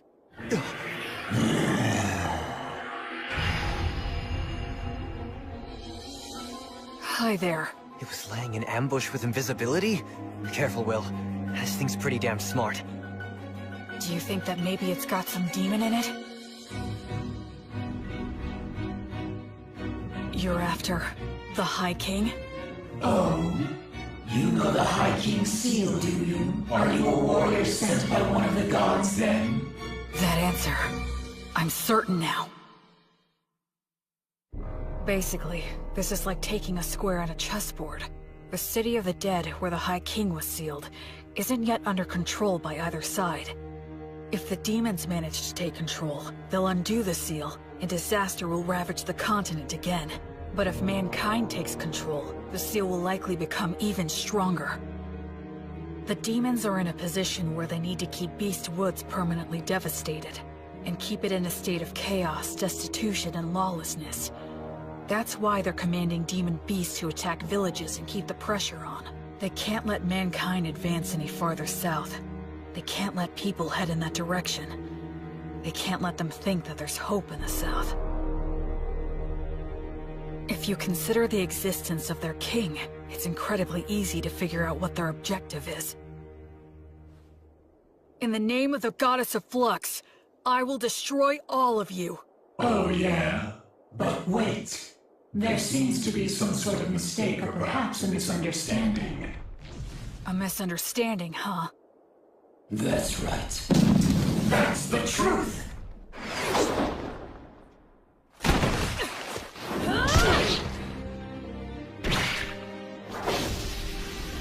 In their surprise attacks, demons like to stick to the classics, huh? Metal! On it! Sagitta Flameo! No, you don't! Sylph's Maidens of Wind! Gracefield, grant us your protection! Don't stop it! Just divert it! Gnomes, oh gnomes, slip underfoot! Tighten, bind, and tie it down!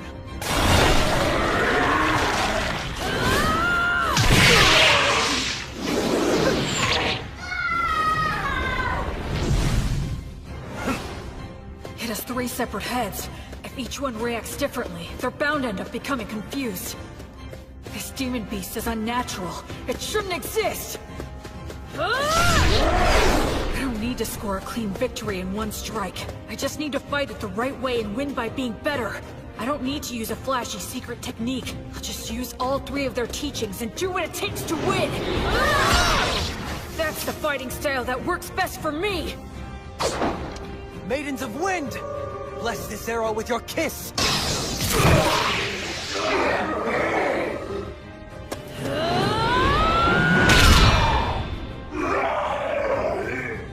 That's 1 down!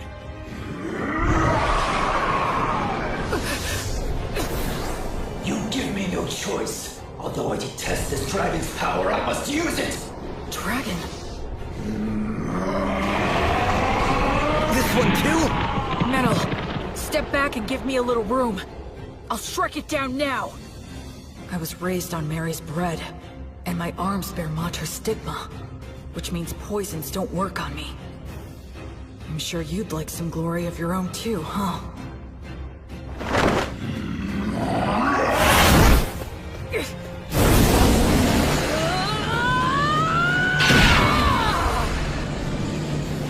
Gnomes, oh gnomes, clench your fists! Use them to strike the enemy!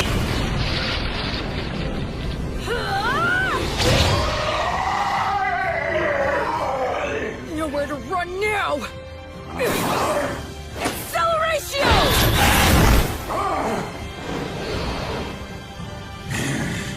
Now gnomes, oh gnomes, slip underfoot, tighten, bind, and tie it down!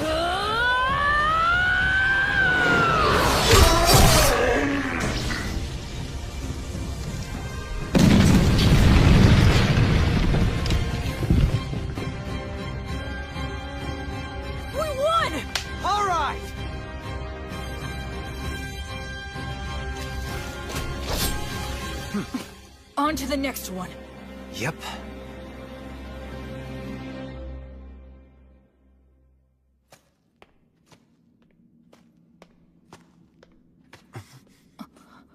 Took you long enough. Rostov? I'll be taking those 10 gold coins you promised. What? No way! He beat us to it? You're kidding! How'd you do it? Came from the side. Since you two guys were busy taking care of the Chimera for me, it was actually pretty easy. Well, that's Rostov the Penetrator for you. He's too good at getting ahead of people. You have to be if you want to get to the strongest opponents. Careful. There could be traps here. I guess we're the first ones here. Those 10 gold coins are ours. Huh? To our victory!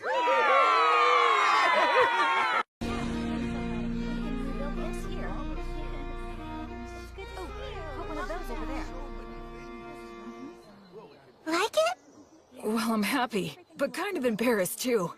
I feel like you embellished it too much. Oh, come on. This kind of song is supposed to be a little embellished. You see? He gets it. So next, I'll write a song about you, Menel. Ah?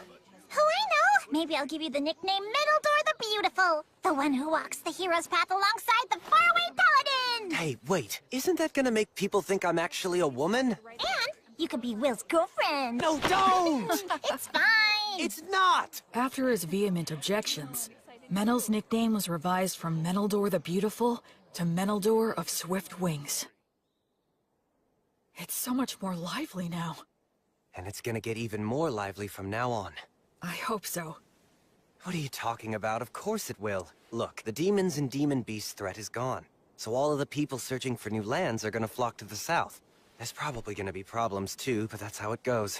Yeah, I guess so. Also, I'll tell you this since you'll find out anyway. It seems that the villagers have been building a shrine. What, a shrine? They talked about it back at the meeting hall. They made an altar to hold votive candles, and they've decided to turn it into a shrine to Gracefield. To the Goddess of Light? That's the first step towards once again increasing the number of followers she has. By the way, what are you thinking of doing next? What? Next? Well, I don't know. There's a lot of cleanup and... I mean after that. After? Maybe lord of a domain. Huh? A lord? Of what? The villages of Beastwoods, of course. Wait, who is... You. Oh, come on now. Give me a break. I'm a knight, but I'm just a single-generation one with no land. I'm basically no different than an adventurer. Wait, is that seriously what you think? Huh? For real? You didn't even know what you were? Huh? Listen, just so I'm clear. If you wanted to do business in this forest, then who would you go talk to? Tonio? But didn't most of the funds come from you? Well, yeah, I guess, but... Listen! First off, you're a paladin with the Goddess of Light's divine protection. And you have the approval of both the country and the temple. You have all kinds of power. You also have the military authority to gather adventurers, and by arbitrating for the villages, you effectively have jurisdiction over them. So, you mean...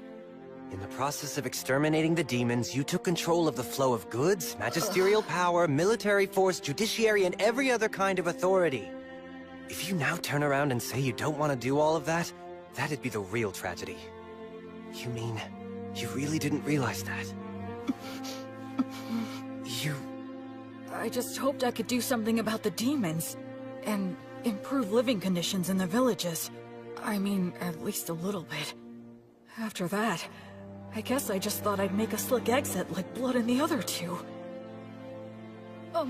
Menel? So, what do I do now? Should I start by gathering people? You've already got a merchant and priests who know the law. If you need more, just have the Crown Prince set you up with somebody. Oh, how the heck did I ever end up in this situation? Please tell me, Goddess. Although... Actually, that sounds like it might be a goal worth pursuing. Maybe I should. But you know, it's gonna be hard work. Yeah, but as long as I have all of you, I'm sure it'll work out. I mean, you will help me, right? Okay, fine. I'll stay by your side. First, we should figure out what the demons are plotting. Who cares? Just grab the bastards and crush them as soon as you find them. That's so violent. Hey! Will! Menno! Huh? Stop hiding in your own little world and get over here! If more people come to the area, and everything goes well, maybe we'll be able to return to that city. Maybe we can transform the city of the dead into a regular city, where living people can laugh together. Up on the hill where Mary and Blood's graves are, the laughter of children will fill the air, and the sounds of people working to make a living will return. And the thought of that seems like such a wonderful thing to me.